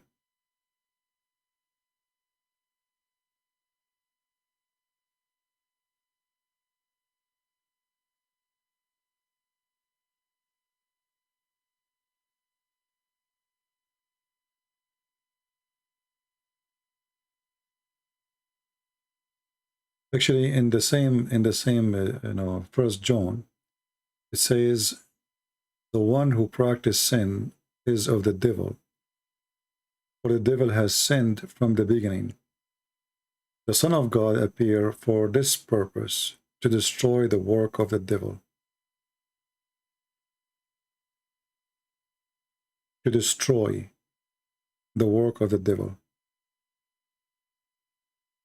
Is the work of the devil totally destroyed? No.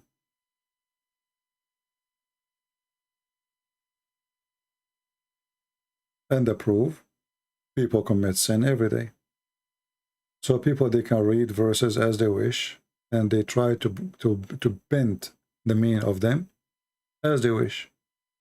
The truth is that this is what Jesus came for, and this is the struggle of the man against sin. And this is why the Lord, he asks us to repent. Repent is what? Repent is not a person.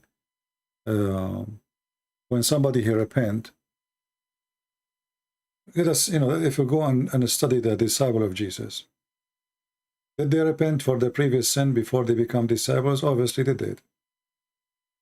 But you will notice that even when they are the disciple of Jesus, they commit sin. Is it sin to deny Jesus 3 times?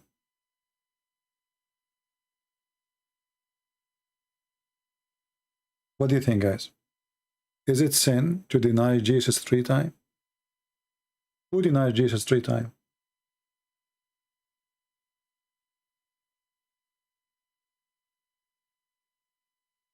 Anyone? Who denied Jesus 3 times? This is one of the most important disciples of Christ. Denying Jesus. How bigger the sin can be more than this? So based on the understanding of this fool, well, Peter was not a Christian then. Isn't it Jesus say, the one who deny me, I deny him? Yeah, repeat the same verse. You are mentally ill, preacher. Obviously, you are mentally ill. So as you see here, with the proofs and evidence, the most important person in the disciple of Jesus, he denied Jesus, which is a huge, huge sin. This is way more than anything else. Can we say that Jesus did not destroy sin? No, he destroyed, but still they are sinners. He came to destroy sin, but sinners are there. Even the most close disciple, they betray Jesus. And their faith in a certain point becomes so weak.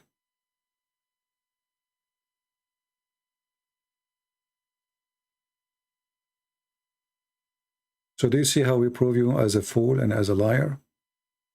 So when you claim that if you become a Christian, you are free from sin, that is a statement of hypocrisy. And this is what the Bible is trying to make us firm in faith. Sin is rejected, yes, but still we do sin. Anyone he says he don't, he is a liar.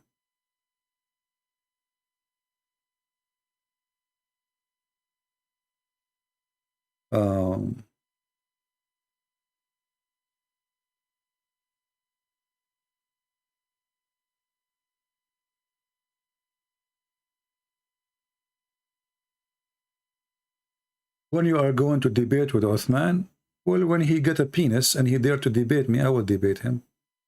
Why don't give me his Skype so I can call him right now, son of Muta? Why Muhammadan, they don't ask themselves, why this boy, this choppy boy, don't dare to give me his Skype? You debate with Uthman, do you want me to fly all the way to Uthman? Who is this Uthman? This guy, he said Muhammad is not even from Ishmael. Uthman. Don't you see we are laughing at him? Became our joke.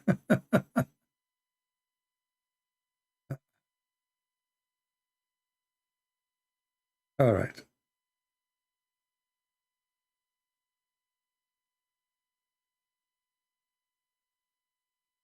Anything else?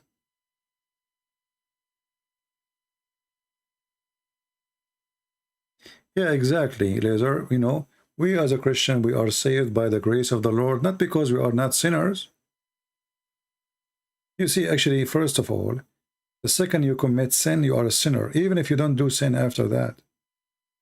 Even if you never do sin after that, you are a sinner. It's like somebody have a crack in his glass. You put a glue, you put a tape, it is a crack, and the crack is there.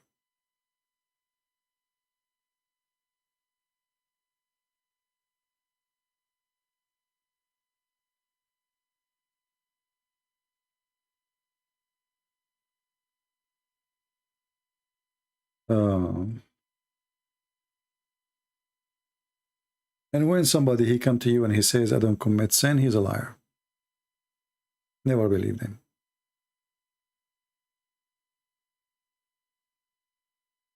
He's a fraud, actually. This is a clear sign of being a fraud. Did Elijah commit sin? Every man commits sin. Elijah is a man or not? Every man commits sin, no matter who. He can be the best of us, but he is a person who commits sin. Doesn't matter who. Even if the Bible speaks great about him, everybody commits sin. Everybody.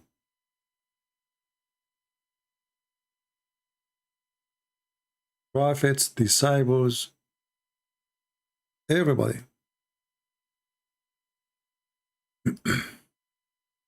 And the second you make a person, he is out of sin, you just claim that he's God.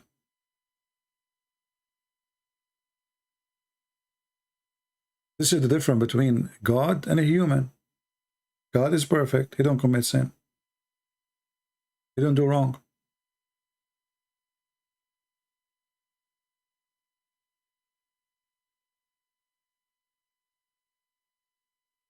Did you say Omar Suleiman wanted to smoke? I don't know. Who is Omar Suleiman anyway?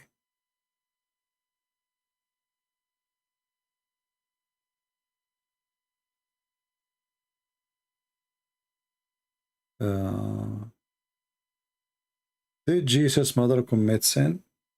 I believe that Jesus, Mary, she is a special person, or she was the host.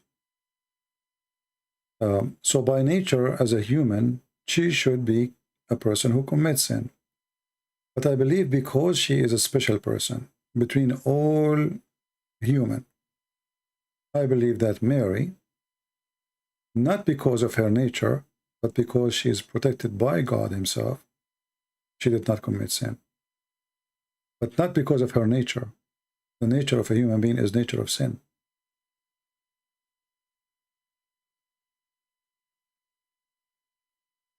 It's like, saying, when a woman, she touched the clothes of Jesus, she was healed, right? Just by touching the clothes of Jesus. So what about Mary, who is hosting the Lord for 9 months? So because he is there in her life, and she is part of the plan, I believe she was a special, but not because of her nature as a human, but because she is a very special human, protected by God.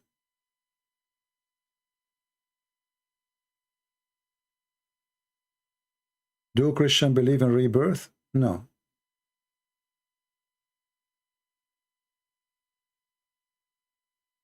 If you ask my mom, she will wish she can replace me, but it doesn't work.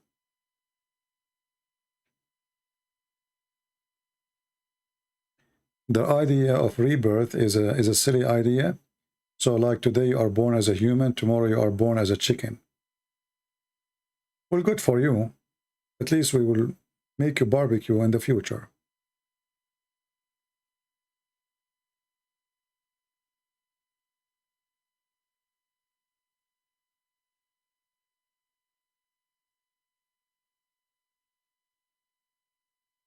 Yeah, I made a video, Jake, about chapter 9, verse number 31. You can search it online. Human being by nature is a sinner, but if God, he wanted to protect a person from sin, he can. Yeah, he can. That's why we believe in miracles, right? But every human being is a sinner. Every human being. And when we speak about Mary, well, Mary, because she is a very special person, she was the temple of, her body became a temple. So she was a very special person compared to us. We will keep it for some time, but we don't keep my videos for forever. What about karma? I don't know what the word karma means, but I know that karma is used very much by the Hindus, right? Karma. Human being, he like philosophy, and some religion is based on philosophy, not on logic, right?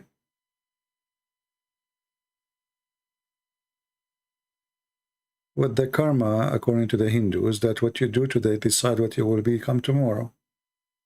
But if you think about it, okay, what I was yesterday, and then I am Trump today. Because what they are saying, that if you are a good person, you will come as a human, right? Okay, but how come you come as a human, but you are not, you are Muhammad today, not a good human? It's a silly logic, So what, like previous life, you used to be a lizard, and you have a good fruits. Now because you have good fruit, what, you were not eating insect, you were a vegetarian lizard? Hinduism is just a silly belief. Somebody trying to tickle your brain with ideas, and if you have a little brain, your brain will tickle.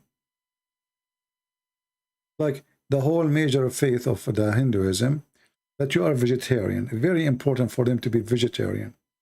But if you think about it, there's nothing in this earth is vegetarian. Nothing. Even trees, they are not vegetarian. Go and put some fish under your tomato, and you will see how crazy they go. right?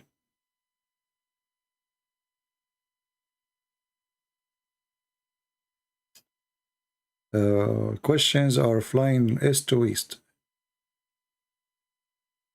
Can you explain the rapture? No, I cannot, simply because rapture is God taking his people. How I can explain it, I don't know. This is a miracle. God will take us. Give to God what to God. God will do his job. How he do it, we don't know.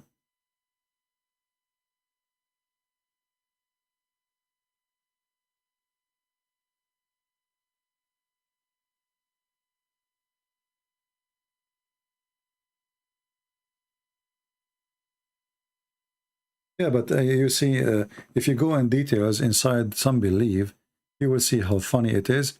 I know, I don't want to, like, you know, Hinduism is not my target as a topic, but I find Hinduism the same as Islam somehow. It's silly, you know. Suddenly the cow became something holy. What is that? I mean, the cow. And, you know, like, we treat the cow in a very nice way, but then we put the elephant in a chain. How disgusting that behavior is.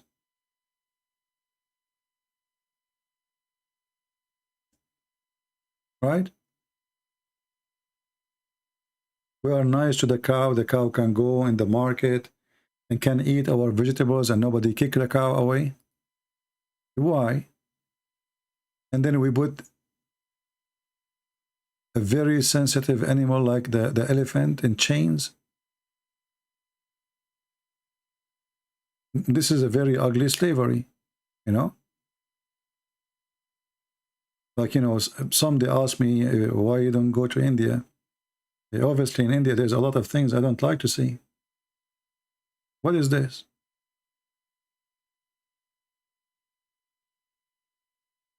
Where is the karma? Where is the vegetarian people? So we don't kill animals, we don't kill a soul, but we destroy us, you know, a life of a creature like this. Why you are doing this?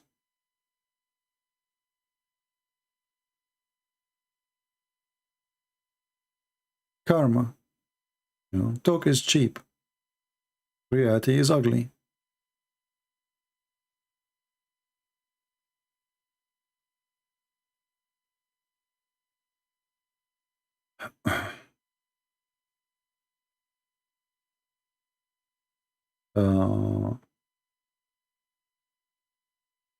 The best alternative of a Christianity? I'm not sure what does that mean exactly. There's nothing called the best alternative. There's nothing called best and lowest. Christianity is a Christianity. And the best is to be with Christ.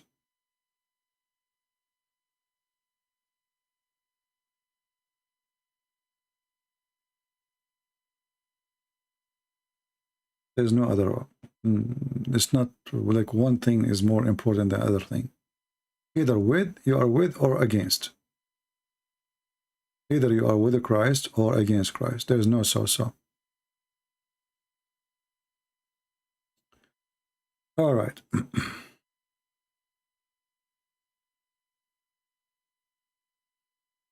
Send me your number so I can destroy you. Well, my friend, I am out of a glue. All of you Muslims, you keep destroying me. I don't know what to do now. I am out of cement. I bought cement from Home Depot. They don't have no more cement. All Muslims, they destroy me. True story. Well, as long as you don't send me your wife, I'm okay. I think I will survive. But your wife, she can destroy me for sure.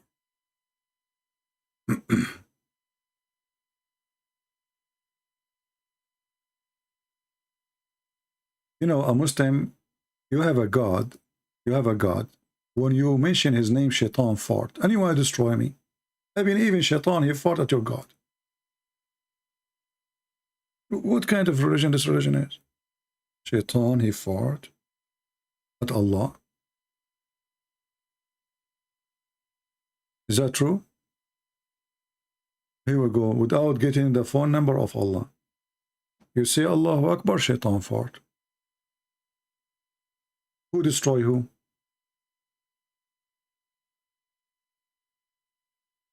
What is the connection, by the way? Why shaitan? Why you say Allah, shaitan fought? Based on this, the reason of a global warming, the biggest reason is Islam. Because as you see, global warming is coming from the methanol. Methanol is coming from farting. Farting is coming from shaitan. Why shaitan he fought? Because Muslims, they pray 5 times a day. Read it. Vedit Aurora, I am a Hindu, but CP, I respect Christians. My friend, no problem. There's a huge difference between I respect Christians, doesn't mean I have to be a hypocrite to you. Do you agree? If you ask me about what I believe in Hindus, I will say to you what I believe. I'm not talking about Hindu as people. I'm talking about Hindu as a religion. Otherwise, people are people. There is good, there is bad everywhere. So don't be upset. People ask me, here we speak about what belief. And my belief, I believe that Hinduism is a false belief. Very simple. Don't be upset. I'm strong against weak Muslims.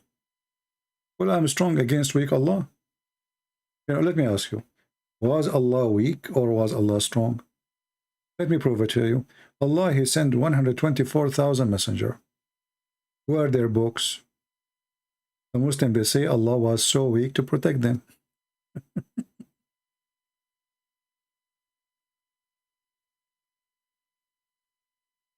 Oh, Lord, have mercy. Don't make me fart, please, Mr. Abdul. I'm trying to hold it for long.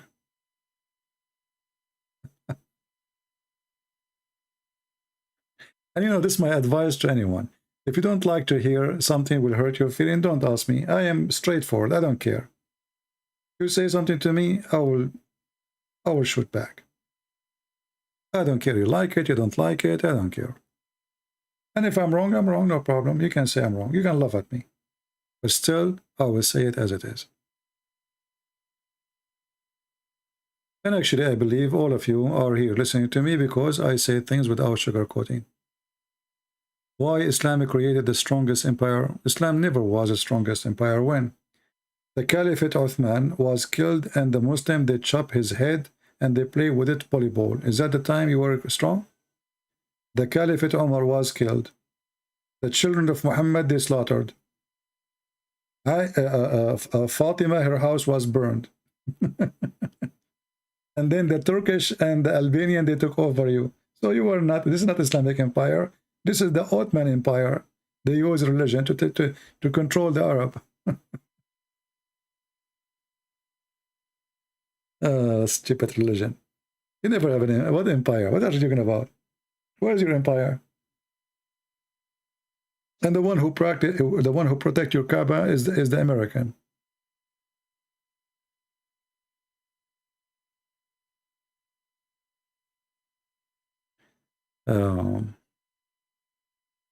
Do you hear the rooster? It's morning here. What you guys did to me? I was going to stay here for a very short time. Man. For sure, Muslim invent science. As an example, as you see, this is science. This is chemical in front of our eyes. When you pray to Allah, shaitan fart. And this is telling us that inside shaitan, there's a laboratory of methanol processing. And you are talking to, for sure, science, all of the science is there. As an example, if you don't say a prayer before you have intercourse with your wife, shaitan will do your wife. This is science.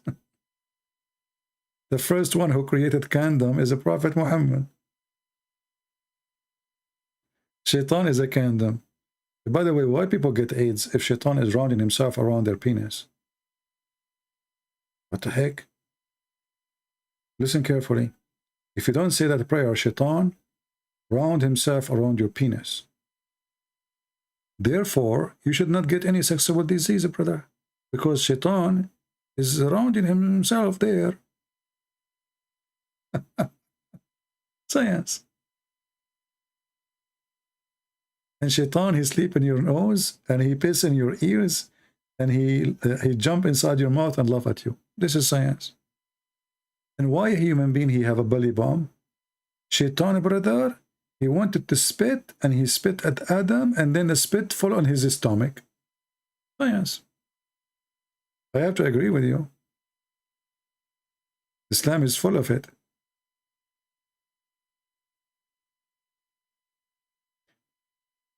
And your prophet, because he do his own analyst, he found out that Allah, he cursed the Jews and he made them rats. That is science too. Want to show you the reference? Just for free.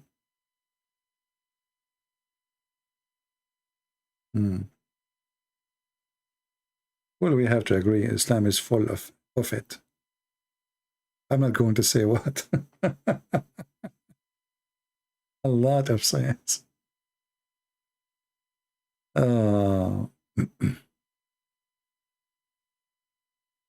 oh, Lord have mercy. I'm getting sleepy now. It is 2:33 a.m. I did not even eat yet. Oh boy. This is the benefit of being single. You don't know what you eat. You surprise yourself.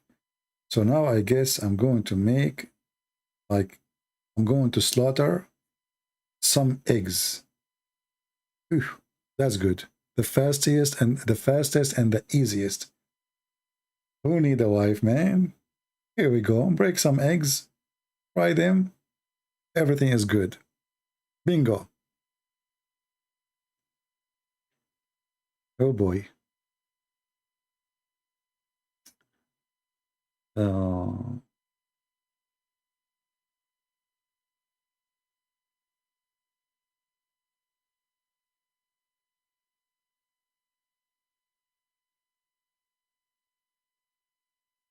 Let us see.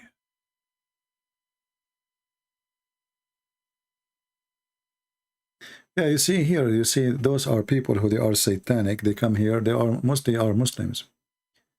And they try to spread poison between the Christians to deceive them and to make them fight. So I need always to warn you from those people, you know. And look, because look what we are talking about. And suddenly this guy is talking about Catholic and Protestant and, you know, evil people. Those are very, be careful with them. Those are satanic people. In Christianity, there's nothing called Catholic, nothing called Orthodox, nothing called Protestant. This is a Muslim trying to divide the Christians. He came here, he see, oh, they are laughing at my prophet. Let us throw a bait and see how many fools there is here. Let us make them fight. Divide and conquer. Well, we spit at you, Satan, and we step on you with our shoes. Who care about food, you idiot? We are Christians. Jesus said, "Is not what go inside your mouth, it's what come from your mouth."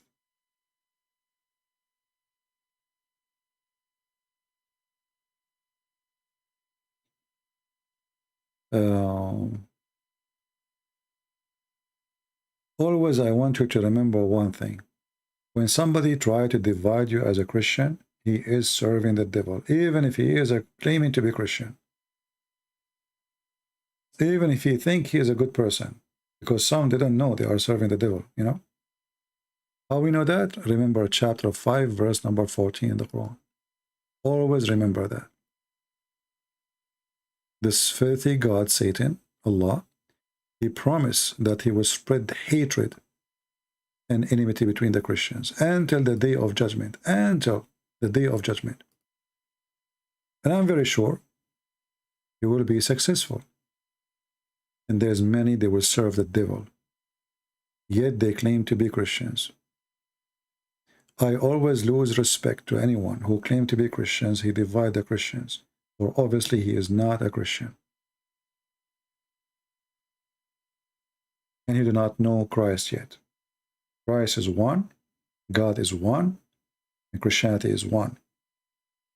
Universal Church is the Christ of Jesus, and that is including every person who believes in the Messiah. The one who have a leech around his neck, he is no Christian. We are free. The Bible says there's no Hebrew, there's no Greek, there's no free, there's no slave, for all is one by Jesus. Who is the one make us one? That is Jesus, my friend. You are a slave, you are my brother. You are a Hebrew, you are my brother. You are a Greek, you are my brother. You are an Asian, you are my brother. You are Protestant, you are Catholic, you are Orthodox, who care? You are a believer in the Lord, the Messiah, the Savior. And all of us, we have one Savior. That is the message of Christ. And anyone believing something else is a false Christian. The vision come only from the devil. Don't be devilish.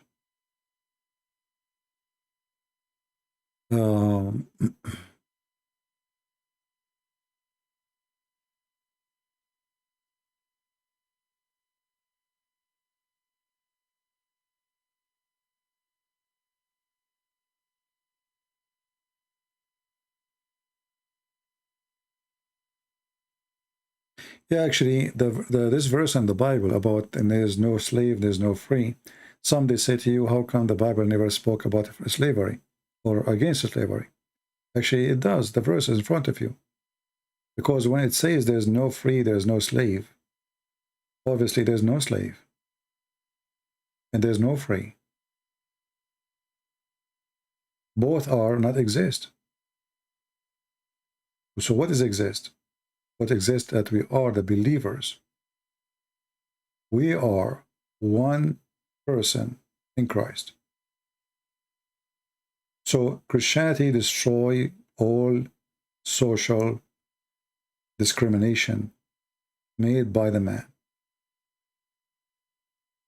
Which means inside the church, we go inside the church, and this is a phrase mentioned in the time of slavery.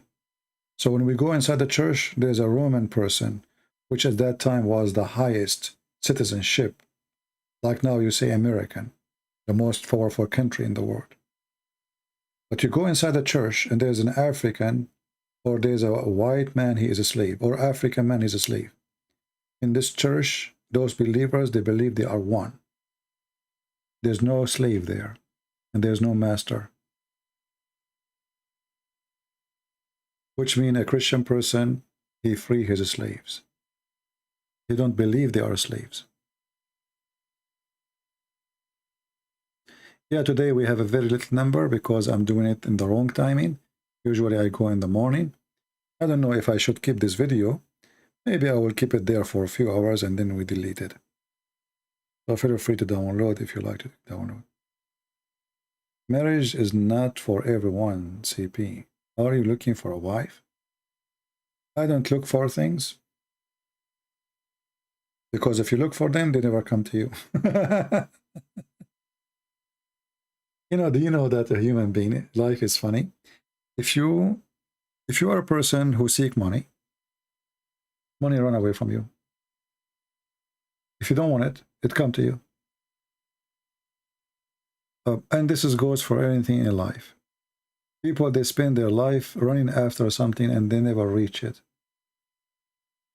In other way, they destroy their life, So don't look for things. Let things come to you in the right time. Otherwise, you will be making a mistake. Like if somebody is shopping for food when he is so hungry, he just want to buy any food. Why? Because he's hungry. He's desperate to eat. It's a wrong time for shopping for food. Same goes for anything else. So be smart, be faithful, and if the Lord, he send you somebody, she is the one, she will be the one. But don't look for it. Otherwise, you will make a mistake. And yeah, some people are not meant to be married. I believe if I get married, my wife, she will jump from the window after a second day. Which wife is going to stay with a guy? He stays 6 hours, 7 hours, 10 hours talking to people around the world, and not to her. She will go crazy. Just think about it. So imagine I'm married, and now it's what? It is 2:42 a.m. in the morning. And this poor woman, she is sitting waiting for her husband. Where is this husband? This husband, he speak to everybody except me. The only way she can ask me question maybe if she go in the chat room. And then she posts something in the chat room, and maybe I get upset from her. And I give her the answer which she don't like to hear. And then she come from the other room, and she have high heels from her hand. You know, women, I mean, you know the thing. Hey, Ali, you are looking for me? It took you a lot of time, Ali. Did you use GPS? All right.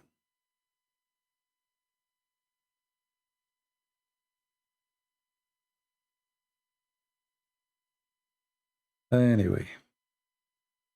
Anything else? Any question before we go? I'm saying before we go 2 hours ago. I really love you, all of you, even though some of you make me so upset sometimes. But I mean, it's okay. All of us, we have a limit of patience sometimes. And doesn't mean you are wrong. I mean, because we are limited and our patience is limited. And sometimes we feel like we cannot take it no more. And what happened to us is the same what happened to Shaitan, brother. He fart from anger, brother. Shaitan, he fart the second he hear the adhan, brother. True story, by the way. So just think about it. Everybody have to fart in some point. Otherwise, it's going to explode.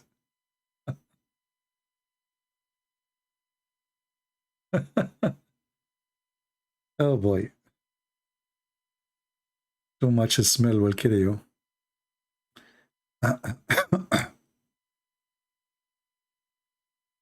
Some CP philosophies is sometimes hilarious. Why it's hilarious? Why it's hilarious? Okay, let me practice my philosophy with you. Actually, I mentioned this question before, so I'm sure many of you already know the answer. If I ask you, just to show you how people think, if I ask you, when you write down number 11, which one you type first, the one in the left or the one in the right? What the answer is? Focus with me. When you write down number 11, which one you write down first, the one in the left or the one in the right? Who knows the answer? Hey Mark, how are you, my friend?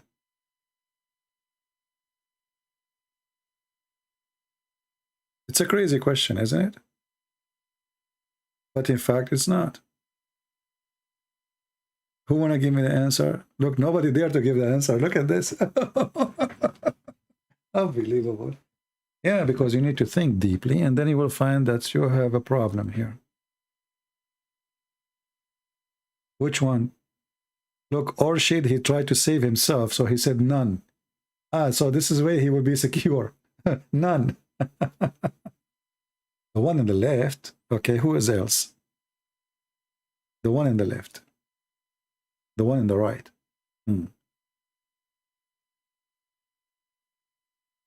Left. Right. None of them doesn't make sense. You have to write one of them. Listen to the question carefully. Which one of them, the one in the right or the one in the left? There's no option of none. I mean, you guys, you broke the rules of physics. Okay, let me answer you. First of all, the first one you write, it's not left, it's not right.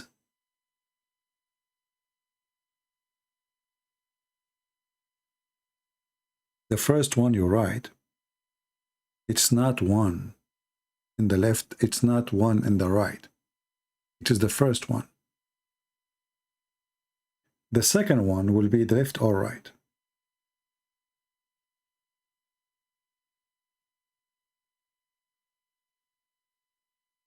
Do you understand? And this is telling you how a human being can be deep in thinking, and he can be shallow, and he jump into conclusion.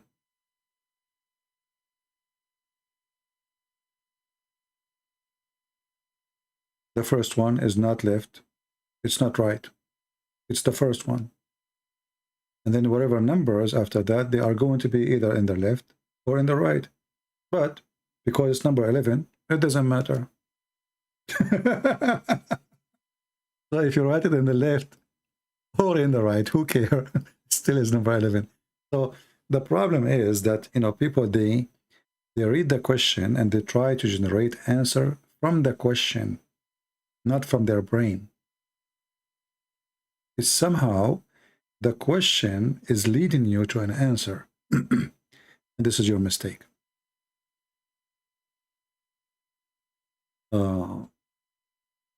You can call a sheikh, no problem. All right. And for sure, Allah knows best. But always, you know, the example I just gave you is just to give you a different way of thinking and how not to rush into conclusion. You know, when somebody give you a question, try to think first, what is the purpose of the question? And how this question is going to make a difference? And what exactly he is expecting me to say?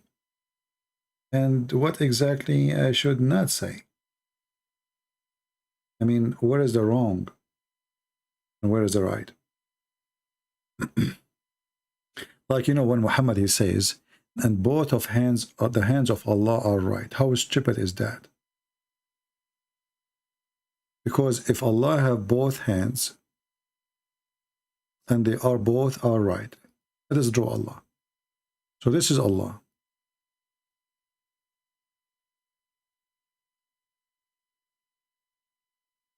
Okay? And now this is the shoulder of Allah.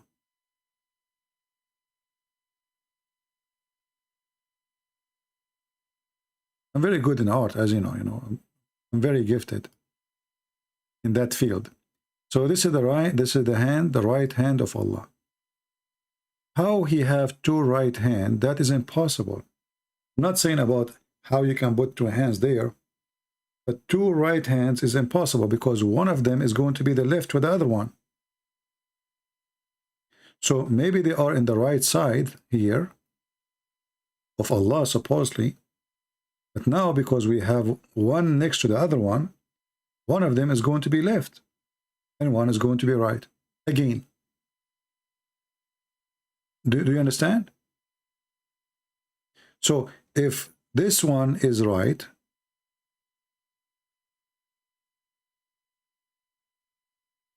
well, the other one is the left.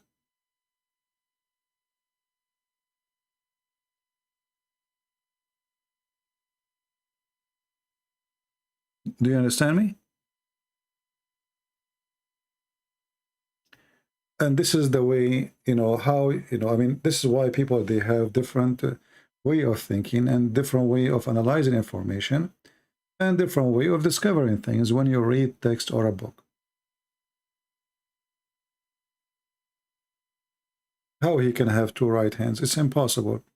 Not because you cannot put them in that location, but by putting them there, there's one of them is right still, and there's one of them is left. And whoever said that is a stupid, like Muhammad.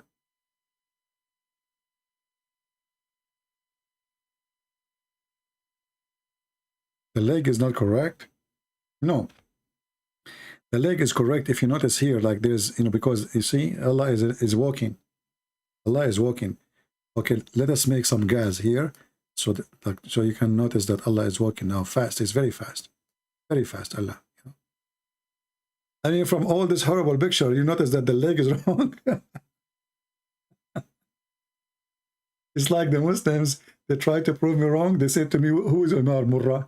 So all the stupid story there, and the only problem is Imam Murrah. And this is what he did now. The leg, Christian praise, the leg is not right.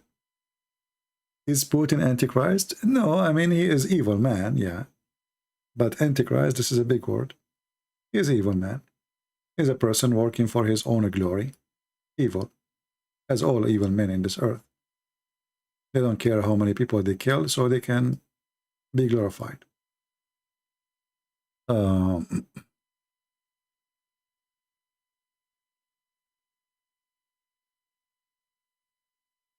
And you know the funny thing about having two hands in the right side, that means you can spank Allah from the left side and he can do nothing about it.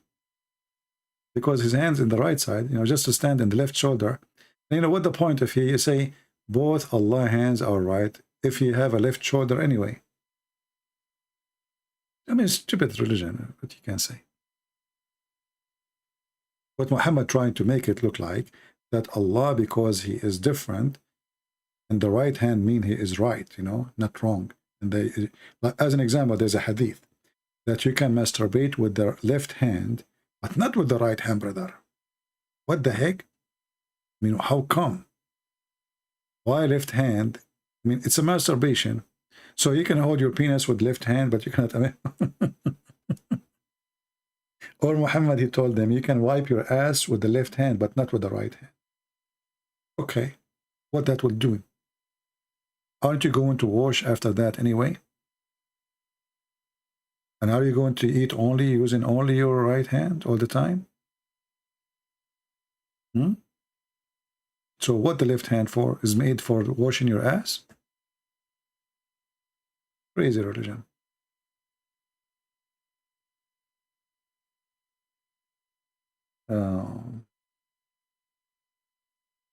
Why Muslims, they answer with inshallah. Inshallah mean they will not do it.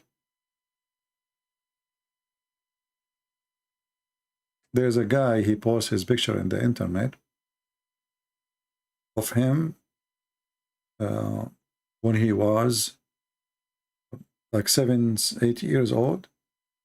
He took a picture in front of his house. There's a hole in the ground. And then later he became a grown man. He took the picture and he is just next to the same hole. Why? Each time they call the city to fix it, they say to him, inshallah, soon we will fix it. Inshallah. This is why the Middle East is the worst place to live. For sure, there's some places, because they are not running or run by Arab, they are doing better, like Emirat. All the one who run the cities are foreigners. The whole city actually are foreigners. There's no Arab. The Arab in Emirat, they are not even 10%. This is why it's somehow different. However, it's still a very filthy city, a very filthy country. You know, human traffic, money laundering, drugs, mafia, Russian mafia, you name it. But still the country, I mean, the cities look clean, etc., because the whole country is not run by the citizen. It's run by foreigners. Not by inshallah. If you give it to the people of inshallah, nothing will be fixed.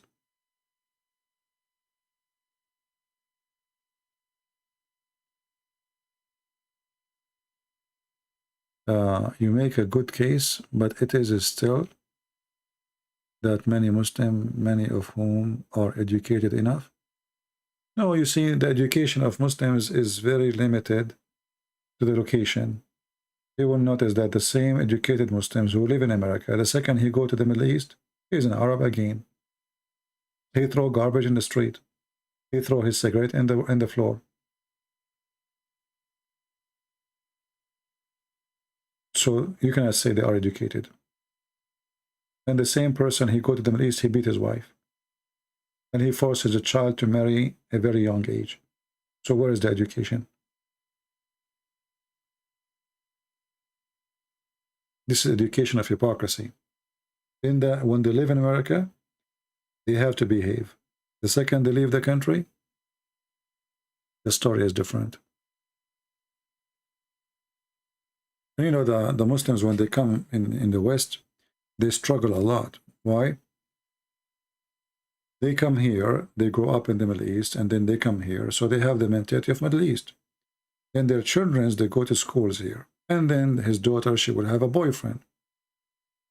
If you go right now and search how many Muslim girls get killed, or she is running away for her life, or how many Muslims they are in jail for attacking their family member, it is a huge number.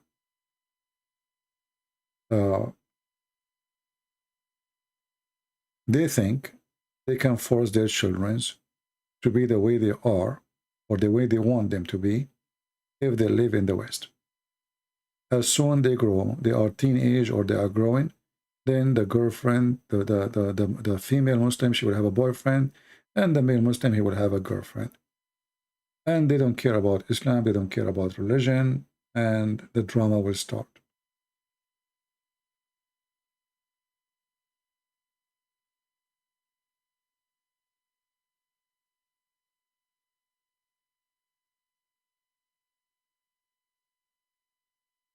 Somebody saying about a theory. There's a theory that the Quran was written in the 5th century and was corrupted by Abbasids. Could the Kalimatullah, Jesus, have been created by the Ruh Qudus? My friend, I don't go by theories. And to be honest with you, I don't care for them. Theory is a theory, and they don't affect the religion. Somebody, he might come to you and says Jesus never exists. It's a theory. If you say it to the Christians, they will laugh. So it's useless. If you are a scientist and you have a historical study and you can prove what you say, well, then it's not a theory, it's a fact. If you make it a fact, then come to me. Before that point is useless. So for me, I debate with Muslims, and I debate them about what they believe, not what I think. If I debate about what I think, I'm wasting my time.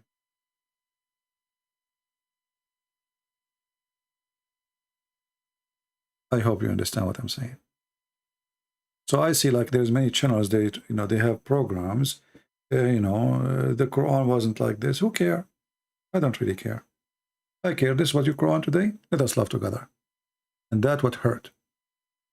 That will change people. Not saying to them theory.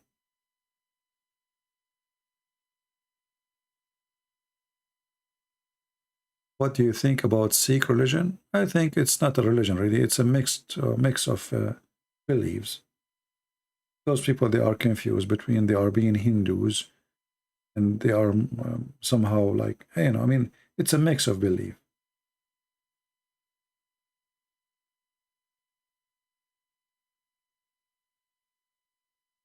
Richard, Christian, they should apply Leviticus to murder. Okay, Richard, but you need to commit a murder so we can practice it on you. And actually in America, they practice that on you, Richard, don't you know? If you kill somebody, you will be executed. As simple as that.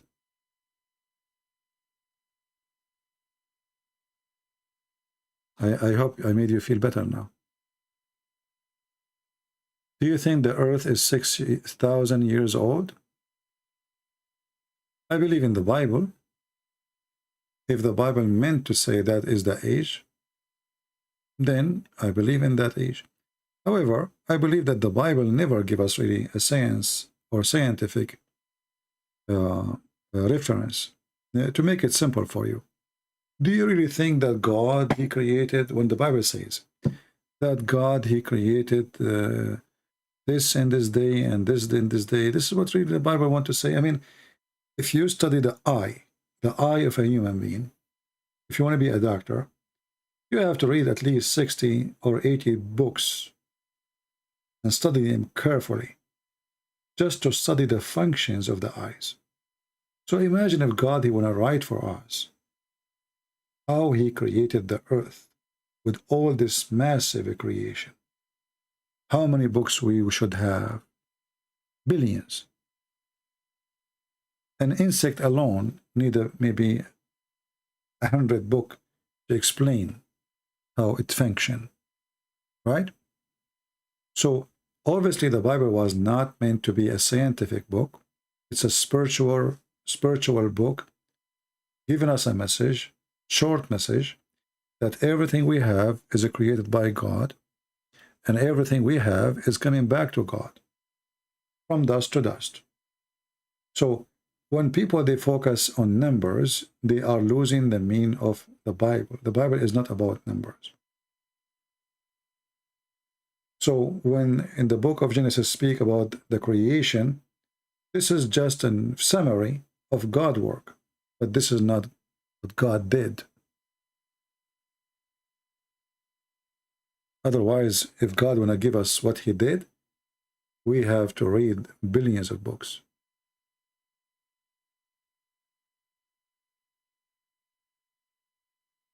I hope I answered you.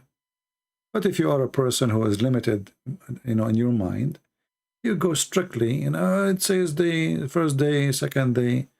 But obviously, God, the creation is way bigger than this.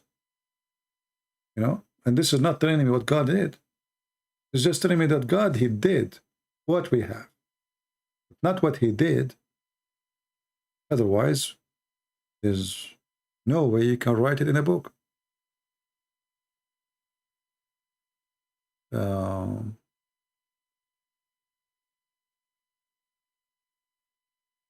There's a scholar from USA. He wants to debate me. He's a scholar and he is from USA. He must be a scholar then. Is his name is it Trump?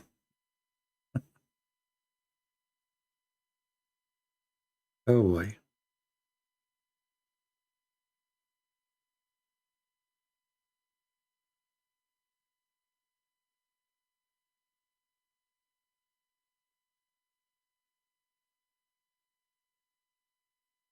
Persecution of Christians in Muslim countries.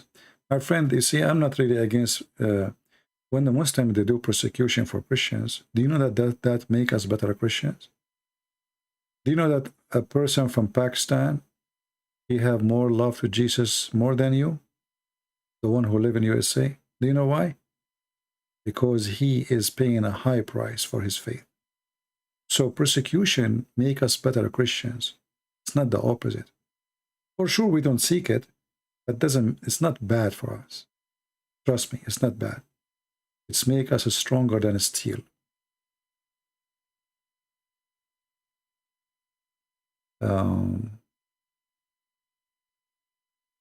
Any debate between you and Jew? No, but there is a guy, he's claimed to be a Jew. I get him busted many times. You can watch his videos about it.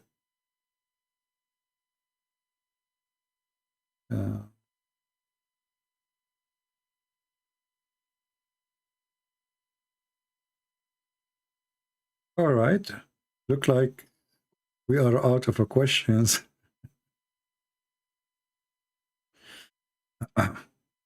This is not only about Pakistani. I mean, this is any Christian is under discrimination because you see, this is the filter.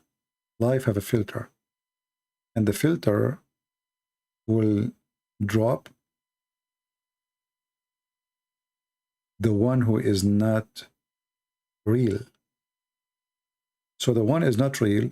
He will say to himself, why I want to be Christian? I don't believe it anyway, So I will become a Muslim, so nobody discriminate me. And this is the point of discrimination. Muslims discriminate you to force you to convert to Islam, right? But by doing that, we will have less hypocrite between us. And we will have more real Christians. So it's good. It's positive, not negative.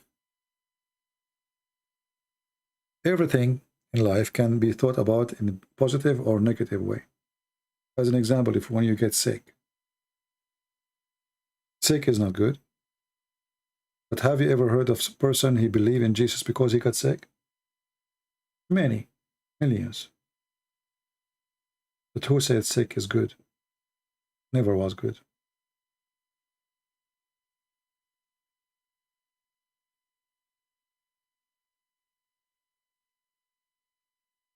Okay, I think I'm getting sleepy now for real. Obert, Aline, my friend, maybe next time we go live on air, just subscribe to our channel. And if you are a Muslim, you can call me in Skype when I go live on air next time. As you see now, it's getting late for me, and actually I'm really getting so sleepy now. And as you know, I have 4 wives, and we have to make babies. I don't know how I can do that now. I'm going to invoke Allah to send me a dish of shish kebab. I will eat it, and I will get the power of 40 men. So I will go and make babies after I eat shish kebab. I come back to you, and I will have the power of 40 men to continue life for the coming 40 hours. Non-stop boom boom. Alhamdulillah. Allah, by the way, if you invoke him, I mean, why people go to work, my friend? I mean, you see a poor person, you want to buy his children some shish kebab. You don't need to work. Just invoke Allah. Invoke Allah. He sends you a dish of shish kebab, and you do boom boom. What a stupid religion.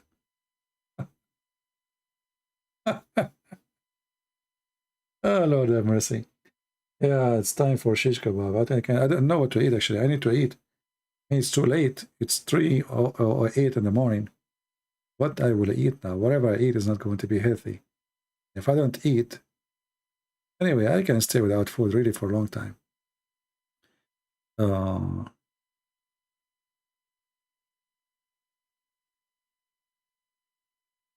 Let us see. You're welcome, Papa.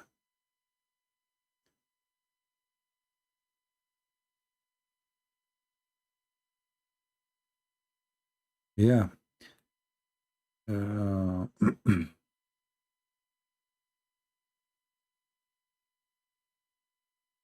Let us see. Anything else? I'm trying to read. I don't see anything important in the comment.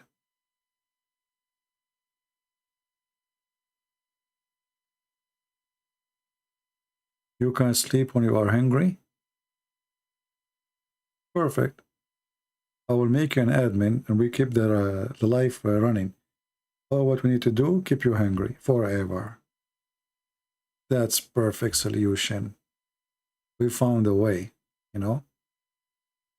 Oh, hold on. So you women are saying that you women, you can't sleep when you are hungry? So if a man, he want to get rid of his wife, he just feed her and then she sleep right away? Bingo. Amen. Take a note. If you want your wife to sleep and leave you alone, bring her a sandwich. Make her eat it. 5 minutes after, maximum. 1, 2, 3, 4. You open the door. Close the door slowly. Go out. Go with your friends. Do whatever you want to do. You come back. Before she wake up again, give her another sandwich when she is asleep still. Like, you know, you open her mouth and push the sandwich, like, you know, and now she will continue sleeping. And then you go again, stay away like with your friends 2 hours, 3 hours, and then before the 3 hours pass, come back, give her another sandwich. Or maybe you can find an Amazon like auto machine to do auto feeding, you know? I don't know, you know the thing. What the heck? So women, they sleep if they eat? That is something. Okay. Now it's not scary to get married no more. Oof, that is a relief. Oh boy. Oh boy. True story. You don't eat before you sleep? So you eat after you sleep? I mean, do you see how you can play with sentence? I don't eat before sleep. That's mean you eat after sleeping.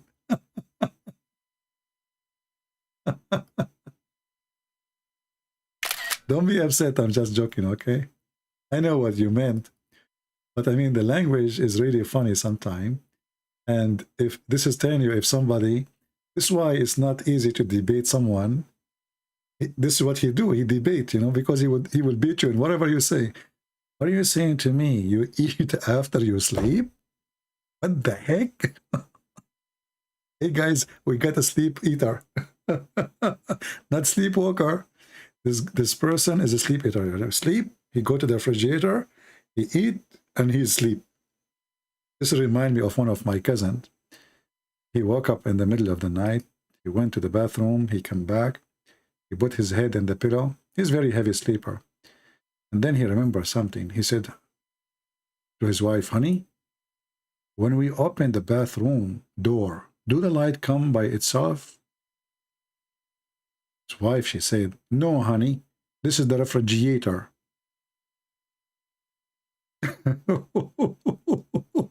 So now you know where he did pee, huh? He's a heavy sleeper. He went to the bathroom. He opened the door. The light come up. He did it. He come back. What the heck? Since when we open the door of the bathroom, the light come on? Oh boy. Anyway.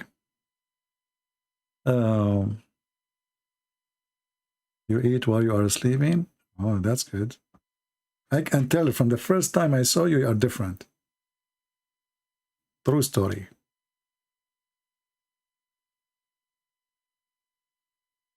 Where I can find you? Skype ID I want to pass to my Muslim friend. Later, when I come next day, next time, he can show you. How long? Actually, I need to stop coming in line in order to proceed in my translation.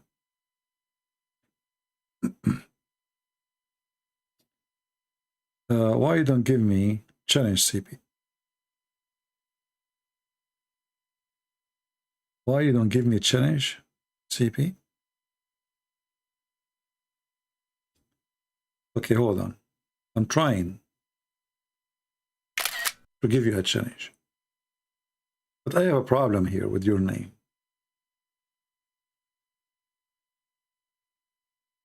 Is that a picture of a man?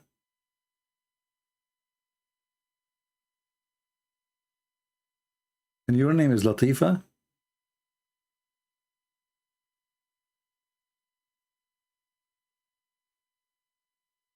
Don't you know that Latifa is a female woman, a female name?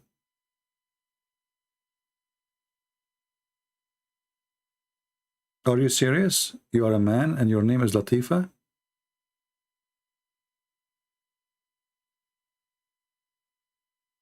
Hello? Because I'm looking at the picture here. It's a picture of a male. And your name is Latifa. How in the world your name is Latifa and you are a male?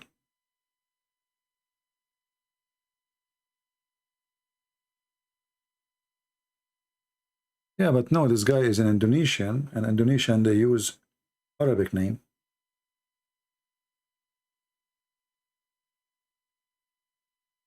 Anyway, my friend, I accept your challenge, Latifa. Okay? As long as not involve makeup. You want to start, Latifa?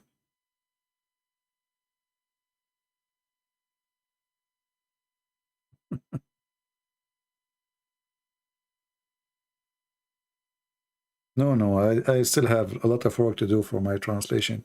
As I said, I need to stop coming online for some time so I can proceed faster. You see, coming online is taking a lot of my energy. It's not easy, it's many hours speaking, answering, and when you go, your head really need good break.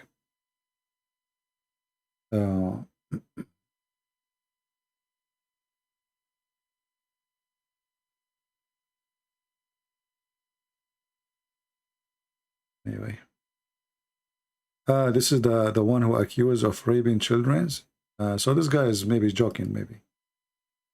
All right.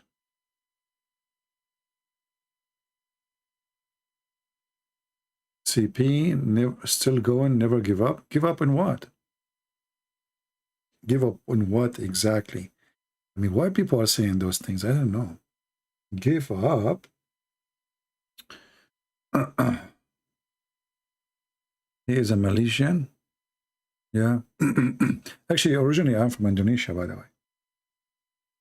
And what happened when my grandfather, Mr. Adam, he landed in Sri Lanka, as you remember. When he once he have a fight with his wife. His wife, her name is Eve. I don't know if you heard of my grandmother. So he have a fight with his wife, Eve, and his wife, she was giving delivery, And then, he boxed her. Because at that time, old people, they used to fight. And Adam was very long, tall. So his hand is so big and so long. So he boxed her, and then he threw her all the way to Indonesia. She gave birth to me in Indonesia, and then she came back because she was attached to a Rasul. Like, boing, come back. And like I was born in Indonesia, and then I woke up and I noticed that I like coconut. And since that day, I became Indonesian. And you know, when I apply for citizenship in Indonesia, they ask me, what is the proof that you're Indonesian? I said, I like rice. And right away, I was accepted. I passed the test.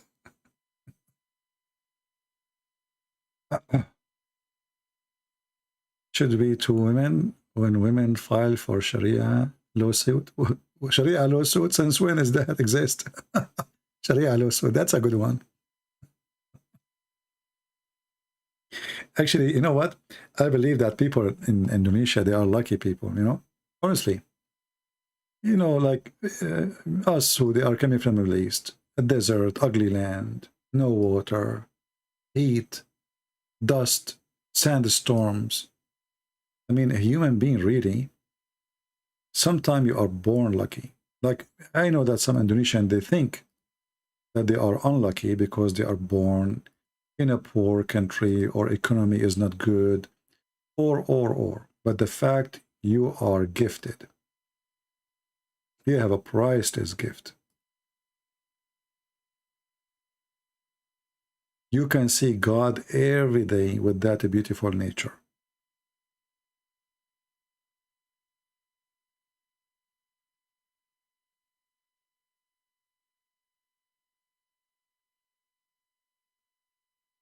All those Asian countries, actually, many of them, they don't really understand how lucky they are.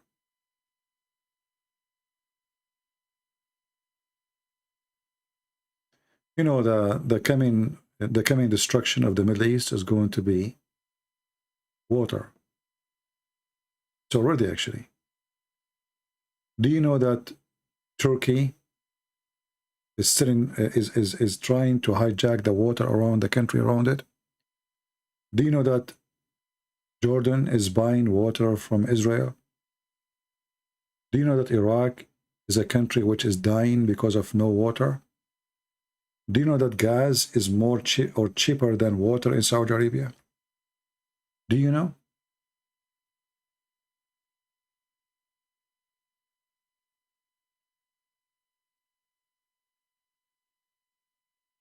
But people never appreciate what they have usually until they lose it.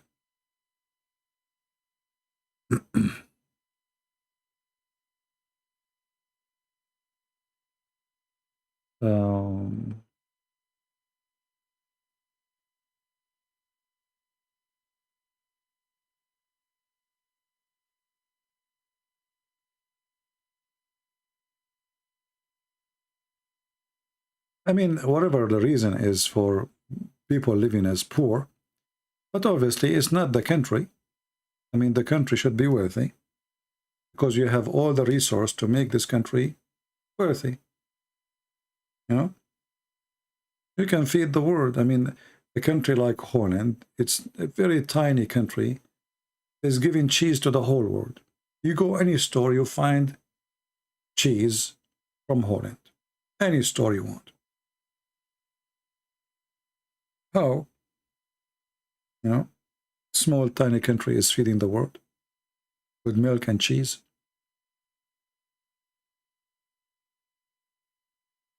And I believe those countries in Asia, they can really have a very luxurious life if they fight the corruption of the mankind.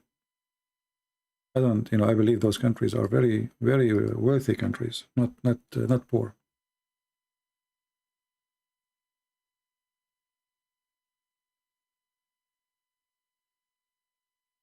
In the Middle East, if you like now that you see those Arab countries, they are used, like if you go to Emirates, they are used to air conditions, etc. What if the air conditions stop for a few hours? Those people would die because now their houses is not qualified to handle the heat. See, all days they used to build their houses from dirt, wood, even tents, which is way better than the houses they have now. The houses they have now, is really very bad for any you know, earth element. Everything is based on fake you know, conditioning. Before it was natural conditioning, so they used to survive with it, but now they cannot. And I believe that, you know, the Middle East have a very horrible end, sooner or later. It is the worst place maybe to live.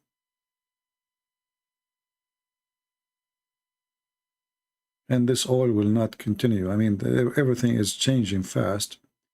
And I believe the oil will not be important sooner or later. Everything have an age and time.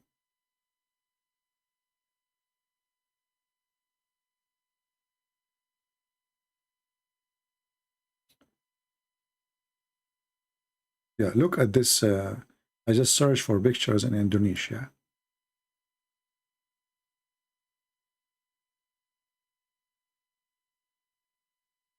Now, for sure, this is the beauty side of the country, and there is an ugly side of any country, where people are, you know, like I saw Indonesia, poor people, they are working to carry sulfur from down the valley all the way, very dangerous work just to make living.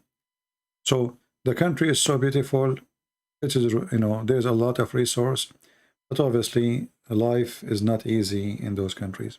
Still, after all, imagine you are poor and you have no beauty and you have no none of this.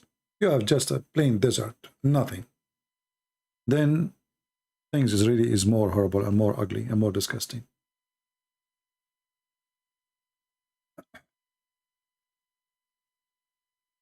Come to Indonesia, yeah, the Muslims will be waiting for me in the airport.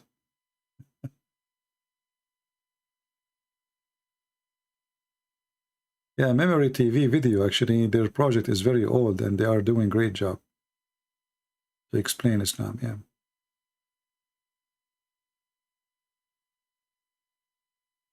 I believe the only solution for a country like Indonesia, that the Christians, they should have their own country, and this is how the way you can fix the country. As long there's a, you know, the cave time mentality, Sharia law, and people want to practice Sharia law, the country will never have a future.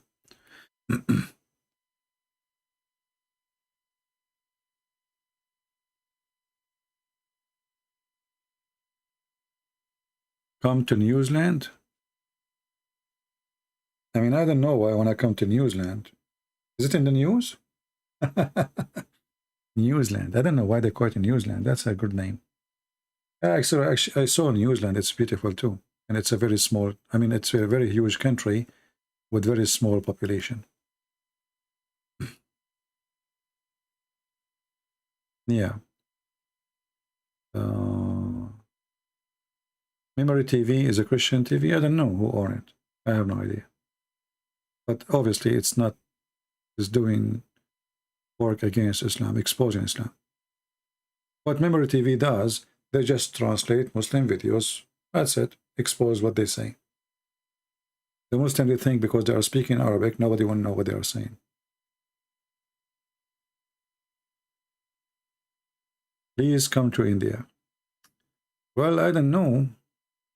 I mean, you see there's many countries actually I like to go and visit. But there is some countries I'm not really too much in favor of them. I think India does not give really a freedom of speech. Even though they claim to be democratic, etc., I believe freedom of speech is suppressed and oppressed there too. And I don't favor to go to any country who don't respect the freedom of speech. Doesn't matter where it is.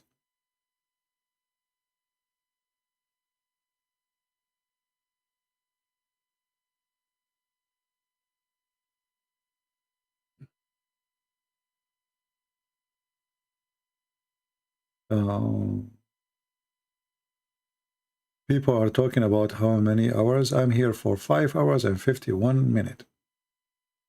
Okay. Yeah, actually, I like to come to the Tibet, and you see, I have the more you learn about this world, the more you get disgusted. But the Tibet is very beautiful land, but I was disgusted when I saw how and what they do with the dead person. It was shocking to see in the Tibet that when a person he die, they cut him pieces, like a butcher cutting a cow, and then they take him to they take him actually as a body to the top of the mountain, and then after that they cut him pieces and they feed him to the birds. Human being is very weird and sometimes very disgusting. How in the world anyone will cut his father or his mother or whoever family member of yours pieces, and you will butcher them yourself, and then you feed them to eagles? What kind of religion does that? Human being is really weird. Extremely weird.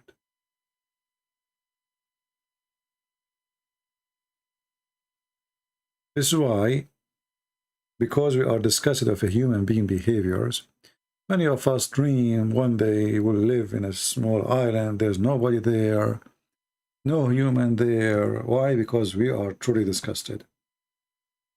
Human being is the most scary creature ever.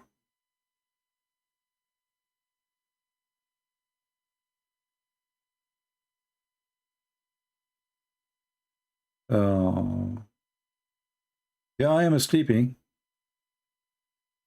but you know, I eat after I sleep.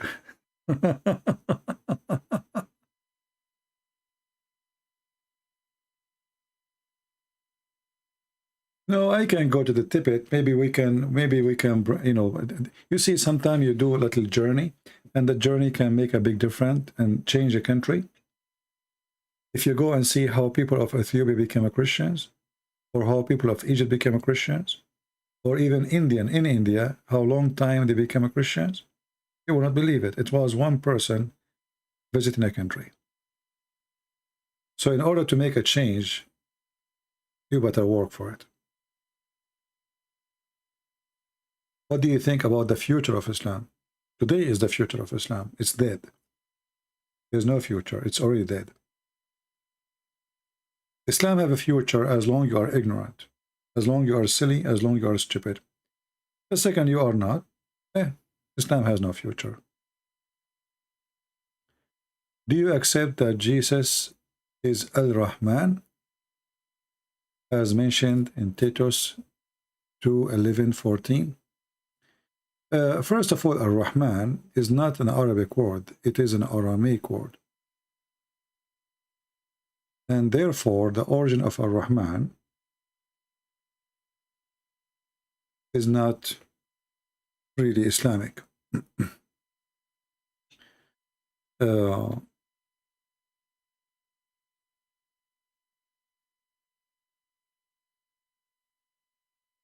Bible never mentioned, you know, like the old Aramaic used the word Rahimo, like Nitrahamu alaykum, or Rahimo, etc. But it's not the Islamic titles or the Islamic names. However, if you go and read the Quran, you will find that Muhammad, when he did read, or when he mentioned the name of his God, he mentioned 3 names.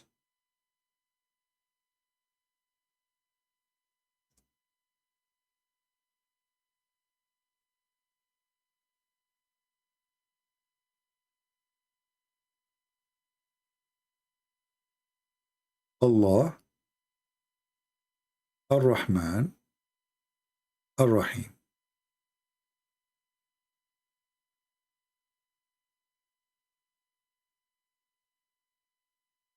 And if we now compare it to the Aramaic, we can compare it as the following: in the name of the Father, the Son, the Holy Spirit.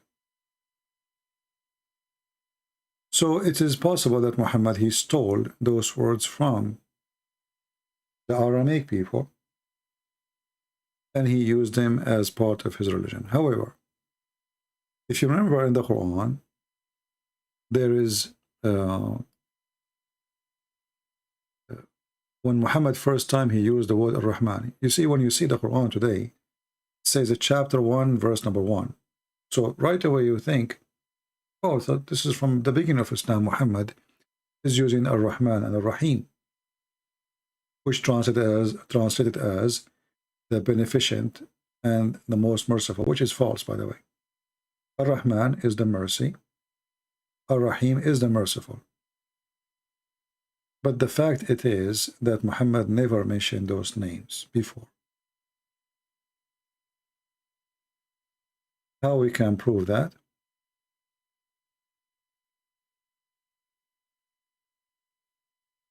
In the Quran, it says,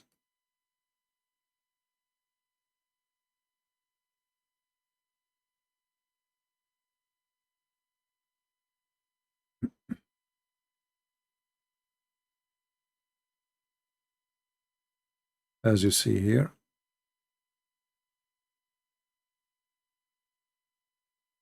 chapter 17, verse number 110. When Muhammad first time he used the word Ar-Rahman, it was at chapter 17. And chapter 17 was way long after Muhammad he claimed to be a prophet. So obviously in this point here, in the life of Muhammad, he learned the word Ar-Rahman. And then he used it. And this is why people, they are asking him, why you are calling Ar-Rahman? Who is Ar-Rahman? We thought you worship Allah. And the Arab, they said, oh, Muhammad, now he have two gods. One, his name is Allah, and the other one, his name is Ar-Rahman. So Muhammad, he answered them saying, well, I invoke upon Allah, or I invoke upon Ar-Rahman, whatever name you invoke him, all good names belong to him. And here you learn that Muhammad, he learned that name from somebody. It's not Islamic. Did I answer you? Because if this is the name of Allah, or one of the names of Allah, why Muhammad did not mention from the first time? And as you see now, it's appearing everywhere in the Quran, in the name of Ar-Rahman, Ar-Rahim. But before, Muhammad never mentioned it. Did Allah forget to mention it all those years?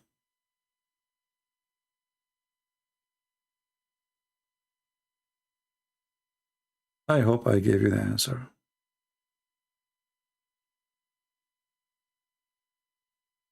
And again, there's nothing is called the most beneficent. This is a lie. Ar-Rahman is not the beneficent. It is the mercy.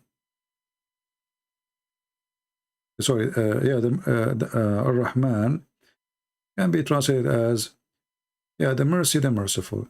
If you change actually the translator, you will see how things change in this Islamic translation. Always you need to remember one thing, that everything the Muslims they have in their book is a theft of somebody else. Regardless if it is from Christians or non-Christians. Everything in the Quran, in the Hadith, it is a theft.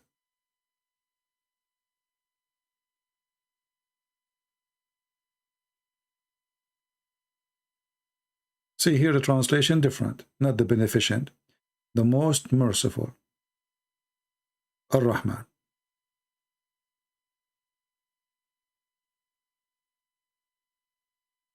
Yeah, actually Muhammad is one of the names of God because the praised one. Who is the praised two then?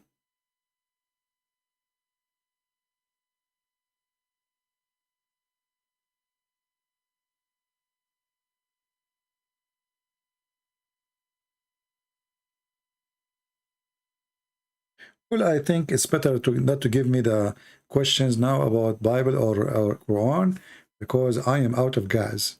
It is already 3:37 a.m.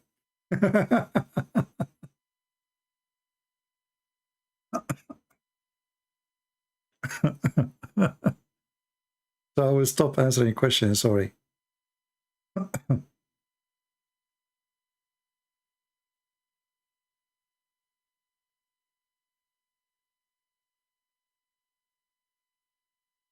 Jesus is Lord, my friend. I'm sure the Lord, he will give you a gift of what to share and what not to share in the right time. Like, remember, when you want to teach in a classroom, if you are a teacher, you don't start teaching kids like 9x9 is 82. You start with 1x1. You start step by step. So you know, you have always to think carefully. The one you talk to, how much he knew, how much he is educated, how much smart he is, how much slow he is. At the same time, you yourself, what is your qualification to share? If you think you have a good qualification, then that good qualification will tell you what is best to share at the time. All right?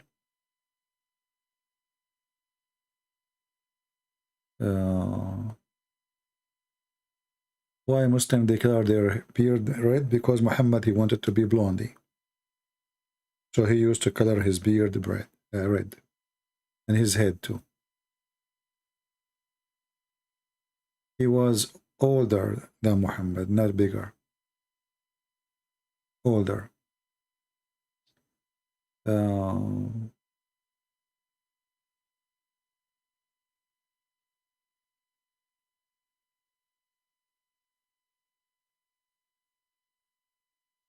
Who is my most Hollywood actor? Muhammad. What a question. What is the most interesting Hollywood actor? Muhammad, don't you see what's wrong with you? He's the best man ever. He's the best in sex. He's the best in everything. Are you kidding me? I mean, shouldn't you know the answer right away? Who is the best in everything? He is the best in dancing. He is the best in the music. He is the best in effing. He is the best in lying. He is the best in stealing. He is the best of the mafia. He is the best. He is the best. What's wrong with people? I mean, come on. What's wrong with people? You don't even need to think. This is even an insult to the Prophet, brother. I mean, come on. We have the best of mankind in everything. You know, what the heck? Be careful, brother. Al-Qaeda, they will hear you. What's wrong with people? Don't you see? Are you blind? Don't ask such a question again, please. This is sensitive. You are hurting our feeling. Was Muhammad black or white? My friend, Arab are white people, not black. Arab are white people. They are white people. They are not black people. So when you say, was he black or white? Well, isn't he an Arab? Well, Arab are white people. The black who exist in the Arabian Peninsula, they are either Ethiopian, you know, usually captured slaves, like Bilal.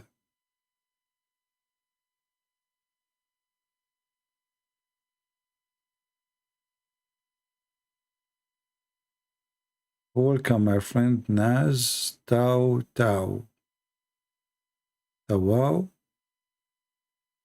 I think this is Indonesian name, right?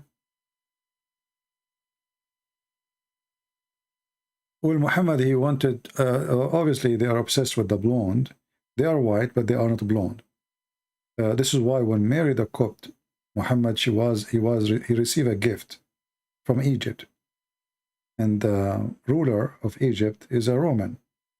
So he sent him a blonde girl. Her name is Mary. They call her the Copt, but the fact she is not really Coptic. She was blonde.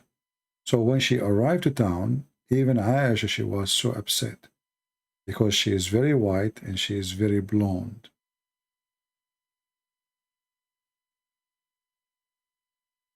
And, you know, until now, Arab people are obsessed with I mean, even though they are white, but they have obsession with the whiter. So the more white you are, the more your market is in the boom. You know? That's why you see Muslim women, they use a certain kind of whitening for the face. It smooths the face and make it so white, but it's very damaging for the skin. So you will see Muslim women in the Middle East in the age of 30, if they take off their makeup, they look like 50.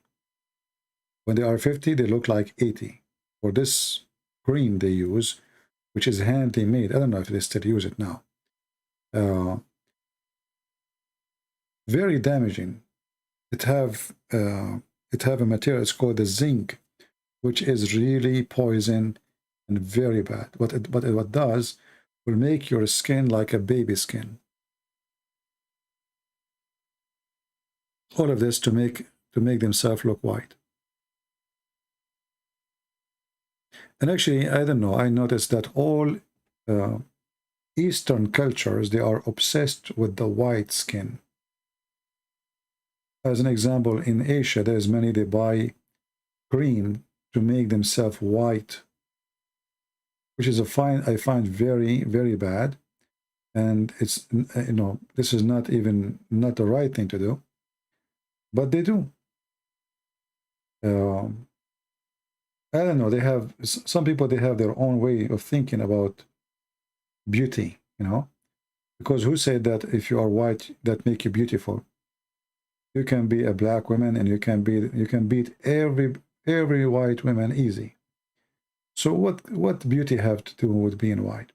So there is like a wrong mentality in the Middle East and East in general about being white and being good looking, you know.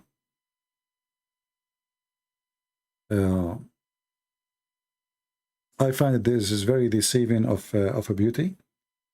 Beauty have nothing to do with color or ethnic, you know. And if you are not satisfied with yourself, I feel sorry for you. Honestly.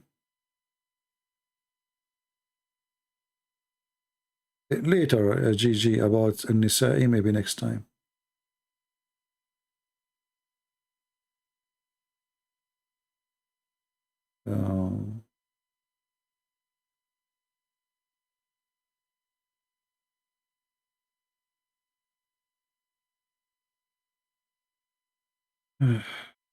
Yeah, in New York. Why Muslims have to say BBUH? Because they worship him.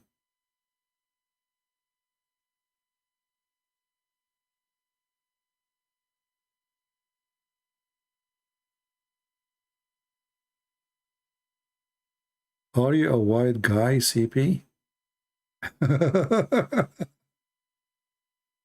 My friend, I'm black, blonde, African American from Japan.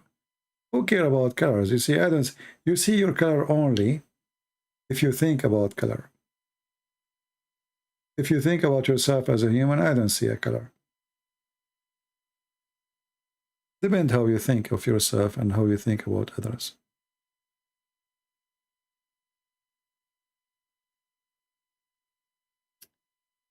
All right, I think we have enough for today. And now we finished more than 6 hours. So please tell everybody it's 4 hours. 4 hours and 59 minutes. I don't understand how this thing works here. It says 4 hours, 59.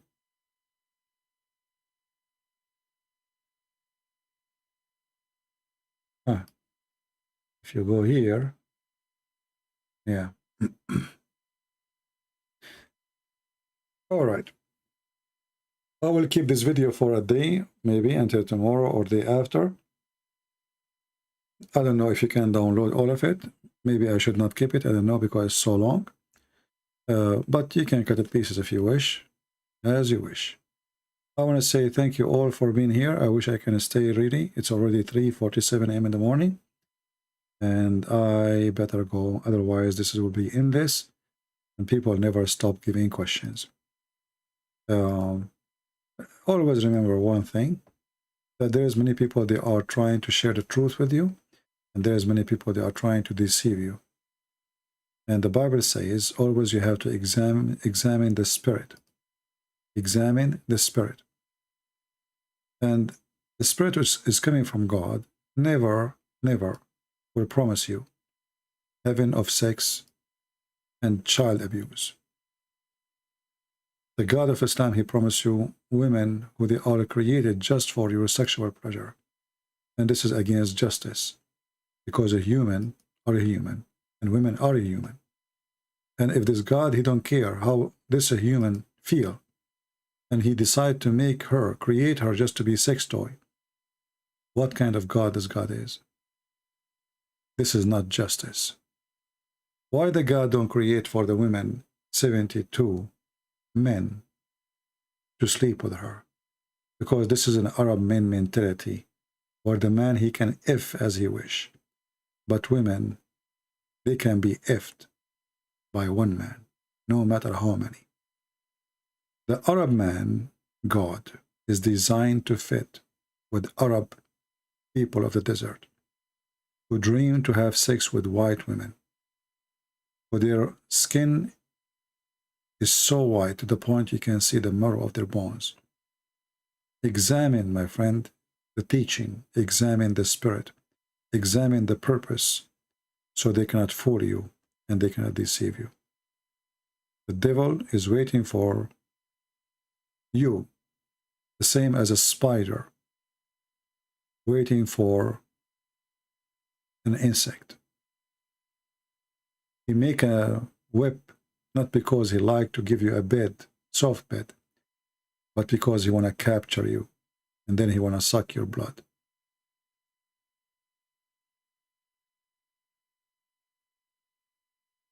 As you notice,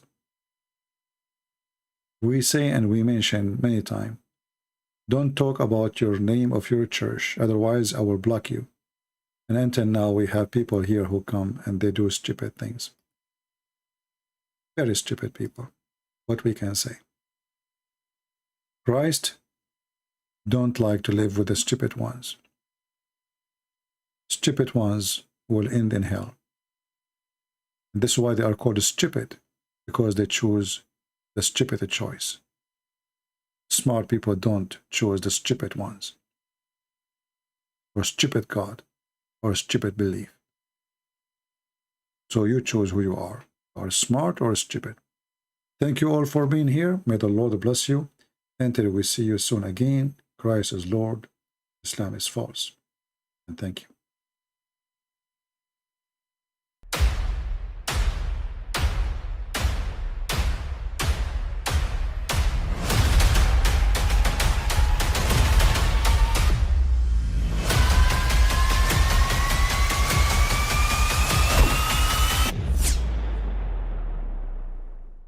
But I mean, again, he doesn't know who Gabriel is, right? Because he didn't come from an Abrahamic faith. The people of Mecca were pagan. The Quran is mentioned, if this book was from other than God, they would have found in it many contradictions. If a book is without contradictions, that has no bearing on whether it comes from God or not. I've had phone books that are inerrant, but I certainly don't think God gave them. That we believe without understanding. The brother asked a very important question, that most of the scholars say that listening to music, watching movies, and most of the television programs, they're haram. So how can we have fun? Let me tell you, brother, at the outset, that having fun is permitted in Islam as long as the fun is halal fun.